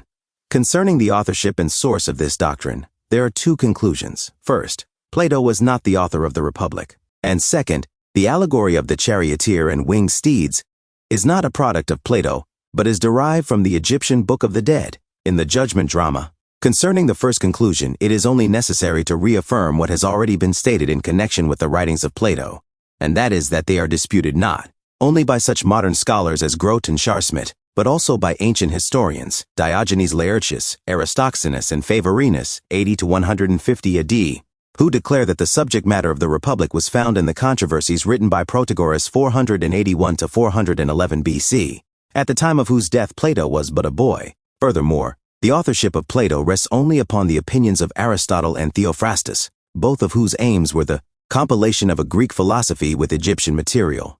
128. Concerning the second conclusion, it must be pointed out that the allegory of the charioteer and the winged steeds is a description of the quality and destiny of the soul as it appears at the bar of justice, in the judgment drama of the Egyptian Book of the Dead. In this drama, the great Chief Justice and President of the unseen world, Pathompomenthus, that is, Osiris, is seated on a throne and is attended by the goddesses Isis and Nephthys, while 42 assistant judges are seated around, near Osiris. There are 4 genii of Amenta, the unseen world, represented as short vases called canopi, in which the different viscera, symbolizing the moral qualities of the individual, are kept embalmed. The intestines have a very important connection with the moral qualities of the individual, since they are blamed for any sin which the individual commits. At the opposite end, the deceased is introduced by Horus, while in the center stands the scale of justice, which has been erected by Anubis. On one side of it, there appears a heart-shaped vase containing the moral qualities of the deceased, while on the other side, there is a figure of the goddess of truth. Thoth, the scribe, holding a roll of papyrus, stands by and makes a record of the weighing. After this is completed, Horus receives the record from Thoth and advances to Osiris to make known the results. Osiris listens and at the end of the report, pronounce sentence of reward or punishment. In the meantime, fearful monsters lurk around the scene to destroy the soul, if the verdict is against it. Let us observe that 1. The motion of the scale in the judgment drama corresponds with the up and down motion of the winged steeds of the allegory. 2. The opposite qualities weighed on the scale correspond with the opposite qualities possessed by the noble and ignoble steeds of the allegory. 3. The idea of justice symbolized by the scale of judgment drama corresponds with the idea of justice expressed in the allegory. 4. The winged steeds corresponds with the monsters of the judgment drama. B. The authorship of the Republic. According to Diogenes Laertius Book 3 and pages 311 and 327, it is stated both by Aristoxenus and Favorinus that nearly the whole of the subject matter of Plato's Republic was found in the controversies written by Protagoras. Furthermore, according to Rogers' Student's History of Philosophy p. 78, it is stated that although Plato might have drawn heavily upon the reminiscences of Socrates, whose lectures he attended, yet the subject matter of the Republic is a more carefully reasoned system of philosophy than can be easily attributed to Socrates. That the whole volume is a cumulative argument into which there are subtly interwoven opinions on almost every subject of philosophical importance. It is obvious that modern scholarship doubts that Plato drew the subject matter of the Republic from Socrates, and is inclined to attribute authorship to Plato himself. If, however, we take into consideration the fact that the subject matter of the Republic was in circulation long before the time of Plato, for Protagoras is supposed to have lived from 481 to 411 BC, and Plato, from 427 to 347 BC. Reason forbids the assignment of the authorship to Plato. But the important question remains, from what source did Protagoras draw the ideas of the Republic which were circulated in the controversies? Textbooks on Greek philosophy tell us that Protagoras was a pupil of Democrus, but when we turn to the writings of Democrus, we are unable to discover any connection between them and the A. educational system and the B. paternal government which are advocated in the Republic. This fact forces us to the conclusion that the subject matter of Plato's Republic was neither produced by Plato nor any Greek philosopher. See the authorship of Timaeus. According also to Diogenes Laertius' book, the 8th p. 399 to 401, when Plato visited Dionysius at Sicily, he paid Philolaus, a Pythagorean, 40 Alexandrian minae of silver, for a book, from which he copied the whole contents of the Timaeus. Under these circumstances, it is clear that Plato wrote neither the Republic nor the Timaeus, whose subject matter identifies them with the purpose of the mysteries of Egypt. 129-6. The chariot was not a culture pattern of the Greeks at the time of Plato, nor was it used by them in warfare. Greek culture and traditions did not furnish Plato with the idea of the chariot and winged steeds, for nowhere in their brief military history, that is up to the time of Plato, do we find the use of such a war machine by the Greeks. The only nearby nation who specialized in the manufacture of chariots and the breeding of horses was the Egyptians. When Joseph was governor in Egypt, the horse and war chariot were in use, and when the Israelites fled from the country, Pharaoh pursued them to the Red Sea in chariots. Even Homer and Diodorus, who visited Egypt, testify that they saw a great multitude of war chariots and numerous stables along the banks of the Nile, from Memphis to Thebes. And since the judgment drama in the Egyptian Book of the Dead reveals the entire philosophy contained in the allegory, Plato cannot be credited as its author. The following sketch of the military history of the Greeks shows that the chariot was not used by them, nor was it their culture pattern. A. External wars or wars with the Persians. A. The Ionian revolt against Persian rule, 499 to 494 BC. This climaxed in a naval engagement at Lade, where the Ionian fleet was defeated. B. The Battle of Marathon, 490 BC. During the summer of 490 BC, the Greeks met the Persians at the Bay of Marathon, and after a brief fight with bows and arrows, both belligerents withdrew to prepare for more decisive engagements. See the Battle of Thermopylae, 480 billion c. 10 years after Marathon, the Persians and Greeks met again to settle their grievances. The Persians anchored in the Gulf of Pagasae, while the Greeks anchored off Cape Artemisium. A battle followed and Thermopylae was captured by the Persians. D. The Battle of Salamis, 479 billion c. Both Persians and Greeks met again at Salamis in 479 BC, and a naval engagement followed, with considerable loss of ships on both sides. Both belligerents withdrew without any decision. E. The Confederacy of Delos and their wars with the Persians, 478 to 448 BC. The purpose of the Confederacy was defense against Persian aggression, and two naval battles were fought, one at the river Eurymedon in 467 BC, when the Greeks gained a minor victory, and the other at Cyprus in 449 BC, when the island was captured by the Persians. NB chariots were not used in any of these engagements. B. Internal wars, that is. The Peloponnesian Wars, 460 to 445 BC, and 431 to 421 BC, respectively. These wars were fought between the different Greek states, and their major engagements were maritime. In 432 BC, Athens blockaded Potidaea, and Megara was excluded from Greek markets. In 431 billion c. Thebes attacked Plataea, and while a Peloponnesian army occupied Attica, an Athenian fleet raided Peloponnesus. Pericles conducted the evacuation of Attica. The oligarchs at Corcyra were massacred, and after the seizure of Amphipolis, Nicias sued for peace 422 BC. N.B. It is evident that Greek culture and tradition did not furnish Plato with the idea of the charioteer and winged steeds, for nowhere in their brief military history, that is up to the time of Plato, do we find the use of such a war machine by the Greeks as a chariot. The only nearby nation who specialized in the manufacture of chariots and horse breeding was the Egyptians, as already mentioned. And since the judgment drama in the Egyptian Book of the Dead depicts the allegory of the charioteer and winged steeds, credit for its authorship cannot be given to Plato, but to the Egyptians. 133. Aristotle, IA, Early Life and Training, and B. His own list of books. C. Other lists of books. T. Doctrines. T. Summary of conclusions. A. His doctrines. B. I. The Library of Alexandria. B. T. True source of his unusual number of books. C. The discrepancies and doubts in his life. I. A birth and early life and training. According to the textbooks on the history of Greek philosophy, Aristotle was born in 384 BC at Stagira, a town in Thrace. His father, Neomachus, is said to have been a physician to Amyntas, king of Macedonia. Nothing is mentioned in books about his early education, only that he became an orphan, and at the age of 19 he went to Athens, where he spent 20 years as a pupil of Plato. We are also informed that after the death of Plato, his nephew became the master of his school, and that Aristotle left immediately for Mysia, where he met and married the niece of Hermias. Likewise, that after the death of Amyntas of Macedon, his son Philip, having become king, appointed Aristotle as tutor of his son Alexander, a boy of 13 years, later to be called the Great in consequence of his conquest of Egypt.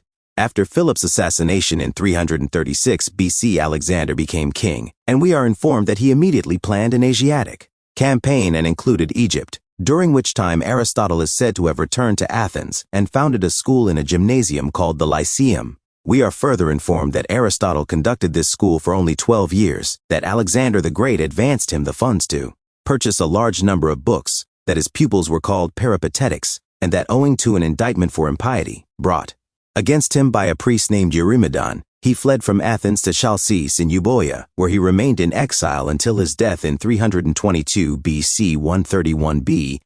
His own list of books. Aristotle is credited with classifying his own writings as follows: I. The Theoretic, whose object is truth, and which included A. Mathematics, B. Physics, and C. Theology. T. The Practical, whose object is the useful, and which included A. Ethics, B. Economics, and C. Politics. T. The Productive or Poetic, whose object is the beautiful, and which included A. Poetry, B. Art, and C. Rhetoric. N. B. Neither logic nor metaphysics was in this list. 132 C. Other lists of books. There are two lists of books which have come down to modern times from Alexandrine and Arabian sources. I. The older list, derived from the Alexandrine Hermepis 200 billion C, who estimated the books of Aristotle at 400, which, according to Zeller's suggestion, must have been in the Alexandrian library at the time of the compilation of the list, since works which are now considered to be Aristotle's are not found in the list. T. The later, derived from Arabian sources, was compiled by Ptolemus of the 1st or 2nd century AD.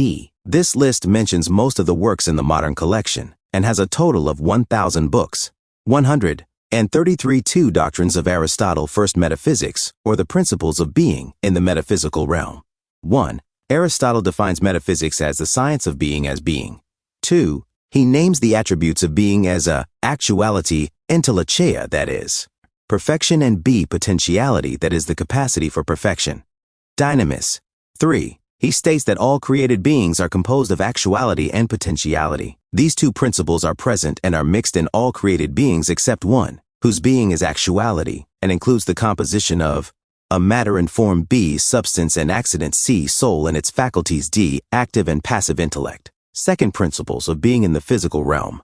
There are 4 principles of being in the physical realm which are called causes. 1. Matter, Hyle, the material cause, is the potentiality or capacity of existence, Hyle prol. It is that out of which being is made. 2. Form, or essence, morphe, that is the formal cause, is that which gives actuality to existence. It is that into which a thing is made. When matter is united with form, the result is organized or realized being that has come to existence in the processes of nature's synelon, ousia prot. 3. Final cause, is that for which everything exists. Everything has a purpose, and that purpose is the final cause. A final cause always implies intelligence, but this is not always true in the case of the efficient cause. Consequently, in the realm of nature, every being or living organism is the complex effect of 4 causes. 1. The substance out of which it is made, that is material cause. 2. The type or idea, according to which the embryo tends to develop, that is formal cause. 3. The act of creation or generation, that is efficient cause. 4. The purpose or end for which the organism is created, that is final cause. In other words, matter, type, creation, and purpose are the 4 principles which underlie all existing things. 134. Third, doctrines concerning the existence of God. 1. Although motion is eternal, there cannot be an indefinite series of movers and the moved, therefore there must be one. The first in the series which is unmoved, proton kinun akinaton, that is the unmoved mover. 2. The actual is antecedent to the potential, for although last in appearance, is really first in nature. Therefore, before all matter and the composition of actual and potential, pure actuality must have existed. Therefore, actuality is the cause of all things that exist, and since it is pure actuality, its life is essentially free from all material conditions. It is the thought of thought, the absolute spirit, who dwells in eternal peace and self-enjoyment, who knows himself in the absolute truth, and is in need of neither action nor virtue. 3. God is one, for matter is the principle of plurality, and the first intelligence is free from material conditions. His life is contemplative thought, neither providence nor will is comparable with the eternal repose in which he dwells. God is not concerned with the world. 4th, the doctrine of the origin of the world. The world is eternal because matter, motion, and time are eternal. 5th, the doctrine concerning nature. Nature is everything which has the principle of motion and rest. It is spontaneous and self-determining from within. Nature does nothing in vain, but according to definite law, it is always striving for the best according to a plan of development, which is obstructed only by matter. The striving of nature is through the less perfect to the more perfect. 6th, the doctrine concerning the universe. The world is globe-shaped, circular, and most perfect in form. The heaven, which is composed of ether, stands in immediate contact with the first cause. The stars, which are eternal, come next in order. The earth ball is in the middle, and is the furthest from the prime mover and least participant of divinity. The doctrine of the soul. The soul is not merely a harmony of the body or the blending of opposites. It is neither the four elements nor their compound, for it transcends all material conditions. The soul and body are not two distinct things, but one in two different aspects, that is just as form is related to matter. The soul is the power which a living body possesses, and it is the end for which the body exists. That is the final cause of its existence. While the soul, which is the radical principle of life, is one, yet it has several faculties. Those faculties are 1. Sensitive, 2. Rational, 3. Nutritive, 4. Appetitive, 5. Locomotive. Of these, the sensitive and the rational are the most important. Sensation being the faculty by means of which the forms of sensible things are received, just as impression is made as by a seal, and intelligent knowledge being the faculty by means of which intellectual knowledge is acquired. It is the seed of ideas only, it does not create them, since knowledge comes through the senses. 1. The doctrine of being 2. Summary of conclusions. A. His doctrines. 1. The doctrine of being 2 on. By declaring the attributes of being as A. Actuality, or the determining principle, and B. Potentiality, or the indeterminate principle, Aristotle attempted to explain reality in terms of the principle of opposites, but this principle was used not only by the Pythagoreans, Parmenides, and Democrus in a similar manner, but also by Socrates in his attempt to prove the immortality of the soul, and by Plato, who saw reality as the concept of things as distinguished from the things themselves, as the noumena as distinct from phenomena, and as the real distinct from the unreal.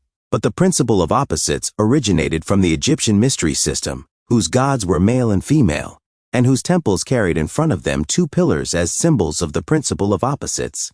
It is obvious that Aristotle was not the author of this doctrine, but the Egyptians. 137.2. The existence of God. A. The teleological concept has not only been embraced by Socrates, Plato, and Aristotle, but also by the peoples of the remotest antiquity. In the accounts found in the first chapter of Genesis and in the Meite Theology, found in chapters 20 and 23 of Frankfurt's ancient Egyptian religion, creation proceeds from chaos to order by definite and gradual steps, showing design and purpose in nature, and suggesting that it must be the work of a divine intelligence. The dates of these sources carry us far back into antiquity, many centuries before the time of Aristotle, between 2000 and 5000 BC.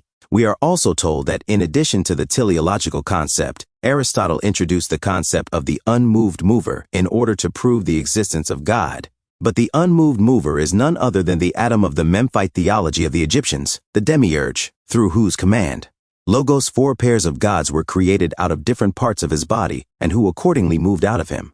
This act of creation took place while Atum remained unmoved as he embraced Pa. Thus the family of 9 gods was created, and has been named the Ennead. It is quite clear that the concept of the unmoved mover is derived from the Egyptian theological or mystery system, and not from Aristotle, as the modern world has been made to believe.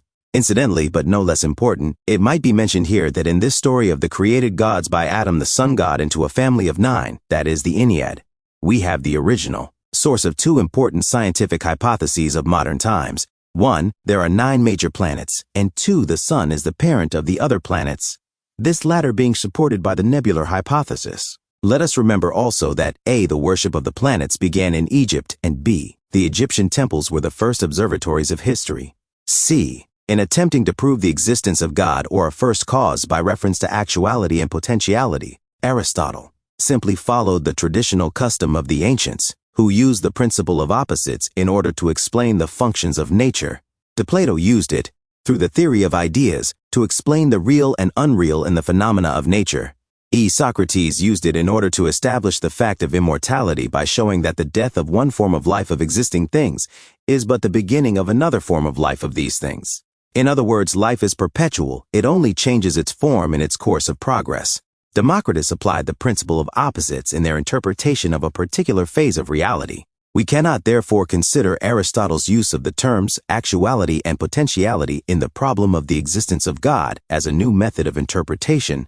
Furthermore, Aristotle's review of the doctrines of all previous philosophers, including Plato, together with his exposure of their errors and inconsistencies, shows that he had become confident not only of the fact that he was in possession of a new and correct knowledge, one that had not before been made available to the Greeks, but also that he could then speak with great authority. Right here I must say that I am convinced that Aristotle represents a culture gap of 5,000 years or more between his innovation and the Greek level of civilization, because it is impossible to escape the conviction that he obtained his education and books from a nation outside of Greece, the Egyptians, who were far in advance of the culture of Greeks of his day. 138.3. The doctrine of the origin of the world.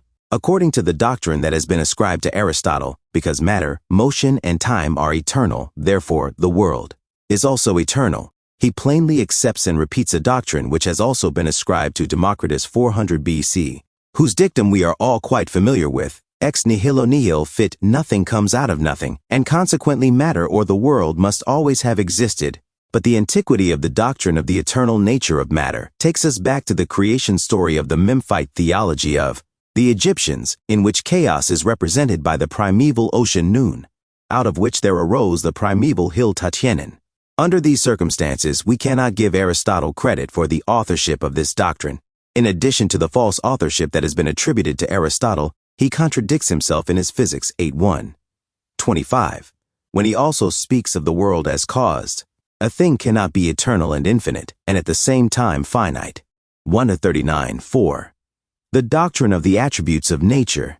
Aristotle defines nature as that which possesses the principle of motion and rest, and also adds that the motion is an effort to move from the less perfect to the more perfect by a definite law, supposedly what we would today call evolution. As we examine this definition, we find that Aristotle has only applied the principle of opposites to explain one of the modes by which nature has revealed herself, just as he has done in his attempt to explain being in the dual terms of actuality and potentiality. But change and motion, permanence and rest, were by no means new problems at the time of Aristotle, since they appear to have been investigated not only by Parmenides, Zeno, and Melissus, but also by Democritus, who stressed the notion of permanence in his famous dictum, ex nihilo nihil fit, out of nothing.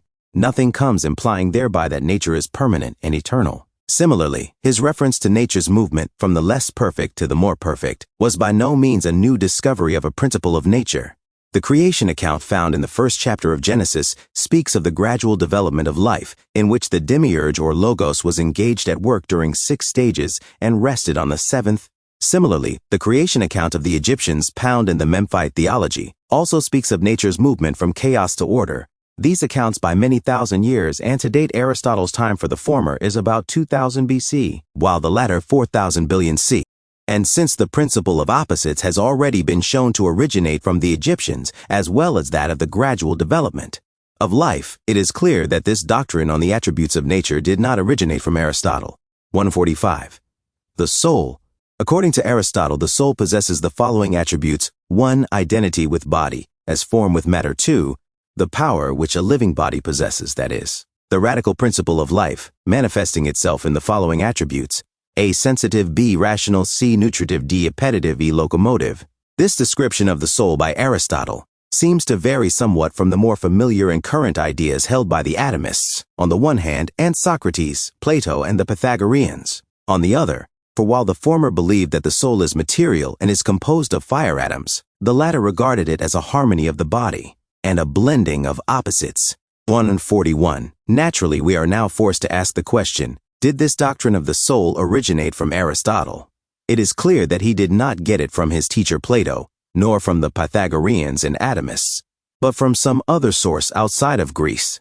As we turn our attention to ancient history, we happily discover that there are two such sources outside of Greece. 1. The creation story in Genesis 1st chapter, and 2. The Egyptian Book of the Dead, which does not only contain attributes of the soul, identical with those mentioned by Aristotle, but far more in an elaborate system of philosophy in which human nature is explained as a unity of 9 inseparable parts consisting of different bodies and souls interdependent, one upon another, the physical body being one of them 142.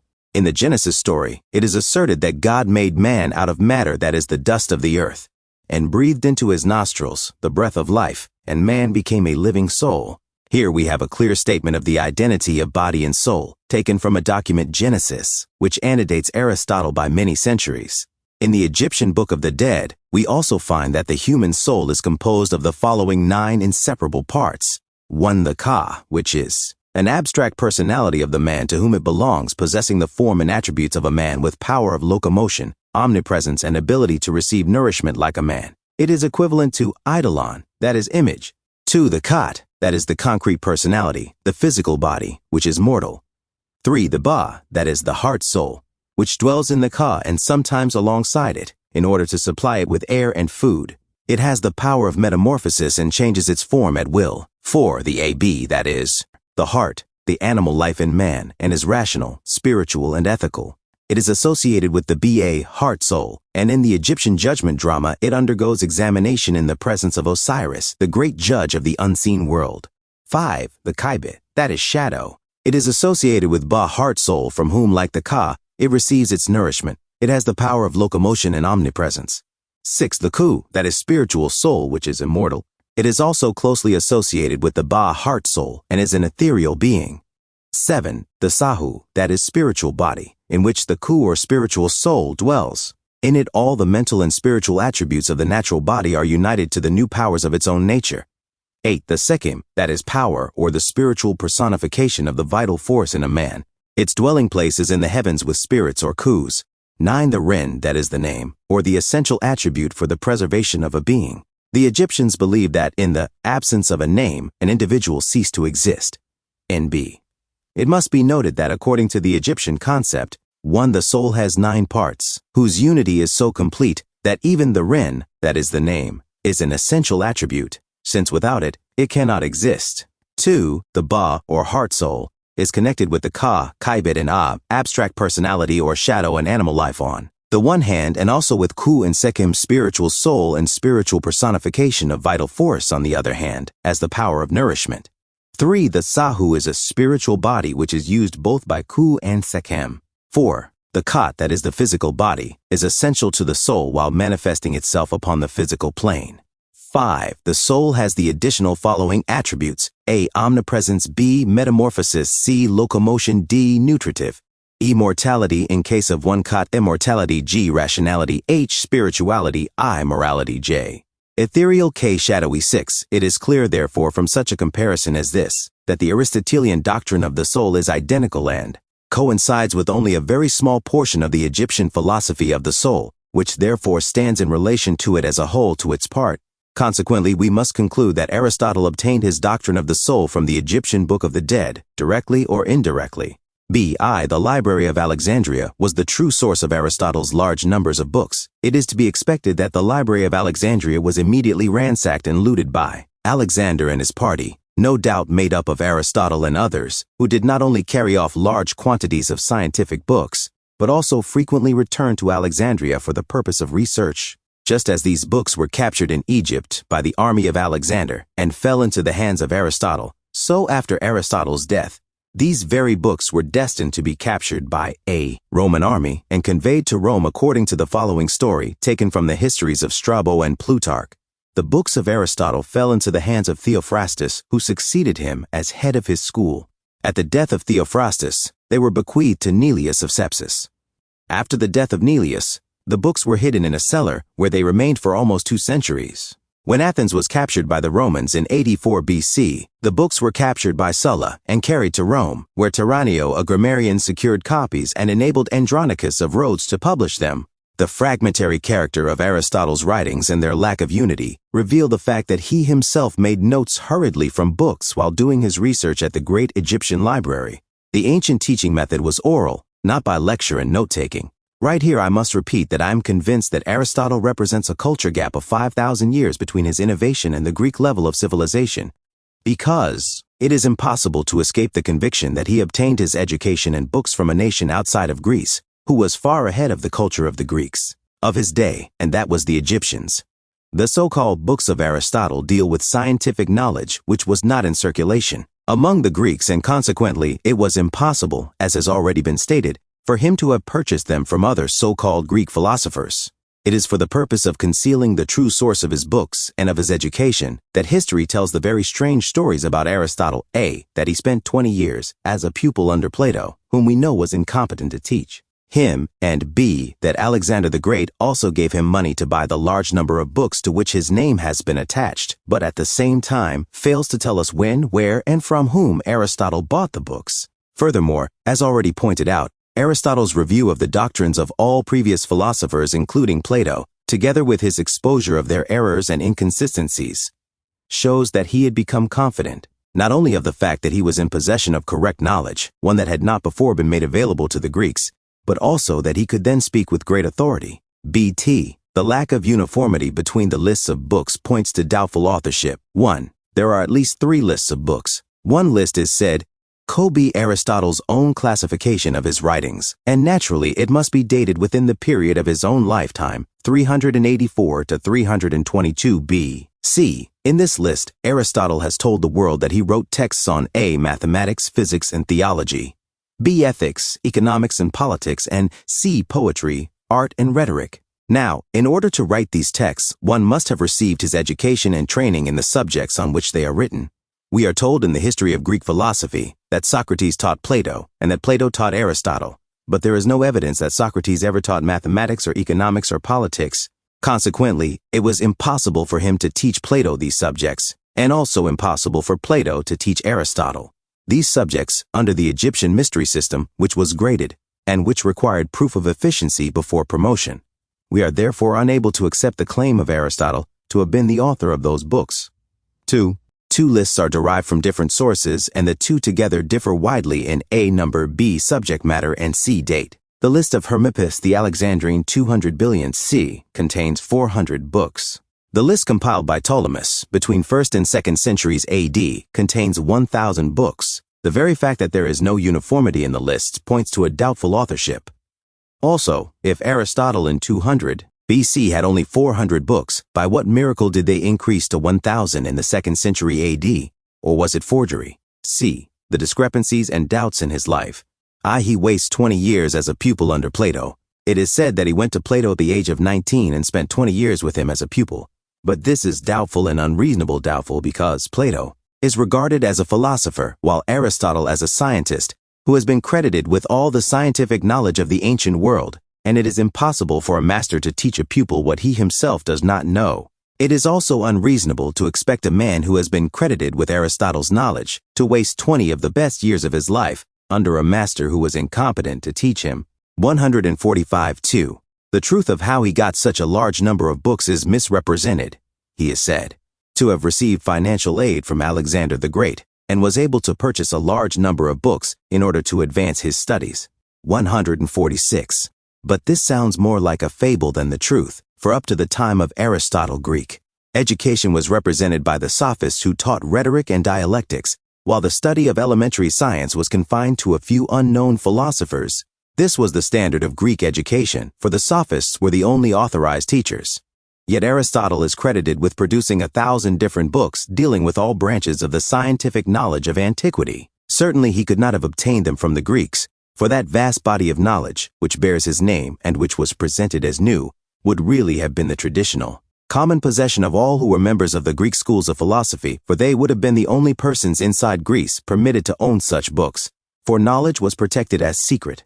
Under these circumstances, it is evident that the vast body of scientific knowledge ascribed to Aristotle was neither in the possession of the Greeks of his time, nor was there anyone in Greece competent to teach him science and, least of all, on so vast a scale. He got the books by looting the library of Alexandria. The question must now be asked, how did Aristotle, a single individual, come to possess such a vast number of scientific works, a body of knowledge which took the ancient world 5,000 years or more to accumulate? It is evident that Aristotle's fame as a scholar has been grossly exaggerated, for such an accomplishment would have been both a physical and mental impossibility. Throughout the intellectual advancement of man, the world has witnessed many a genius, but those have always been specialists in particular fields, not specialists in every branch of science. And the modern world is no exception, for our great men of science are not specialists in every branch of science, but only in a particular one. That appears to be nature's way. As a matter of fact, the many discrepancies and doubts in the life and activities of Aristotle lead us to the only reasonable solution of the problem, that instead of the tales A, that Alexander the Great gave him money to buy books, B, that he spent 20 years of his life as a pupil with Plato, and C, that he left the palace of Alexander for Athens when Alexander started on his Egyptian invasion. He, on the contrary, must have spent a large part of those 20 years under the tutorship of the Egyptian priests, and also must have accompanied Alexander on the Egyptian invasion, which gave him the opportunity not only to carry away from the Alexandrian library the vast number of books which are now said to be his, but also to copy notes from a large number of volumes. Indeed, modern scholarship has shown that the writings of Aristotle bear all the marks of hurriedly copied notes, which of course suggests that Aristotle himself copied these notes from the books of the Alexandrian library. The historical account of Aristotle's life is incredible. It was the custom of ancient armies to capture books as valuable war booty when a victorious army takes possession of a country.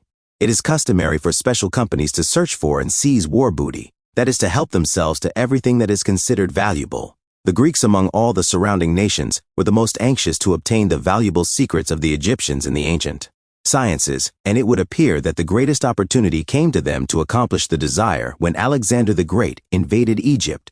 As stated elsewhere, ancient invading armies looted libraries because of the great value attached to books, and temples were also looted, not only for books, but also for the gold and silver, out of which the gods and ceremonial vessels were made. 7th, the curriculum of the Egyptian mystery system. 1. The education of the Egyptian priests according to their orders. From Diodorus, Herodotus, and Clement of Alexandria, we learn that there were 6 orders of Egyptian priests, and that each order had to master a certain number of the books of Hermes. Clement has described a procession of the priests, calling them by their order and stating their qualifications as follows. First comes the singer Otis, bearing an instrument of music. He has to know by heart 2 of the books of Hermes, one containing the hymns of the gods, and the other, the allotment of the king's life. Next comes the horoscopus, carrying in his hand a horologium or sundial, and a palm branch, the symbols of astronomy. He has to know 4 of the books of Hermes, which deal with astronomy. Next comes the hierogrammat, with feathers on his head, and a book in his hand, and a rectangular case with writing materials, that is, the writing ink and the reed. He has to know the hieroglyphics, cosmography, geography, astronomy, the topography of Egypt, the sacred utensils and measures, the temple furniture and the lands. Next comes the stolists, carrying the cubit of justice and the libation vessels. He has to know the books of Hermes that deal with the slaughter of animals. Next comes the prophetes, carrying the vessel of water, followed by those who carry the loaves. The prophetes is the president of the temple and has to know the 10 books which are called hieratic and contain the laws and doctrines concerning the gods' secret theology and the whole education of the priests. The books of Hermes are 42 in number and are absolutely necessary. 36 of them have to be known by the orders which precede and contain the whole philosophy of the Egyptians. The remaining 6 books must be known by the order of pastophori.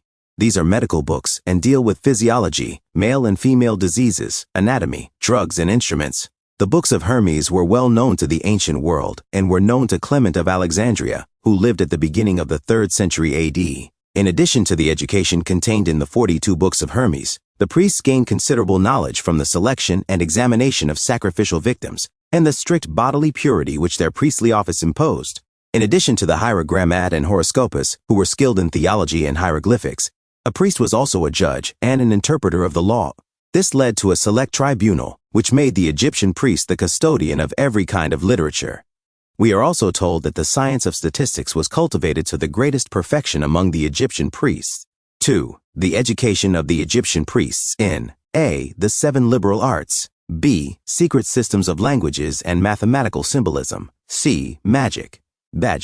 A. The education of the Egyptian priests in the 7 liberal arts. As has already been pointed out, in connection with Plato and the cardinal virtues, the Egyptian mysteries were the center of organized culture and the recognized source of education in the ancient world. Neophytes were graded according to their moral efficiency and intellectual competence and had to submit to many years of tests and ordeals in order that their eligibility for advancement might be determined. Their education included the 7 liberal arts and the virtues. The virtues were not mere abstractions or ethical sentiments, but positive valors and the virility of the soul. Beyond these, the priests entered upon a course of specialization. B. The education of the Egyptian priests consisted also in the specialization in secret systems of language and mathematical symbolism. It would appear that there were 2 forms of writing in use among the Egyptians. A. The Demotic, believed to have been introduced by Pharaoh Psammetichus for trade and commercial purposes, and B. The hieroglyphics, of which there were 2 forms, that is the hieroglyphics proper and the hieratic, a linear form, both of which were used only by the priests in order to conceal the secret and mystical meaning of their doctrines. 148t. We are also informed that the mystery system of Egypt employed modes of spoken language which could be understood only by the initiated. These consisted not only of myths and parables, but also of a secret language called Senzar. We also understand that the Egyptians attached numerical values both to letters of words and to geometrical figures, with the same intention as with their use of hieroglyphics. That is, to conceal their teachings. It is further understood that the Egyptian numerical and geometrical symbolism were contained in the 42 books of Hermes, whose system was the oldest and most elaborate repository of mathematical symbolism. Here again we are reminded of the source of the number philosophy of Pythagoras, 150c. The education of the Egyptian priests consisted also in the specialization in magic. According to Herodotus, the Egyptian priests possessed supernatural powers, for they had been trained in the esoteric philosophy of the greater mysteries and were experts in magic. They had the power of controlling the minds of men, hypnosis, the power of predicting the future, prophecy, and the power over nature. That is the power of gods by giving commands in the name of the divinity and accomplishing great deeds. Herodotus also tells us that the most celebrated oracles of the ancient world were located in Egypt: Hercules at Canopus, Apollo at Apollonopolis Magna, Minerva at Sais, Diana at Bubastis, Mars at Papremis, and Jupiter at Thebes and Ammonium, and that the Greek oracles were Egyptian imitations. Here it might be well to mention that the Egyptian priests were the first genuine priests of history, who exercised control over the laws of nature. Here it might also be well to mention that the Egyptian Book of the Dead is a book of magical formulae and instructions, intended to direct the fate of the departed soul. It was the prayer book of the mystery system of Egypt, and the Egyptian priest received training in post-mortem conditions and the methods of their verification. It must also be noted that magic was applied religion, or primitive scientific method. 151. 3. A comparison of the curriculum of the Egyptian mystery system with the lists of books attributed to Aristotle. A. The curriculum. The curriculum of the Egyptian mystery system consisted of the following subjects: I. The 7 liberal arts, which formed the foundation, training for all neophytes, and included grammar, arithmetic, rhetoric and dialectic, that is the quadrivium, and geometry, astronomy and music, that is the trivium. The sciences of the 42 books of Hermes, in addition to the foundation training prescribed for all neophytes, those who sought holy orders, had to be versed in the books of Hermes and, according to Clement of Alexandria, their orders and subjects were as follows: A. The singer or otis, who must know 2 books of Hermes dealing with music, that is the hymns of the gods. B. The horoscopus, who must know 4 books of Hermes dealing with astronomy. C. The hierogrammat, who must know the hieroglyphics, cosmography, geography, astronomy, and the topography of Egypt and land surveying. D. The stolists, who must know the books of Hermes that deal with slaughter of animals and the process of embalming. E. The prophetes, who is the president of the temple and must know 10 books of Hermes dealing with higher esoteric theology and the whole education of priests. F. The pastophori, who must know 6 books of Hermes, which are medical books, dealing with physiology, the diseases of male and female, anatomy, drugs, and instruments. Key. The sciences of the monuments, pyramids, temples, libraries, obelisks, sphinxes, idols, architecture, masonry, carpentry, engineering, sculpture, metallurgy, agriculture, mining and forestry, art, drawing, and painting. IV. The secret sciences: numerical symbolism, geometrical symbolism, magic, the book of the dead, myths and parables. B. The social order and its protection. The priests of Egypt were also lawyers, judges, officials of government, businessmen, and sailors and captains. Hence, they must have been trained in economics, civics, law, government, statistics, census-taking, navigation, shipbuilding, military science, the manufacture of chariots, and horse breeding. If we compare 3a with 3b, which immediately follows, we would discover that the curriculum of the Egyptian mystery system covered a much wider range of scientific subjects than those of Aristotle's list, which it includes. NB. Note also that the 7 liberal arts, the quadrivium and trivium, originated from the Egyptian mysteries. 152 billions. Aristotle's list of books prepared by himself. 1. Aristotle is said to have prepared a list of books in the following order: 153. I. Theoretic, whose purpose was truth, and which included A. Mathematics, B. Physics, and C. Theology. T. Practical, whose purpose was usefulness, and which included A. Ethics, B. Economics, C. Politics, and T. Poetic or productive, whose purpose was beauty, and which included A. Poetry, B. Art, and C. Rhetoric. An examination and comparison of 3a with 3 billions show that A. The curriculum of the Egyptian mystery system included all the scientific and philosophic subjects credited to the authorship of Aristotle. B. The books attributed to Aristotle's authorship cannot be dissociated from Egyptian origin as elsewhere referred to, both through the plunder of the Royal Library of Alexandria and through research carried on at the center by Aristotle himself.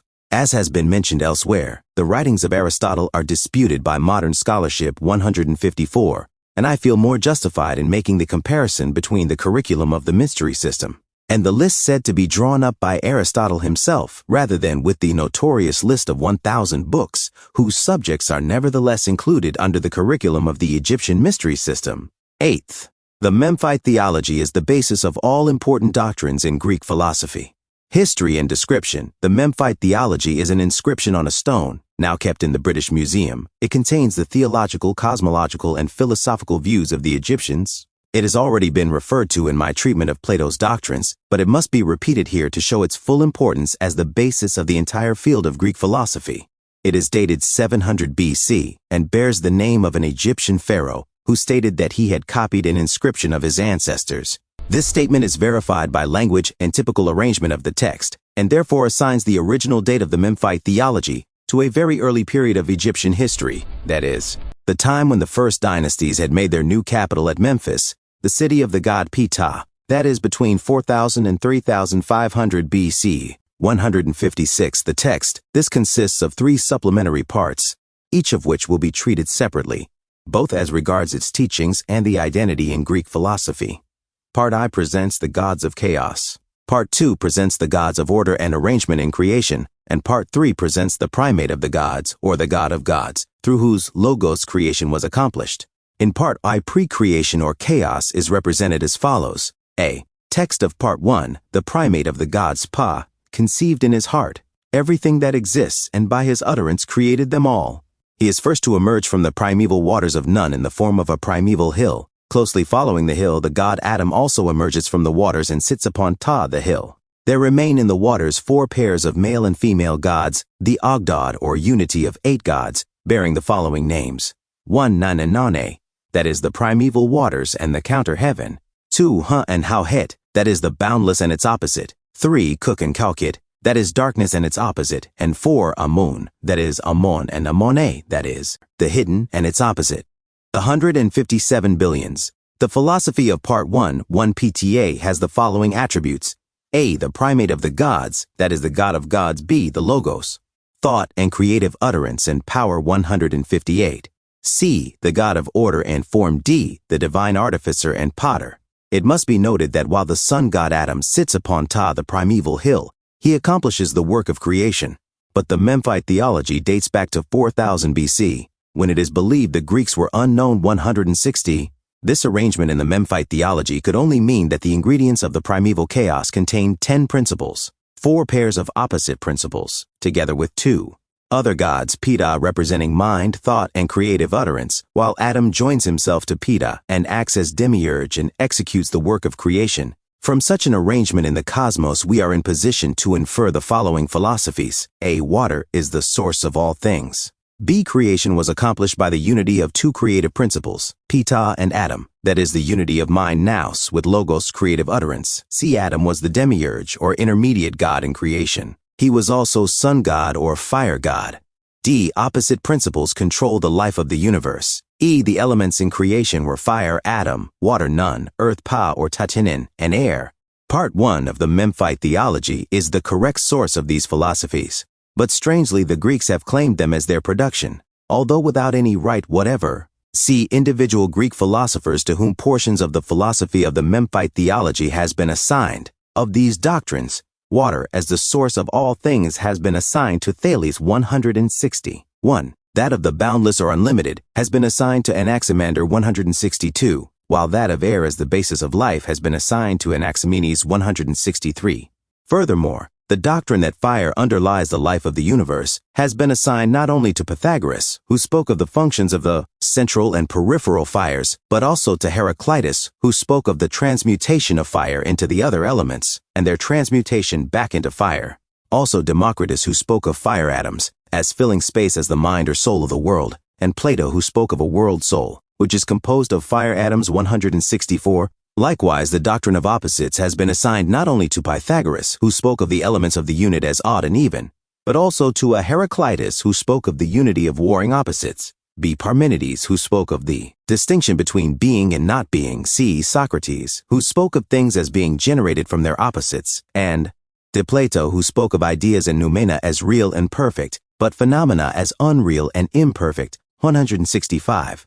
Furthermore, the doctrines of the nous or mind or an intelligent agency as responsible for creation has been assigned not only to Anaxagoras, but also to Socrates, who spoke of the existence of useful things as the work of an intelligence, to Plato, who spoke of a world soul or mind as the cause of life and knowledge in the universe, and to Democrus, who attached a similar meaning. The doctrine of the logos has been assigned to Heraclitus, who spoke of fire as the logos or creative principle in nature, while the doctrine of the demiurge, or an intermediate god who created the world, has been assigned to Plato 167. A. Text of Part 2. The gods of order and arrangement in the cosmos are represented by 9 gods in one godhead called the Ennead. Here, Atum Atom, the source of the Ogdoad, is also retained as the source of the gods of order and arrangement. Atum Atom names 4 pairs of parts of his own body and thus creates 8 gods who together with himself become 9. These 8 gods are the created gods, the first creatures of this world, and Atum Atom, the creator god, the demiurge, of whom Plato spoke. The gods whom Atum projected from his body were Ishu Air T Tefnut Moisture, Ki Geb Earth, and Eve Nut Sky, who are said to have given birth to 4 other gods, V Osiris, the god of omnipotence and omniscience, V Isis, wife of Osiris, female principle, 7. Seth, the opposite of good, 7. Nephthys, female principle in the unseen world. Female principle in the philosophy of Part Secondus. We read the text of Part 2. We find that the sun god Atum, who was present in the chaos, was also present at the development of orderly arrangement in the cosmos. At this stage, Atum assumes the role of creator of all gods except Pa, the god of gods. He next proceeds to accomplish this special type of creation in the following manner. He commands 8 gods to proceed from his own body according to the names of those 8 parts. The result of this creation presents us with what has been called A. the Ennead, or the unity of 9 gods in one godhead, B. the doctrine of the demiurge as in part, I. C. the doctrine of the created gods, and D. the doctrine of the unmoved mover, also E. the doctrine of opposites, and F. omnipotence and omniscience. Of these doctrines, that of the Ennead will be dealt with elsewhere, and since the doctrine of the demiurge has already been treated, together with C. the created gods, I shall now discuss the doctrine of the unmoved mover, as based upon the same act of creation. According to the Meite Theology of the Egyptians, Atum created 8 gods who proceeded from 8 parts of his own body. He was seated upon Ta the hill and was unmoved. In this act of creation, Atum became the unmoved mover. In spite of the Meite theology being the direct source of these doctrines, yet Plato has been given credit for the doctrine of the created gods, while Aristotle has received credit for that of the unmoved mover. Certainly the world has never been more misled. Here it must be made quite clear that the doctrine of a demiurge in creation includes 2 other doctrines, that of the created gods and that of the unmoved mover. It was the function of the demiurge to create the universe, and in doing so, His first act was the creation of the gods, who accordingly became the first creatures. But the manner in which the demiurge created the gods was the process of projecting them from his own body. This method of creation clearly makes the demiurge the unmoved mover. However, the history of Greek philosophy has assigned the authorship of the doctrines of the demiurge and the created gods to Plato, and the authorship of the doctrine of the unmoved mover to Aristotle. But this so-called Platonic doctrine is one, made up of three inseparable parts: A, the demiurge; B, the function of the demiurge; and C, the method of the function, a unity which contradicts Aristotle's authorship of what is really only an inference from the supposed original doctrine of Plato. 169. The doctrine of opposites has already been discussed, however, in Part 1 of the Meite Theology. One of the pairs of created gods, Osiris and Isis, was used to represent the male and female principles of nature. In addition to this, Osiris had other qualities attached to him, which might be understood from the following derivatives: A, osh, meaning many, and B, iri, meaning to do, and also C, meaning an eye. Consequently, Osiris came to mean not only many-eyed or omniscient, but also omnipotent or all-powerful. Here again, as in all instances already mentioned, in spite of the fact that the Meite Theology is the source of Greek philosophy, yet the doctrines of an intelligent cause announced as responsible for the life and conduct of the world has been assigned to Anaxagoras, Socrates, and also Plato, whose world soul consisted of fire atoms, like the world soul of Democrus. 170.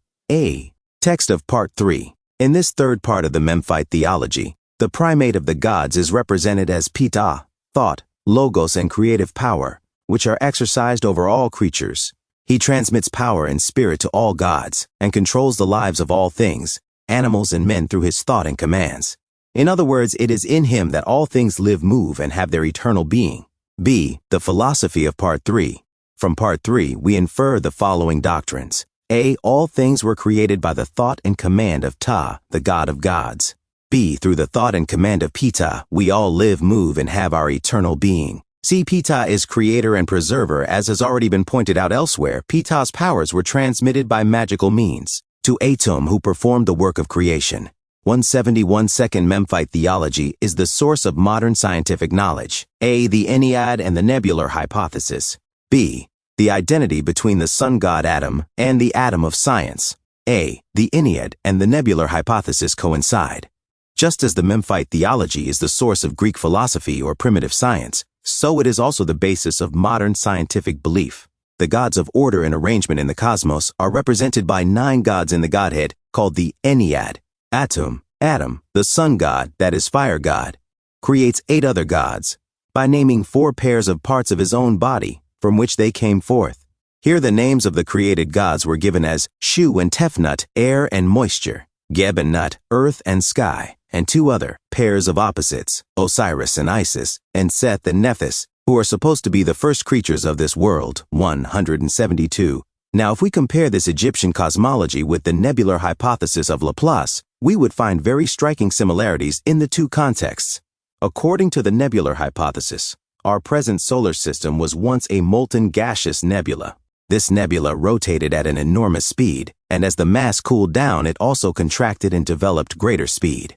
The result was a bulging at the equator and a gradual breaking off of gaseous rings, which formed themselves into planets. These planets in turn threw off gaseous rings, which formed themselves into smaller bodies, until at last the sun was left as the remnant of the original parent nebula. From this context, it is clear that the original parent nebula was fire, or the sun, and that by throwing off parts of itself, it created some planets, which in turn threw off parts of themselves and created others. According to the context of the Meite Theology, the creator god was the sun god or fire god Atum, who named 4 pairs of parts of his own body from which gods came forth. But Atum, together with the 8 created gods, composed the Ennead or Godhead of 9, a very striking similarity with modern science, which teaches that there are 9 major planets. We may now summarize these similarities. A. The creator god in both the Egyptian and modern cosmologies is the sun or fire. B. The creator god in both cosmologies creates gods from parts of himself. C. The number of gods are 9 and correspond with the 9 major planets. These similarities make it evident that Laplace obtained his hypothesis from the Meite Theology or other Egyptian sources. Of course, the Meite Theology, according to Frankfurt in his Intellectual Adventure of Ancient Man, p. 54, does not mention the creation of planets, Nevertheless, since it was the method of the Egyptian to conceal the truth by the use of myths, parables, magical principles, primitive scientific method, number philosophy, and hieroglyphics, we can easily see what methods might be involved before we could arrive at a better translation of the Memphite theology. At any rate, the entire setting of the Memphite theology is astronomical, and what could be more natural than to expect an astronomical interpretation? It seems well within reason to regard the Ennead as the heliocentric system of history, Adam the sun god, creating 8 other gods or planets from his own body, as the unmoved mover, a teaching which has been falsely attributed to Aristotle. B. The identity between the Egyptian sun god Atum, Adam, and the Adam of modern science. There are 2 things which I desire to point out in connection with the relationship between Adam, the Egyptian sun god, and the Adam of modern science. These things are I, the similarity of attributes, and he, the similarity of names.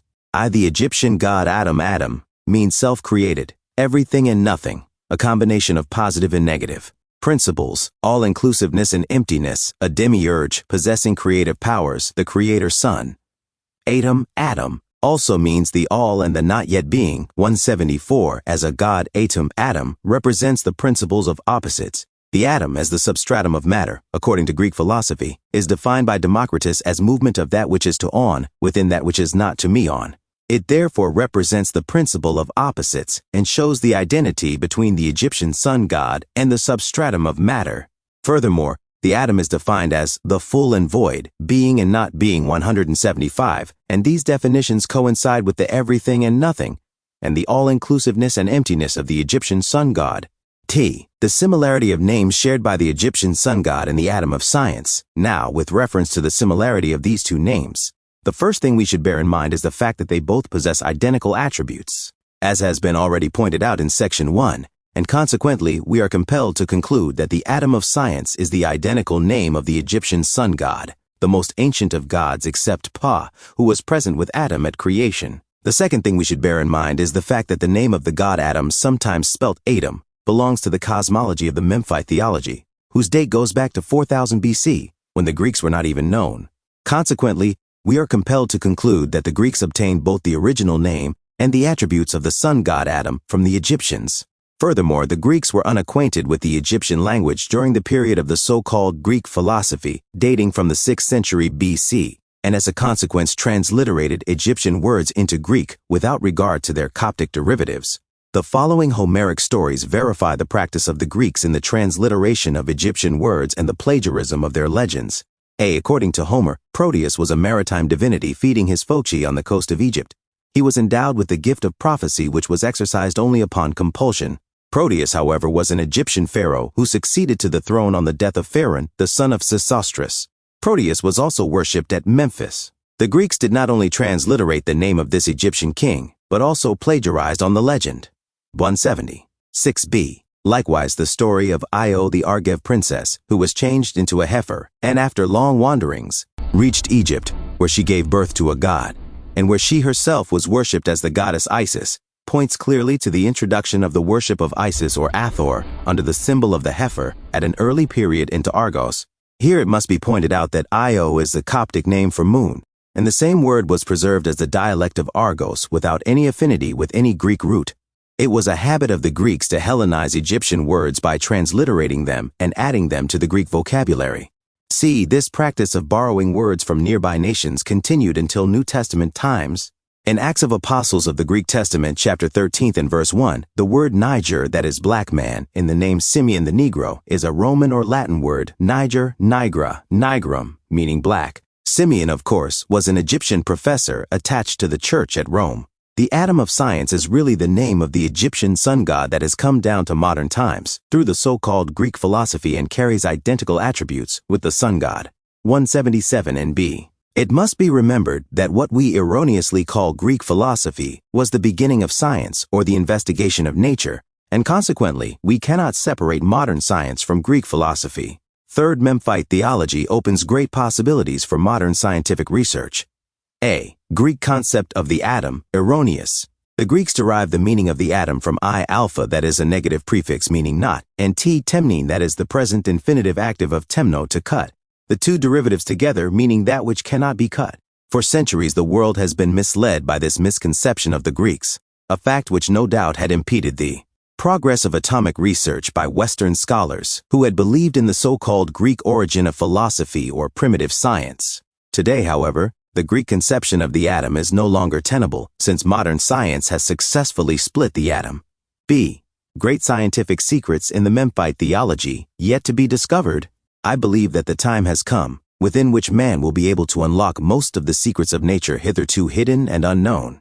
I have shown that the nebular hypothesis of modern times coincides with the teachings of the Meite Theology, in which the sun god Adam is said to have created 8 other gods, which together with himself constitute the Ennead of the Egyptians, which correspond to the 9 major planets of modern scientific teaching.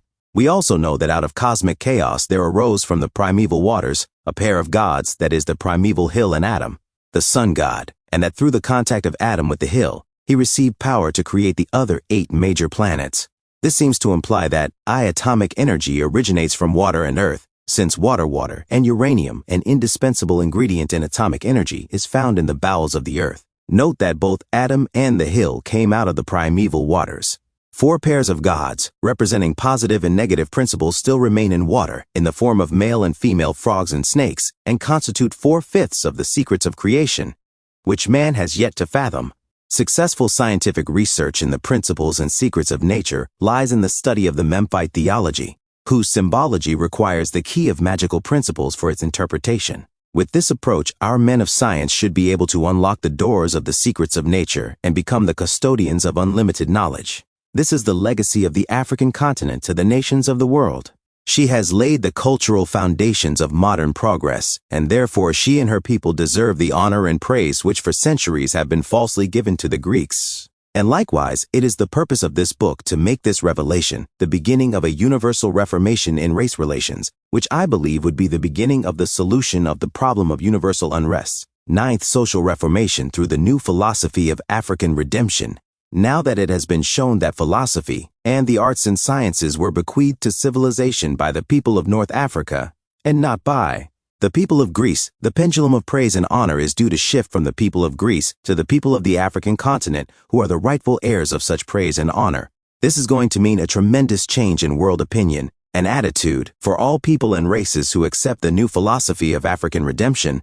That is the truth that the Greeks were, not the authors of Greek philosophy, but the people of North Africa, would change their opinion from one of disrespect to one of respect for the black people throughout the world and treat them accordingly. It is also going to mean a most important change in the mentality of the black people, a change from an inferiority complex to the realization and consciousness of their equality with all the other great peoples of the world who have built great civilizations.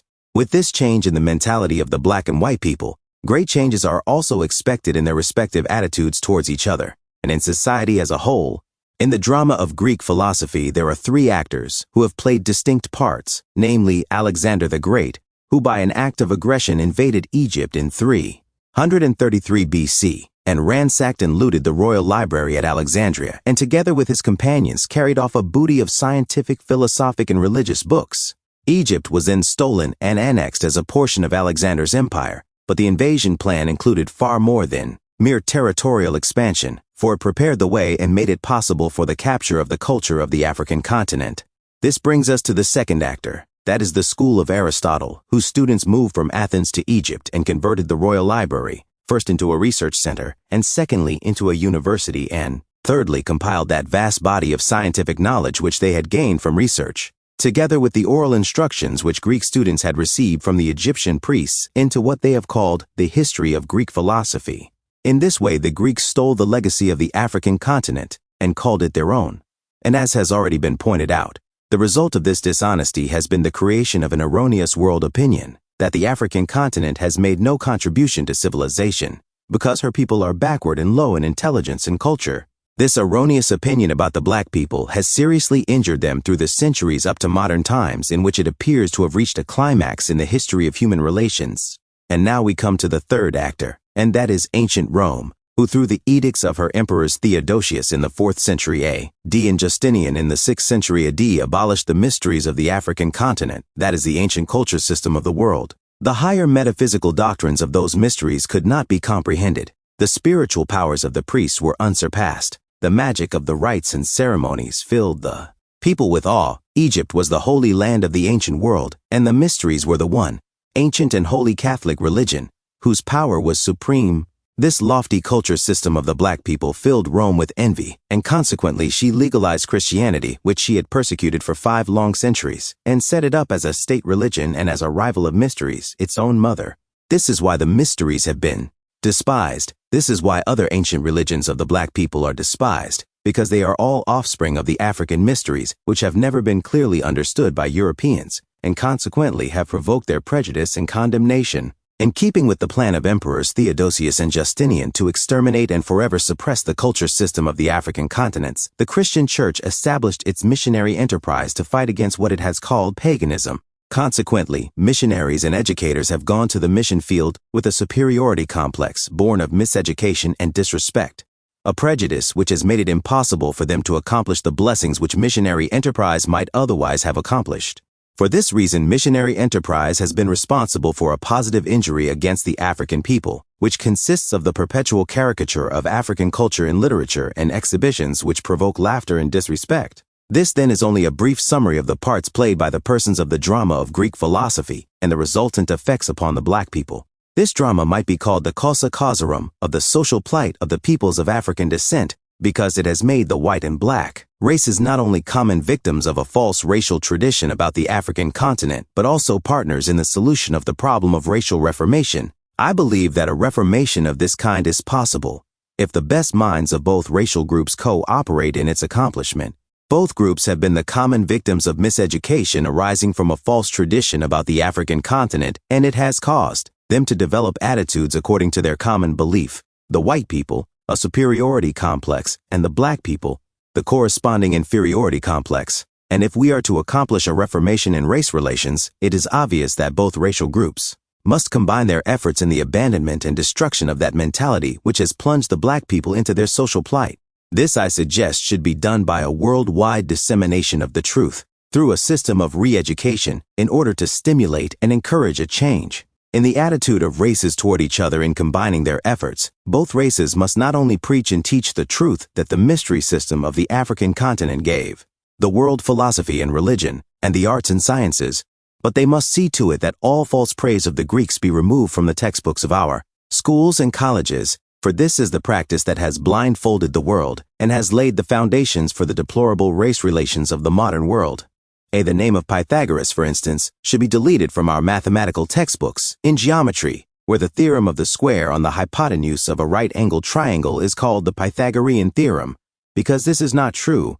B. We must point out to the world the deception in attaching the authorship of Socrates to the precept, "Man, know thyself," and in attaching the authorship of Plato to the 4 cardinal virtues, since Socrates obtained the self-knowledge precept from the Egyptian temples, where it was used as an inscription, and Plato reduced the 10 virtues of the North African mystery system to 4 Siwa, must also prove to the world that the doctrines of the so-called Greek philosophers originated from the ancient mystery system of North Africa.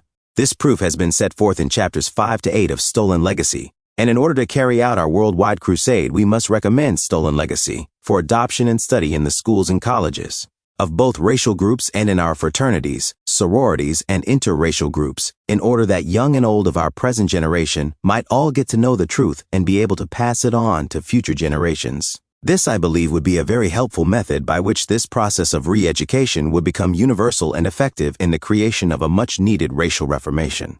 The white people of our modern age cannot be regarded as wholly responsible for social conditions which are the result of false racial tradition. It is this that makes race relations a challenge to the best minds of both racial groups to combine their efforts in its solution. But our disturbed race relations have also another cause. This, I would say, is both supplementary and intensive, for the false tradition about the backwardness of the African continent, created by Alexander the Great, and Aristotle's school has been dramatized by missionary literature and exhibitions as the will of Roman emperors and as a source of laughter and disrespect. There is no doubt that this policy has created bitterness and dissatisfaction in the minds of natives, who have been compelled to question the sincerity of the missionary. In the meantime, missionary enterprise gains the sympathy and support of a miseducated world. In order to carry on its program, what can we do to eradicate this second and more subtle evil, the dramatization of a false tradition so as to make it appear as true? I suggest that since the missionary dramatizes false tradition because he himself also believes it, we should combine our efforts, first of all in re-educating him so that he might know the truth and change his superiority complex, which is responsible for his mistaken policy. His re-education should not only consist of a thorough study of the ideas and arguments contained in my book Stolen Legacy, but he must also be given special training in the language, customs, and ideals of Africans, in order to make him cultivate an attitude of respect for the culture of the African continent, seemingly the oldest specimen to have been developed by mankind, because that continent is the birthplace and the cradle of the ancient mysteries. With a world enlightened as to the real truth about the place of the African continent in the history of civilization, false tradition and belief should cease to be effective, disrespect and prejudice should tend to disappear, and race relations should tend to be normal and peaceful. This brings us to the final problem, the problem of African redemption. The aims of Stolen Legacy are not only to stimulate a reformation in race relations and scientific research, but also to cultivate race pride in the black people themselves, and to offer them a new philosophy of African redemption as the modus operandi of achieving racial reformation. This new philosophy of redemption consists of a simple proposition as follows. The Greeks were not the authors of Greek philosophy, but the black people of North Africa, the Egyptians. Now, in order to explain the value of this proposition, 3 questions must be asked and answered. A. As a simple proposition, what is its significance? Its significance lies in the fact that it is a statement of an important truth, which is the exposure of Greek dishonesty. B. Why is this proposition called a philosophy? A philosophy is an accepted belief, and this proposition is a philosophy because it is offered as a belief worthy of acceptance. C. What is a philosophy of redemption? A philosophy of redemption is not merely an accepted belief, but a belief that is also lived in order to enjoy the benefits of its teaching. This proposition will become a philosophy of redemption to all black people when they accept it as a belief and live up to it. This brings us to our final question, and that is, how to live up to this philosophy of redemption? In other words, how shall the black people work out their own salvation? From the outset, my readers and co-workers in the solution of a common problem must be reminded that our philosophy of redemption is a psychological process involving a change in belief or mentality to be followed by a corresponding change in behavior. It really signifies a mental emancipation, in which the black people will be liberated from the chain of traditional falsehood, which for centuries has incarcerated them in the prison of inferiority complex and world humiliation and insult. This mental emancipation or redemption, it must be remembered, has 2 functions. It is general when, on the one hand, the phenomenon of our unwholesome race relations is regarded as a general problem needing a general emancipation of both races in order to effect a solution. In this general sense, emancipation transcends the limitations and boundaries of race, and therefore includes the whole world, white and black people, since we are all victims of the same chain of the traditional falsehood that has incarcerated the modern world. On the other hand, emancipation or redemption is specific. When we refer to the effects of the phenomenon of unwholesome race relations upon the black people, it is freedom from such conditions that constitutes the specific function of emancipation or redemption. We digressed somewhat in order to explain the terms philosophy and philosophy of redemption, believing it to be necessary before proceeding to answer the next question, how to live up to this new philosophy of redemption. How must it be worked out? Being liberated from inferiority complex by their new philosophy of redemption, which is destined to destroy the chain of false tradition, which has incarcerated them, the black people must face and interpret the world according to their new vision and philosophy. Throughout the centuries up to our modern times, world conditions have been influenced by 2 phenomena which have affected human relations. Either giving of false praise to the Greeks, a custom which appears to be an educational policy conducted by educational institutions. This has led to the false worship of Socrates, Plato, and Aristotle as intellectual gods in all the leading universities of the world, and in support of this intellectual worship, these institutions have also organized what are known as Greek-lettered fraternities and sororities as the symbols of the superiority of Greek intellect and culture. Second phenomenon is missionary enterprise, whereby the black people's culture has been caricatured in literature and exhibitions in such specimens as provoke disrespect and laughter. Never let us forget that the Roman emperors Theodosius and Justinian were responsible for the abolition of the Egyptian mysteries that is the culture system of the black people, and also for the establishment of Christianity for its perpetual suppression. Likewise, never let us forget when we are reviewing this bit of history that the Greeks called the Egyptians hoi agoptoi, which meant black people, In living up to their new philosophy of redemption, the life of the black people will have to be one of counteraction against these two sets of conditions. In the first place, the black people must adopt a negative attitude towards this type of phenomena, because they have become fully aware that these phenomena are the result of a false tradition, and therefore also partake of the nature of falsehood and insincerity. In this negative attitude, the black people of the world must shun the false tradition and must teach the truth, which is their new philosophy of redemption. This must be done in the home to young children, in the colleges and schools to students, from the pulpits and platforms to audiences, and in the fraternities and sororities to young men and women. This new philosophy of redemption, being a revelation of truth in the history of black people's civilization, must become a necessary portion of their education, and must be taught for generations and centuries to come, in order to fill them with inspiration and pride, and liberate them from mental servitude. In the second place, in this negative attitude, the black people must demonstrate their disbelief in the false worship of Greek intellect. This should be done in the following three ways. They must discontinue the practice of quoting Socrates, Plato, and Aristotle in their speeches as intellectual models because we know that their philosophy was stolen too. They must relinquish membership from all Greek-lettered fraternities and sororities, and they must abolish all Greek-lettered fraternities and sororities from all colored colleges because they have been a source of the promotion of inferiority complex and of educating the black people against themselves. We come now to the counteraction of the second set of phenomena, the missionary activities in defamatory literature and exhibitions which provoke disrespect for and laughter at the black people. Just as in the first set of phenomena, so is it in the second. The black people must adopt a negative attitude in their attempt to live up to their philosophy of redemption. Of course, they are perfectly well aware that the activities of missionaries are the result of their own miseducation through the medium of a false tradition about black people. But since their problem is also one of emancipation from certain social evils, the black people feel that they are entitled to a change in missionary policy.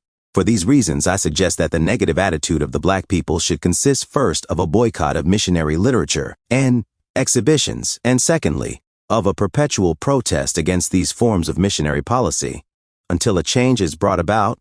For as long as missionary enterprise maintains its policy of militancy against African culture, the black people will be disrespected. This is the least that the black people are entitled to, respectful treatment, because they are the representatives of the oldest civilization in the world, from which all other cultures have borrowed. I have frequently seen in the parish magazines of some European churches pictures of the following description: an African chief dressed in a new silk hat, a long shirt, but no trousers, a frock coat and bare feet, probably to provide amusement for the parishioners and to excite their pity. This is what the black people must protest against, and this is how they must live up to their philosophy of redemption and work it out. In conclusion, let us remember that the unfortunate position of the modern church in being associated with the drama of Greek philosophy is excusable because her missionary function has been due to the erroneous mandates and edicts of secular princes and emperors who ruled the church when it was only a department of state. This bit of ecclesiastical history should be well known to the early branches of the Christian church, and consequently, they are the ones whom our enlightened age expects to initiate a change in missionary policy, which would free themselves from the error and superstition of human relations. This lead of the various branches of Catholicism should be followed by Protestantism, so that the entire Church of Christ on earth should be united in this racial reformation and carry to the mission field a practical gospel of happiness. That is happiness that must begin while we are here on earth. A gospel that is interested in the total welfare of the people. A gospel which ignores the social and economic rights of natives and emphasizes only happiness in an unknown world, is one-sided, misleading, and contrary to Christian tenets and practice. It was early Christianity that established a diaconate for the express purpose of solving the economic problems of its adherents, so that they might begin in their earthly life to experience what happiness really meant. It is evident that the benefits of religion are intended to be coextensive with human needs, and unless the Christian religion changes its missionary policy with respect to the culture of the black people, it would be difficult for them to obtain complete emancipation from the social injuries created by ancient Rome. Appendix. The purpose of this appendix is to present a brief analysis and summary of the arguments, conclusions, and inferences which relate to the subject matter which has already been treated. It is also hoped that it will serve the secondary purpose of simplification. Argument 9. Greek philosophy was stolen Egyptian philosophy, because history tells us that the teachings of the Egyptian mystery system traveled from Egypt to the island Samos, and from Samos to Croton and Elia in Italy, and lastly from Italy to Athens in Greece, through the medium of Pythagoras and the Eleatic and late Ionic philosophers. Accordingly, Egypt was the true source of the mystery teachings, and therefore any claim to such origin by the ancient Greeks is not only erroneous, but must have been based upon dishonest motives. History also represents the early life and education of Greek philosophers as a blank, and their chronology as a matter of speculation. Consequently, it has given the world the opinion that the Greek philosophers, with the exception of the three Athenians, might never have existed and might never have taught the doctrines alleged to them. In other words, history represents the pre-Socratic philosophers as questionable in existence, and under those circumstances they could neither produce philosophy nor claim its authorship, except by questionable and dishonest methods. The compilation of Greek philosophy appears to have been the idea of Aristotle, but the work of the alumni of his school. The movement was unauthorized by the Greek government, which always hated and persecuted philosophy, because it was Egyptian and foreign. The organization, control, and operation of the mysteries gave the Egyptians the right of ownership to philosophy, and therefore any claims by the ancient Greeks to philosophy must be considered as illegal and dishonest. Argument second, so-called Greek philosophy was alien to the Greeks. Because the period of Greek philosophy, Thales to Aristotle, was a period of internal wars among the city-states themselves and external wars with their common enemy, the Persians. The Greeks were victims of perpetual internal strife and perpetual fear of annihilation by their common enemy. They had no time which they could devote to the study of nature, for this required the riches and wealth of the leisure classes, but they were too poor to engage in such a pursuit. This is one of the reasons why the Greek philosophers were so few, and why the Greeks were unacquainted with philosophy. The Greeks did not possess the native ability essential to the development of philosophy. The death of Aristotle, who had inherited a vast quantity of books from the library of Alexandria through his friendship with Alexander the Great, was also followed by the death of Greek philosophy, which soon degenerated into a system of borrowed ideas known as eclecticism. This system contained nothing new, in spite of the great treasure of knowledge which they had obtained through Alexander's friendship with Aristotle and his conquest of Egypt. The Greeks rejected and persecuted philosophy owing to the fact that it came from an outside and foreign source and contained strange ideas with which they were unacquainted. This prejudice led to the policy of persecution. Hence, Anaxagoras was indicted and escaped from prison and fled to Ionia in exile. Socrates was executed, Plato fled to Megara to the rescue of Euclid, and Aristotle was indicted and escaped into exile. This policy of the Greeks would be meaningless if it did not indicate that philosophy was alien to Greek mentality. Argument third, Greek philosophy was the offspring of the Egyptian mystery system. Because complete identity had been found to exist between the Egyptian mystery system and Greek philosophy, with the only exception of age in relation of parent to child, the Egyptian mystery system antedated that of Greece by many thousands of years. The following are the circumstances and conditions of identity. Complete agreement between the Egyptian theory of salvation and the purpose of Greek philosophy, that is to make man become godlike by virtue and educational disciplines. Complete agreement of the conditions of initiation into both systems, that is preparation in gradual stages of virtue before every initiation. Complete agreement in tenets and practice. For history tells us that the remains of the ancient Grand Temple of Luxor have been traced to the banks of the Nile in the ancient city of Thebes, a short distance from Dandara, now called Upper Egypt. It also tells us that this Grand Temple was constructed by Pharaoh Amenhotep III, who began it, and Ramesses II, who completed it. At the time of Greek philosophy, the mystery system of Egypt was the only such system in the ancient world, and therefore its Grand Lodge was the only such Grand Lodge in existence. It was the seat of government, having organized the ancient world into a universal or Catholic brotherhood, with jurisdiction over all minor lodges and schools wherever they were, and whether we call it the mysteries or Greek philosophy or Freemasonry, the system was one, and all branches came out of that one and were subordinate to it. The identity between the Egyptian mysteries and Greek philosophy is also established by the fact that when the Roman emperors Theodosius and Justinian issued their edicts closing down the Egyptian mysteries, the effect was the same upon the philosophical schools in Greece, for they had to be closed. Things which are affected equally by the same cause are themselves equal. Argument fourth, the Egyptians educated the Greeks. Because history supports the following facts. The effects of the Persian conquest upon Egypt. Removed immigration restrictions against the Greeks. B. Opened up Egypt to Greek research, and C. Encouraged students from Ionia and elsewhere to visit Egypt for the purpose of their education. The effects of the conquest of Alexander the Great upon Egypt. It was the custom of ancient armies when invading countries to search for treasures in libraries and temples. Accordingly, it is believed that Alexander and his friends who accompanied him ransacked the Library of Alexandria and other libraries and helped themselves with books. It is also believed that this was how Aristotle got the vast quantity of books alleged to his authorship and how he acquired exaggerated fame. B.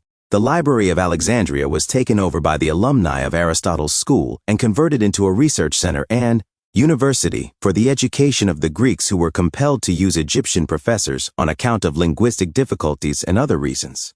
C. Apart from the looting of libraries and the conversion of the Library of Alexandria into a university for their education, the Greeks had another way of adopting the culture of the Egyptians. The Ptolemies used to commandeer useful information from the Egyptian high priests, and we are told that Ptolemy I Soter commanded the high priest Manetho to write a history of religion and philosophy of the Egyptians. And this was done, and the volumes became the chief textbooks in the University of Alexandria. The Egyptians were the first to civilize. The Greeks' history tells us that the Greeks received the influence of civilization from three sources: colonizers first from Egypt, colonizers secondly from Phoenicia, and colonizers thirdly from Thrace. It also tells us that these colonies were under the government of wise men who subdued the ferocity of the ignorant populace, not only by means of civil institutions, but also by the strong chain of religion and the fear of the gods. Those colonizers were Cecrops from Egypt, Cadmus from Phoenicia, and Orpheus from Thrace. Argument 5th. The doctrines of Greek philosophers are the doctrines of the Egyptian mystery system. The proof of this proposition is really one of the main purposes of this book, and hence chapters 5 and 6 have been devoted to this purpose. The Egyptian teachings were expressed in symbols of various types, and therefore their origin can be established by reference to the particular symbol in question. In these chapters, therefore, mention has been made not only of the names of Greek philosophers and the doctrines which have been ascribed to them, but also the necessary references to the particular types of symbology in proof of their Egyptian origin.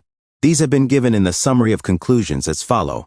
1. The early Ionic philosophers have been credited with the doctrines that A. All things originated from water, B. All things originated from the boundless or primitive chaos, and C. All things originated from air.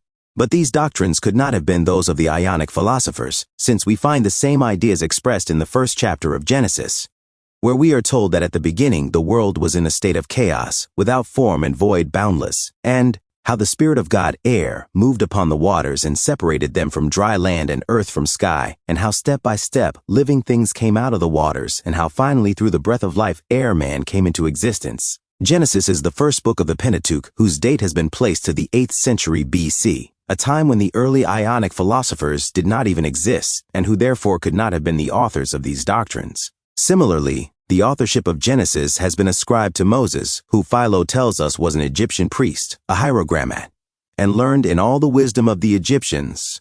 But the age in which Moses lived must be associated with the exodus of the Israelites, which he conducted in the 21 Stones Egyptian dynasty, 1100 billion C in the reign of Bocorus.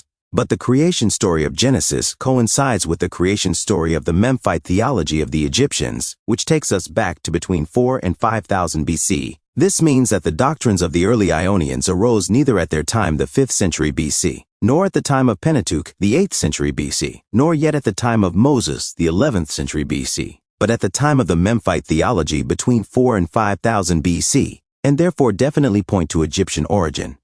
2. The Eleatic philosophers have been named as I. Xenophanes, who was a satirist, T. Zeno, whose treatment of space and time led to a reductio ad absurdum, and Parmenides, who alone deserves notice. He has been credited with the definitions of being and non-being, which he expressed as that which is and that which is not. In other words, nature or reality consists of two properties, that is, a positive and a negative. But Parmenides introduced no new doctrine when he defined the principle of opposites. This principle was used by Pythagoras in his theory of numbers, by Socrates in his proof of the immortality of the soul, by Plato in his theory of ideas and the distinction between phenomena and noumena, and by Aristotle in his definition of the attributes of being. In all these instances, it has been shown that the doctrine of opposites originated from the Egyptian mystery system, in connection with which gods were represented as male and female, and temples carried double pillars in front of them to indicate positive and negative principles of nature. 3. The late Ionic philosophers have been named as I. Heraclitus, who taught that the world was produced by fire through a process of transmutation, and that since all things originate from fire, then fire is the logos. C. Anaxagoras, who taught that mind or nous is the source of life in the universe, and C. Democrus, who taught that atoms underlie all material things, that life and death are merely changes brought about by variation in the mixture of atoms, which do not die because they are immortal. Now, taking these doctrines in the order in which they come, their Egyptian origin has been fully established. A. The doctrine of fire has been traced to the Egyptians, whose mystery system was a fire philosophy and who worshipped the god of fire in their pyramids. The word pyramid is a Greek word, whose derivative pyr means fire. This doctrine takes us back to the Pyramid Age in Egypt 3300 BC, when of course the Greeks were unknown. B. It must be noted that the doctrine of the Logos has been identified by Heraclitus with the doctrine of fire. This is as it should be, because C. In the doctrine of the created gods, which has been ascribed to Plato, Adam the sun god or fire performs the function of demiurge in creating the gods. D. Similarly, in the doctrine of the unmoved mover ascribed to Aristotle, the fire god Adam, while unmoved and sitting upon the primeval hill, creates the gods by commanding them to proceed from various parts of his own body. In this way, Adam also became the unmoved mover. This makes it clear that the Logos of Heraclitus is identical with the demiurge of Plato and the unmoved mover of Aristotle. The function of Adam as demiurge and the method of his creation are found in the Meite Theology of the Egyptians. Here I would like to suggest that students who are interested in tracing the influence of Egyptian philosophy upon Christian thought should read this portion of my book together with the first chapter of St. John's Gospel. The problem of permanence and change is also traced in the creation story of the Meite Theology, in which eternal matter is represented by chaos, and change by the gradual formation of order. E. The doctrine of mind or nous has been ascribed not only to Anaxagoras, but also to Democrus, who spoke of it as being composed of fire atoms distributed throughout the universe, and Socrates, who has been credited with the teleological premise that whatsoever exists for a useful purpose is the work of an intelligence. This doctrine has been traced to the Egyptian mystery system, in which the god Osiris was represented by an open eye, signifying not only omniscience, but also omnipotence. All Masonic lodges carry this symbol with the same meaning today. F. The doctrine of the atom has been ascribed to Democrus, who does not define but describes its properties. It is the basis of life. It is immortal and does not die, and when many of them are mixed in certain ways, the result is a radical change. These properties coincide with the properties of Adam the sun god and the demiurge in creation, who created other gods from various parts of himself. He was the basis of life and giver of life. But Adam the sun god occurs in the creation story of the Meite Theology and shows the Egyptian origin of the atom. 4. The system of Pythagoras seems to have been so comprehensive that nearly all subsequent philosophers have copied ideas from his teachings. Interpreting nature in the form of mathematics, Pythagoras is credited with teaching the following doctrines. A. The properties of number include opposite elements, odd and even, finite and infinite, and positive and negative. This principle of opposites was copied by and used in the teachings of Heraclitus, Parmenides, Democritus, Socrates, Plato, and Aristotle. B. The doctrine of harmony, defined as the union of opposites. This idea was copied by and used in the teachings of Heraclitus, Socrates, Plato, and Aristotle. C. Fire, central and peripheral, was taught to be the basis of creation. This doctrine was also used by and in the teachings of Heraclitus, Anaxagoras, Democritus, Socrates, and Plato, to the immortality of the soul and the summum bonum. This was taught by Pythagoras in the form of a transmigration of the soul. It was also taught by Socrates as the purpose of philosophy, through which the soul, feeding upon the truth congenial to its divine nature, was enabled to escape the wheel of rebirth and to attain the final consummation of unity with God. All the doctrines of Pythagoras have been shown to originate from the Egyptian mystery system. Number possesses opposite elements, and the principle of opposites belongs to the Egyptian mystery system, in which it was represented by male and female gods. Harmony, being a blending of opposites, needs no further reference, and fire likewise takes us back to the Egyptian mystery system, which was a fire philosophy, and it initiates fire worshippers. Finally, the purpose of philosophy was the salvation of the soul. This was accomplished by methods of purification offered by the Egyptian mysteries, which lifted man from the mortal to the immortal level. This was the summum bonum, the greatest good. 5. Socrates, A. His life, and B. His doctrine, C. His indictment, condemnation, and death, D. His farewell conversations. A. In his life, he voluntarily adopted secrecy and poverty. in order that he might avoid the temptation of riches and be enabled to cultivate the virtues required by the mysteries. B. All his doctrines likewise associate him with the Egyptian mysteries. I. His doctrine of the mind, or nous as intelligence which underlies creation, was represented in Egyptian temples, just as in modern Masonic temples, by the open eye of Osiris, indicating omniscience and omnipotence. His doctrine of self-knowledge, man know thyself, was copied directly or indirectly from among the inscriptions which appeared on the outside of the mystery temples in Egypt. His doctrines of opposites and harmony were a testimony of the custom of the mysteries to demonstrate the principle of opposites in nature by pairs of male and female gods, and also by double pillars in front of temples. E. For his doctrines of immortality, salvation of the soul, and the summum bonum were a summary of the theory of salvation as was taught by the mysteries. Socrates himself explained it. The purpose of philosophy was the salvation of the soul by a process of purification which lifted man from the mortal level and raised him to the immortal. This was an attainment. This was the summum bonum, or greatest good. C. His indictment, condemnation, and death are circumstances which also show his association with the mysteries. He was indicted for the introduction of foreign gods and the corruption of Athenian youth, and was condemned and put to death. The foreign gods were the gods of the mysteries, and his submission to martyrdom was due on the one hand to the prejudice of the Athenian authorities, while on the other hand to his virtue of courage, required by the mysteries. D. His farewell conversations also show his membership with the great Egyptian order. There are two accounts of these conversations, one by Crito and the other by Phaedo. Crito describes the brotherly behavior of a band of faithful friends and neophytes who visited him daily while he was in prison awaiting his execution. The purpose of these visits was to secure the escape of a brother, but their efforts were in vain, for he refused to yield to their entreaties. Phaedo mentions that the theme of the other conversation was the immortality of the soul, in which Socrates endeavored to give them some proofs by his application of the principles of opposites. We are also told that towards the end of the conversations, and just before he drank the poison, Socrates requested Crito to pay for him a certain debt which he owed. These conversations revealed the following facts. A. The brotherly love of the visiting neophytes in their attempt to secure the escape of their brother Socrates. B. A final class was conducted by Socrates on the doctrine of immortality, the central doctrine of the Egyptian mysteries. And C. A final request of Socrates to have a debt paid for him. And D. These conversations constitute the earliest specimen of Masonic literature. All four of which facts point to membership in the Egyptian mystery system. It was a universal brotherhood and required the cultivation of brotherly love. Its central teaching was the immortality of the soul, and it also required all initiates to practice the virtues of justice and honesty, and therefore to pay their debts. E. It is believed that Socrates did not commit his teachings to writings. This was also in obedience to the secrecy of the mysteries. 6.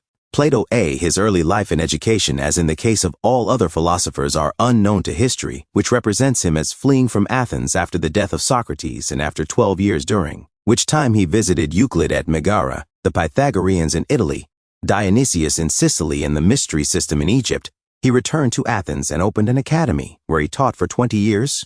B. His doctrines, which are scattered over a wide area of literature consisting of 36 dialogues, are disputed by modern scholarship. The pupils of Socrates, especially Plato, are supposed to have published his teachings, and it is not known how much of this vast literature belongs to Plato and how much to Socrates. The doctrines of Plato have all been traced to Egyptian origin. I. The theory of ideas, which he illustrated by reference to the phenomena of nature, is a distinction between the ideas or noumena and their copies, the phenomena, and between the real and unreal, by the application of the principle of opposites, which was manifested by the Egyptian mystery system by male and female gods and pairs of pillars carried in front of Egyptian temples. The doctrine of the mind or nous has also been traced to the open eye used in Egyptian temples and modern Masonic lodges to symbolize the omniscience and omnipotence of the Egyptian god Osiris. The doctrine of the demiurge and created gods have also been traced to Adam the sun god in the creation story of the Meite Theology of the Egyptians.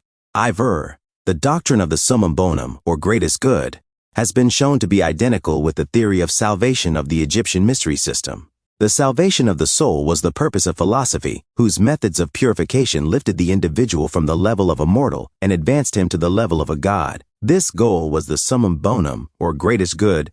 V. The doctrine of the ideal state, whose attributes have been compared with the attributes of the soul and justice which are contained in the allegory of the charioteer and winged steeds, points to Egyptian origin, because the allegory has been traced to the judgment drama of the Egyptian Book of the Dead. Vi. The doctrines of virtue and wisdom have been shown to have originated from the Egyptian mystery system, which required 10 virtues in order to subjugate the 10 bodily impediments. 7. Aristotle 1. The life of Aristotle is one of discrepancies and doubts. While like other philosophers, history does not know anything about his early life and education, yet it tells the strange story that he spent 20 years as a pupil under Plato, that he never went to Egypt, and that Alexander the Great gave him the money to secure the vast number of books which are attached to his name. But history also tells us that Plato was a philosopher, and that Aristotle was a scientist, and consequently, we are forced to ask the question, why should a man like Aristotle waste 20 years of his life under a teacher who was incompetent to teach him? These circumstances have led to the suspicion that Aristotle must have spent the greater part of those 20 years in advancing his education in Egypt and in accompanying Alexander the Great on his invasion of Egypt, when he got the opportunity to ransack the library at Alexandria and carry off all the books which he wanted. The story of history does not make much sense, but unfortunately throws a cloud of darkness over the life of Aristotle. Another discrepancy is to be found in connection with 3 lists of books said to belong to him, but which differ in source, in date and in quantity. A. His own list, which must receive the date in which he lived, the 4th century BC. This contains the smallest number of books. B. A list from Hermippus of Alexandria 2 centuries later, that is 200 billion c, containing 400 books, and C. A list from Arabian sources, compiled at Alexandria 3 centuries later, that is 1st century AD, containing 1,000 books. One is forced to ask the questions, did Aristotle write 1,000 books in his lifetime? How has his small list increased after his death to 400 after the lapse of 2 centuries, and to 1,000 after the lapse of 5 centuries? These circumstances make the authorship of Aristotle very doubtful, for it is incredible that a single individual could write 1,000 books on the various fields of science in a single lifetime. 2. The doctrines of Aristotle have all been shown to originate from the Egyptian mystery system, the doctrine of being in.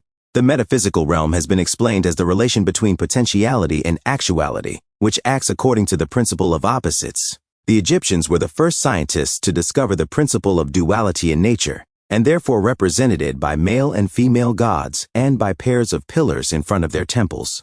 This is the source of this doctrine. In the proof of the existence of God, Aristotle used 2 doctrines, A. Teleology, showing purpose and design in nature as the work of an intelligence, and B. The unmoved mover. Both doctrines have been traced to the creation story of the Meite Theology of the Egyptians, where it is shown that creation moved from chaos to order and indicated the work of an intelligence. And also where Adam the demiurge and Logos, while sitting unmoved upon the paragraph, continues, primeval hill projected 8 gods from various parts of his body, and thus became the unmoved mover. The doctrine of the origin of the world, according to Aristotle, states that the world is eternal because matter, motion, and time are eternal. This same view was expressed by Democrus in 400 BC, in the dictum ex nihilo nihil fit, out of nothing nothing comes, indicating that matter is permanent and eternal. The same view has been traced to the creation story of the Meite Theology of the Egyptians, in which chaos or primitive matter is represented by the primeval ocean Nun, out of which arose the primeval hill. These are supposed to have always been in existence.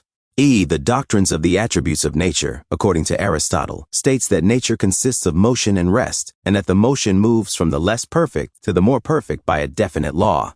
I suppose the law of evolution. This teaching, however, did not originate from Aristotle, for the problem of motion and rest, permanence and change were not only investigated by the Eleatic and later Ionic philosophers, but by the Egyptians, in whose creation story, the Meite Theology, nature is shown to move from chaos by gradual steps to order. Certainly the doctrine of the attributes of nature came from the Egyptians. The doctrine of the soul, according to Aristotle, states that the soul is a radical principle of life which is identical with the body, and possesses 5 attributes, being sensitive, rational, nutritive, appetitive, and locomotive. Other philosophers have defined the soul A as material and composed of fire atoms, B as a harmony of the body through the blending of opposites, and C as the breath of life in the creation story of Genesis. The true source of Aristotle's doctrine of the soul has, however, been traced to the philosophy of the soul found in the Egyptian Book of the Dead.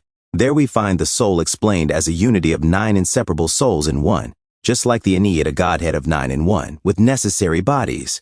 In this Egyptian philosophy, the attributes of the soul of the physical body have been found to coincide with those described by Aristotle, and it therefore shows the Egyptian source of Aristotle's doctrine, which relates to a small fragment of the Egyptian philosophy of the soul, Argument 6. The education of the Egyptian priests and the curriculum of the mystery system show that Egypt was the source of higher education in the ancient world, not Greece. The first idea that we get from Chapter 7 is the fact that the institution of holy orders originated from the Egyptian mystery system, where African priests were organized into various orders and trained according to their rank. This made the priesthood the custodians of learning until the dawn of the modern age, and pointed to Africans as the first professors in higher education.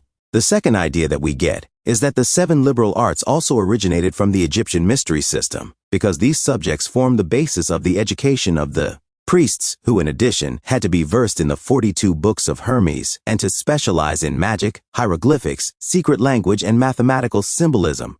The third idea that we get is that the curriculum of the Egyptian mystery system was coextensive with the needs of the highest civilization of the ancient world. Its textbooks consisted of I. the 42 books of Hermes, T. the therapeutic use of the 7 liberal arts for the cure of man's soul, T. the applied sciences and arts as revealed by the monuments such as sculpture, painting, drawing, architecture, engineering, IV. the social sciences appropriate for trade and commerce, such as geography, economics, and shipbuilding. Argument 7th. The Meite Theology contains the theology, philosophy, and cosmology of the Egyptians and is therefore an authoritative source of doctrinal origin. Chapter 8 attempts to show that the Meite Theology of the Egyptians is the source of Greek philosophy by showing that the separate doctrines of philosophers are portions of the teachings contained in it, and also the source of modern scientific hypotheses by showing that A. the nebular hypothesis and B. the assumption that there are 9 major planets of the solar system have originated from Adam, the Egyptian sun god or fire god, who has been shown to be identical with the Adam of modern science. It is because of this great revelation, that is, the identity of Adam, the sun god of the Egyptians, with the Adam of modern science, that I have recommended the Meite Theology as a new field of scientific research, and magic, the scientific method of the mysteries, as the key to its interpretation. My second reason is the fact that the Meite Theology is the first heliocentric theory of the universe, and my third reason is the fact that the history of philosophy is the history of science. Ninth, the New Philosophy of African Redemption, Chapter 9, deals with the new philosophy of African redemption, the aim of which is mental and social redemption, by converting the world to the new philosophy that the black people love. North Africa gave philosophy to the world, but not the Greeks, and by refusing not only to worship Greek intellect because it is a process of miseducation, but also refusing to submit any longer to missionary policy. The new philosophy of African redemption is a necessary escape of the black people from their social plight caused by a false tradition concerning them, which has been set in motion by A. Alexander the Great, B. Aristotle and his school, and C. Emperors Theodosius and Justinian, whose edicts abolished the Egyptian mysteries. The greatest educational and ecclesiastical system that the world has ever known, and established Christianity as its perpetual rival, notes Chapter 1:1, the teachings of the Egyptians. This was called Sophia by the Greeks and meant wisdom teaching. It included A. philosophy and the arts and sciences, B. religion and magic, and C. secret methods of communication, both linguistic and mathematical. Read the Stromata of Clement of Alexandria, B.K. 6, p. 756 and 758, also Diodorus I, 80. Also Ancient Mysteries by C.H. Vale, p. 22-23. The Stromata of Clement of Alexandria, B.K. 5, c. 7 and 9. 2. The Perifysios. This was the name given to one of the earliest books on science apart from the manuscripts of the Egyptians. The name means concerning nature. Read Ancient Mysteries by C.H. Vale, p. 16. Chapter 2. The period of Greek philosophy was unsuitable for the production of Greek philosophers, because A. Persian domination did not only enslave the Greeks but kept them in a constant state of fear. B. It also kept them busy organizing leagues in constant self-defense against aggression, and C. The city-states could not agree, and the Peloponnesian Wars kept them in constant warfare with each other. Read Sanford's Mediterranean World, c. 12, p. 203, 205, c. 13 and 15, p. 225, 255, also c. 18, p. 317, 319. Also the Tutorial History of Greece, c. 27, 28, and 29. Chapter 3:1. This means A. the greatest good, B. the lifting of man from the level of a mortal and advancing him to the level of a god, C. the salvation of the soul, D. the purpose of philosophy, E. The goal of the Egyptian theory of salvation. Read C.H. Vale's Ancient Mysteries, p. 25. 2. The Grand Lodge of Luxor. The ruins of the ancient Grand Lodge of Luxor are found today on the banks of the Nile in Upper Egypt in the ancient city of Thebes. It was built by Pharaoh Amenhotep III. It was the only Grand Lodge of the ancient world. It had branches or minor lodges throughout the ancient world, in Europe, Asia, Africa, North America, South America, and probably in Australia. These were some of the places. A. Palestine at Mount Carmel. B. Syria at Mount Carmel. Hermon in Lebanon. C. Babylon. D. Media, near the Red Sea. E. India, on the banks of the Ganges. F. Burma. G. Athens. H. Rome. I. Croton. J. Rhodes. K. Delphi. Miletus. Cyprus and Corinth. Crete. P. Central and South America, especially Peru. Q. Among the American Indians, and among the Mayas, Aztecs, and Incas of Mexico. Read Encyclopedia of Religion and Ethics by Jas Hastings, Lives of Eminent Philosophers by Diogenes Laertius, and History of Philosophy by Thomas Stanley. The discovery of the ruins of Luxor on the banks of the Nile and the organization of the Egyptian mysteries into a grand lodge with minor lodges throughout the ancient world are evidence that Egypt was the cradle of the mysteries and of the Masonic Brotherhood. 3. The rebuilding of the Temple of Delphi. This temple was burnt down in 548 B.C. by the Greeks, who were always hostile towards the Egyptian mysteries. The brethren tried at first to raise funds from the native Greeks, but 98 failed in their attempt. They then decided to approach the Grand Master Amasis, king of Egypt, who unhesitatingly donated 3 times as much as was needed for the purpose. This act of King Amasis shows the universality of the brotherhood of the Egyptian mysteries and of Freemasonry. Read Sanford's Mediterranean World, p. 135 and 139. Also John Kendrick's Ancient Egypt, B.K. Tsaya, p. 363.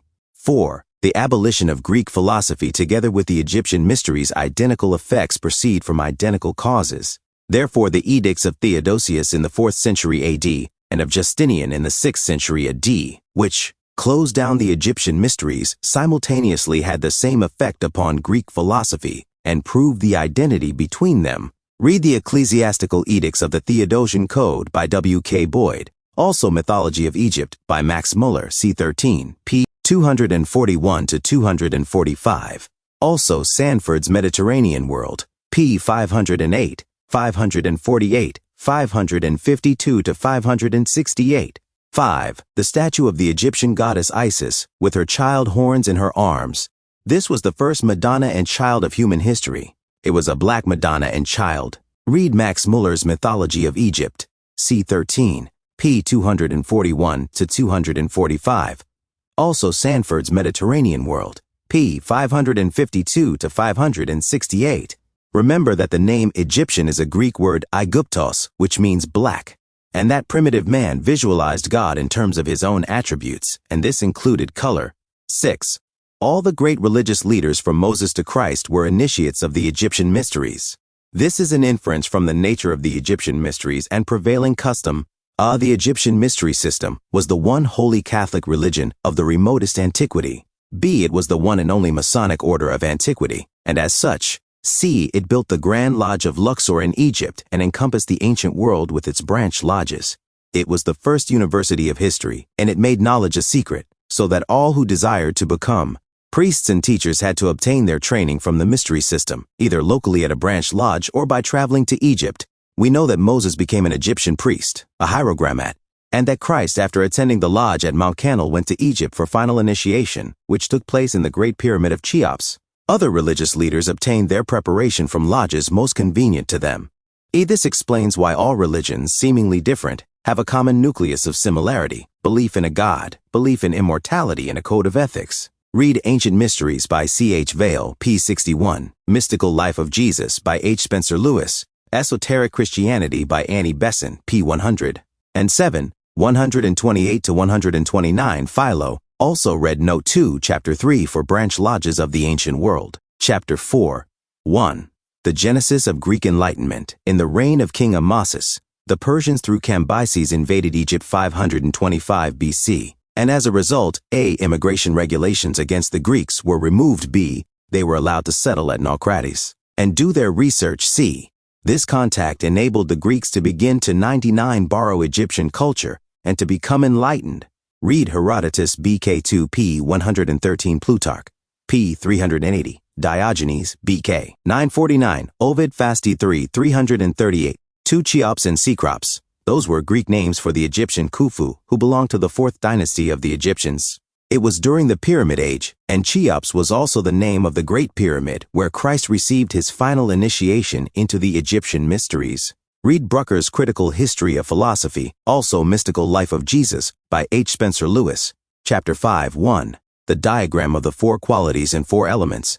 This is important evidence that the teachings of the supposed early Ionic philosophers and of Heraclitus originated from the Egyptian mysteries. Read the diagram, and also Ancient Mysteries by C. H. Vail, p. 61, and The Creation Story of the Memphite Theology by Frankfurt, also Rosicrucian Digest, May 1952, p. 175. 2. The Pythagorean theorem. Pythagoras traveled to Egypt and was taught geometry by the Egyptian priests and made to sacrifice to the gods before they showed him the proof of the theorem of the square on the hypotenuse of a right-angled triangle. Pythagoras did not discover this proof, and it is misleading to name the theorem after him. Read Herodotus. BK. 3, p. 124, Diogenes, BK. 8, p. 3, Pliny, Nh. 36, 9, also Plutarch and Demetrius, Chapter 6, 1. The Doctrine of Self-Knowledge, Man know thyself, Sueton nothi. This doctrine has been falsely ascribed to Socrates. It was an inscription that was placed on the Egyptian temples, and Socrates copied it directly or indirectly. Read Zeller's History of Philosophy, p. 105, S. Clymer's Fire Philosophy, and Max Muller's Egyptian Mythology. 2. The farewell conversation of Socrates with his pupils and friends. These conversations are significant in the following respects. A. Socrates is identified as a member of the Egyptian mysteries or Masonic order. B. Masonic behavior is manifested through these conversations. The books containing these conversations, Plato's Credo, Phaedo, Euthyphro, Apology, and Timaeus, are the earliest specimen of Masonic literature apart from the secret writings of the Egyptians. D. Of the 3 Athenian philosophers, Socrates stood highest in the rank of a Freemason. He was not afraid of death, he did not publish the knowledge imparted to him, and he was an honest man. Read Credo and Phaedo of Plato. 3. Plato's Theory of Ideas. After the Egyptian priests discovered the fundamental principle of opposites as underlying life in the universe, they applied it in their interpretation of natural phenomena. Consequently, this mode of interpretation has been reflected in the teachings of the so-called Greek philosophers who had obtained their education from the Egyptian mystery system. Read the Doctrines of Parmenides, who in the problem of existence distinguishes between being and non-being, also of Heraclitus in the problem of flux and change through the process of transmutation, also of Socrates in the proof of immortality, and Plato in his supposed theory of ideas, in which he distinguished between A, the real and unreal, B, the idea of a thing, and the thing itself, C, the noumena and phenomena. In all these instances, the principle of opposites has been used as a method of interpretation.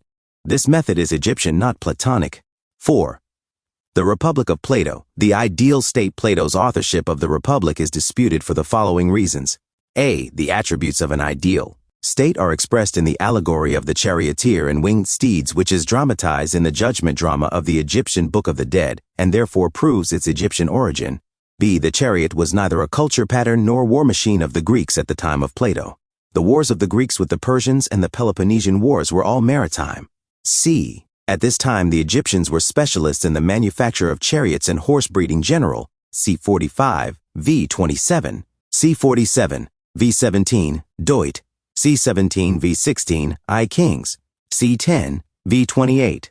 The historians Diogenes Laertius, Aristoxenus, and Favorinus have declared that the subject matter of the Republic was found in the controversies written by Protagoras 480-1411 when Plato was but a boy.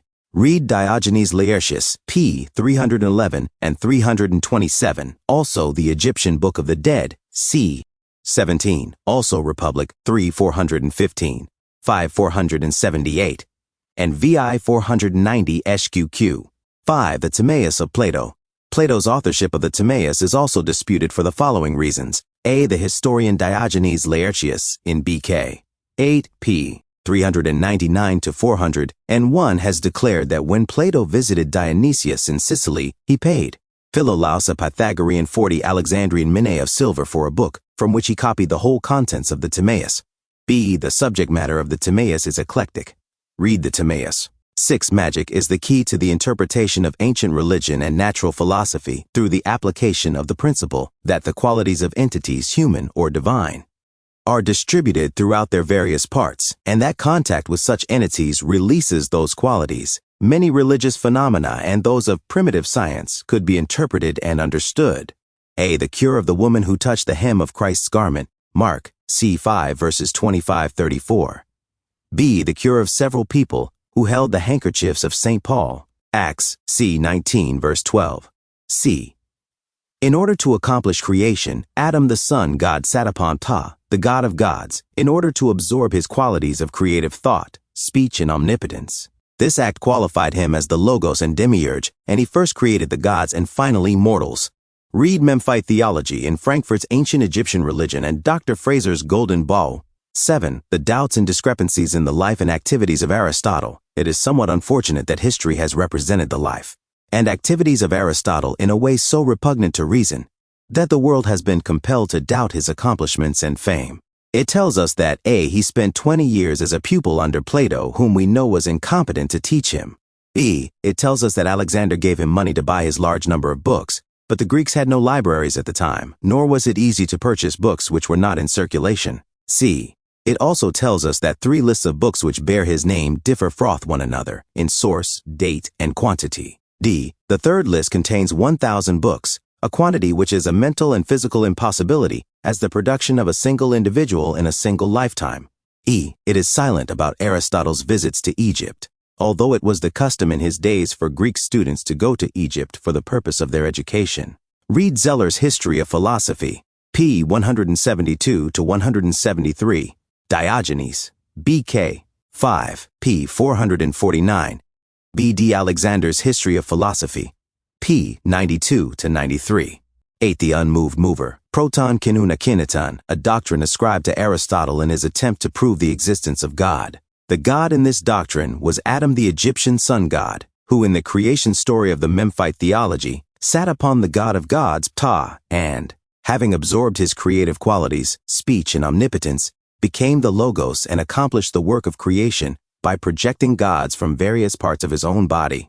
This doctrine did not originate from Aristotle, but has been traced to the creation story of the Meite Theology of the Egyptians. Read Meite Theology in Frankfurt's Ancient Egyptian Religion, c. 20 and 23, also p. 25, 26, and 35. William Turner's History of Philosophy, p. 141-143. B.D. Alexander, p. 102-100, and 3, 9. Aristotle's Doctrine of the Soul. This doctrine has been found to be only a very small part of the elaborate philosophy of the soul found in the Egyptian Book of the Dead, which is the original source of Aristotle's supposed doctrine. Read the Egyptian Book of the Dead by Sir E. A. Budge, p. 29-64. Chapter 7. The Curriculum of the Egyptian Mysteries. Through the curriculum of the Egyptian Mysteries, it is now known that the African continent has given the following legacy to the civilization of the world. It consists of the following culture patterns: 1. Holy Catholic orders, together with a priesthood divided into ranks according to training. 2. Holy Catholic worship, consisting of rituals, ceremonies including processions and appropriate vestments of priests. 3. Greek philosophy and the arts and sciences, including the 7 liberal arts, that is, the quadrivium and trivium, which were the foundation training of neophytes. These were included in the 42 books of Hermes. 4. The applied sciences which produced the pyramids, tombs, libraries, obelisks, and sphinxes, war chariots and ships, etc. 5. The social sciences, appropriate for the highest civilization in ancient times. Read the Stromata of Clement of Alexandria, c. 6, p. 756, 758, also Diodorus Wurst, 80. Read also The Mechanical Triumphs of the Ancient Egyptians by F. M. Barber, History of Mathematics by Florian Cajeri, History of Mathematics by W. W. R. Ball. Chapter 8. The Meite Theology. 102. 1. Definition. The Meite Theology is an inscription on a stone containing the cosmology, theology, and philosophy of the Egyptians. Read Frankfurt's Ancient Egyptian Religion, c. 20 and 23, also Frankfurt's Intellectual Adventure of Man. It is located in the British Museum. 2. Importance. Its importance lies in the fact that a. It is an authoritative source of Egyptian philosophy, cosmology, and religion. B. It is proof of the Egyptian origin of Greek philosophy. 3. The source of modern scientific knowledge. A. Adam, the Egyptian sun god, who is the logos of Heraclitus, the demiurge of Plato, and the unmoved mover of Aristotle, creates 8 other gods by projecting them from his own body, thus producing 9 gods, or the Aeneid. This is identical with the nebular hypothesis of Laplace, in which the original sun creates 8 other planets by throwing off rings from itself, thus producing the 9 major planets of modern scientific belief. B. It has been shown on pages 146 and 147 of this book that the name of Adam, the Egyptian sun god, is the same name used for the atom of science, and also that the attributes of both are the same. Read Frankfurt's Intellectual Adventure of Man, p. 53, Frankfurt's Kingship and the Gods, p. 182, also Herodotus II, 112, Diodorus I, 29. 4. It offers great possibilities for modern scientific research. What science knows about A. The number of major planets. B. How these major planets were created by the sun. And C. The attributes of the atom has been traced to the cosmology of the Meite Theology, which suggests that D. Science knows only 1/5 of the secrets of creation, and therefore 4/5 of such secrets yet remains to be discovered. E. Consequently, the Meite Theology offers great possibilities for modern scientific research. Chapter 9. The Drama of Greek Philosophy 1. This consists of 3 actors. A. Alexander the Great, who invaded Egypt and plundered the royal library at Alexandria. B. Aristotle, and the alumni of his school, who took possession of the royal library, and having first carried off large quantities of scientific books, subsequently converted it into a research center and university. C. The Roman government, which through the edicts of emperors Theodosius and Justinian closed down the Egyptian mysteries together with its schools, the University of the Ancient World and System of the African Culture. 2. The result of this was A. The misrepresentation and erroneous opinion that the African continent and people are backward in culture and have made no contribution to civilization, and B. The establishment of Christianity as a rival against the mysteries or African system of culture in order to perpetuate this erroneous opinion. 3. A further result has been A. The false worship of Greek intellect, and B. The activities of missionary enterprise through which the culture of black people is caricatured, both in literature and in exhibitions. A further result has been A. The general feeling among black people throughout the world that they are in great need of freedom from their social plight, and B. The offer by stolen legacy of a new philosophy of African redemption in order to meet this universal need of social reformation. 5. The nature and methods of this new philosophy in social reformation. A. The new philosophy of African redemption is simply the proposition that the Greeks were not the authors of Greek philosophy, but the people of North Africa, the Egyptians. This must be preached and circulated for centuries to come. B. The effects of this new philosophy should be as follows. 1. To change the mentality both of white and black people and their attitude towards each other and bring about a social reformation. 2. To stimulate the black people to abandon their false worship of Greek intellect and to reject the caricature of their culture by missionary enterprise and to demand a change in missionary policy.